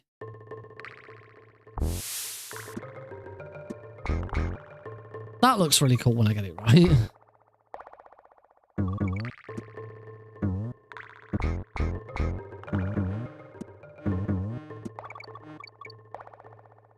Oh, I'm also doing the first B bit wrong.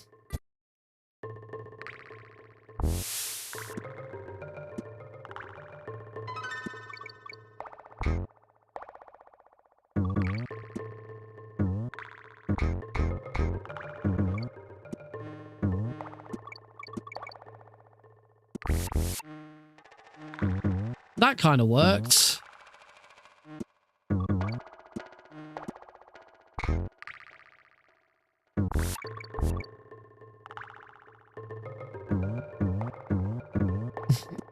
At this point, I was just like, I just want to finish. I just want to finish.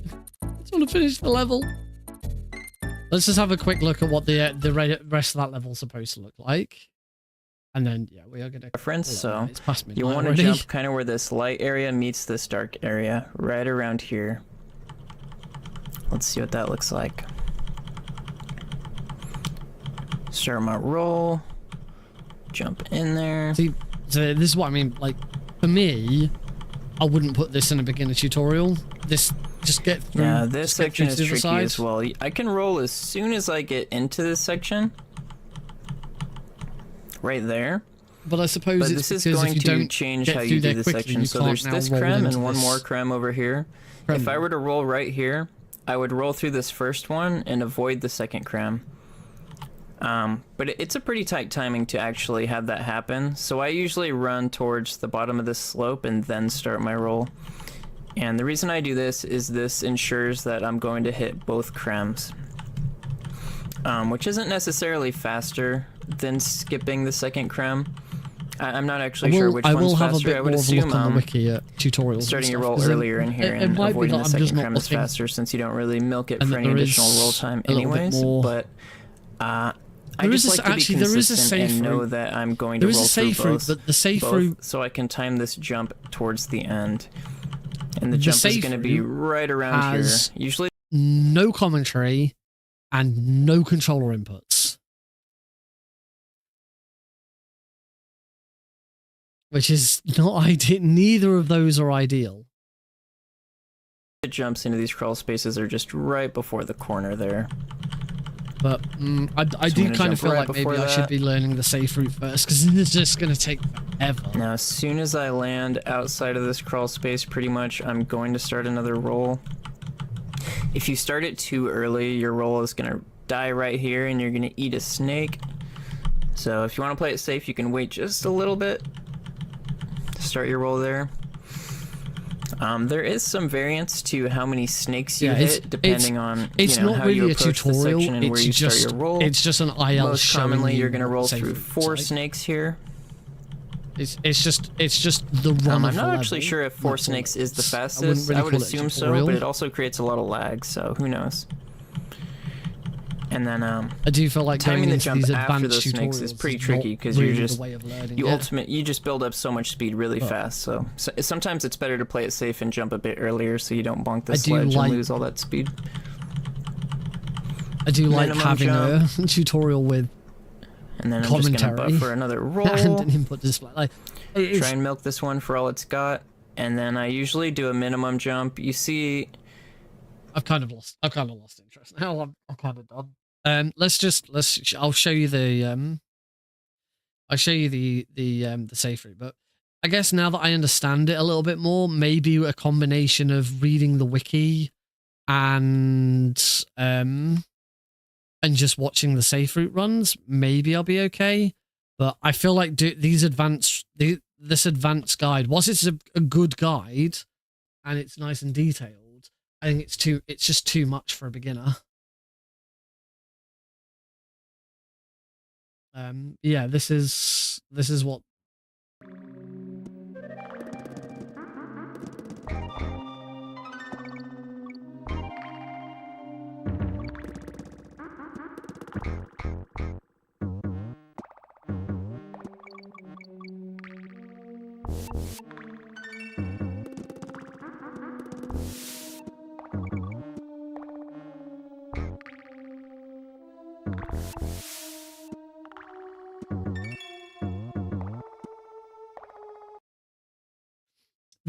That certainly looked a heck of a lot easier. But the problem is there's just no... Yeah. The problem is there's no instruction on how to do that. Yeah. That's not the best. That's not the best. I guess the other question is, you say you think the second game has more tutorials. It certainly could also be that the second game is easier. I don't know which game in the series is considered the hardest. If I'm starting my Donkey Kong, journey with the hardest game, maybe that's a mistake.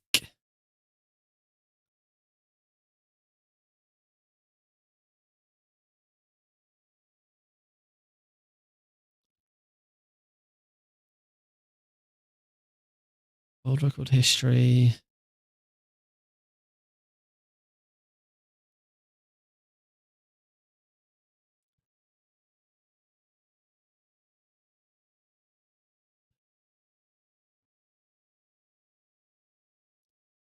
And you're right, DK2 has a beginner, intermediate tutorial, and advanced tutorial. Yeah. And I understand that the extended role is that's exclusive to DK1.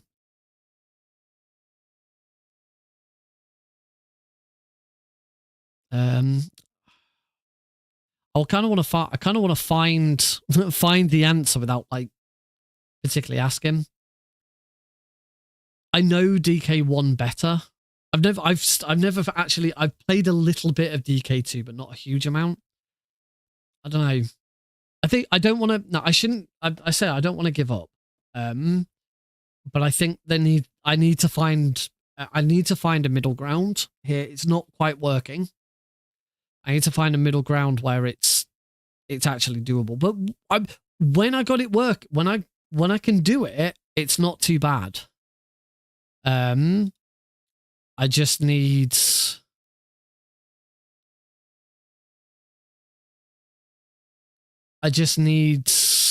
something. I don't know. This is tough. I knew this was going to be tough.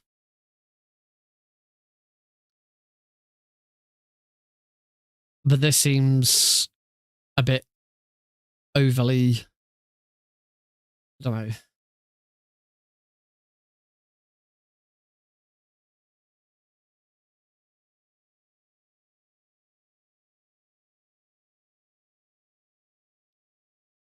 Yeah, I don't know. I'm just sort of scrolling through the wiki at the moment just to get a bit of an idea. I'm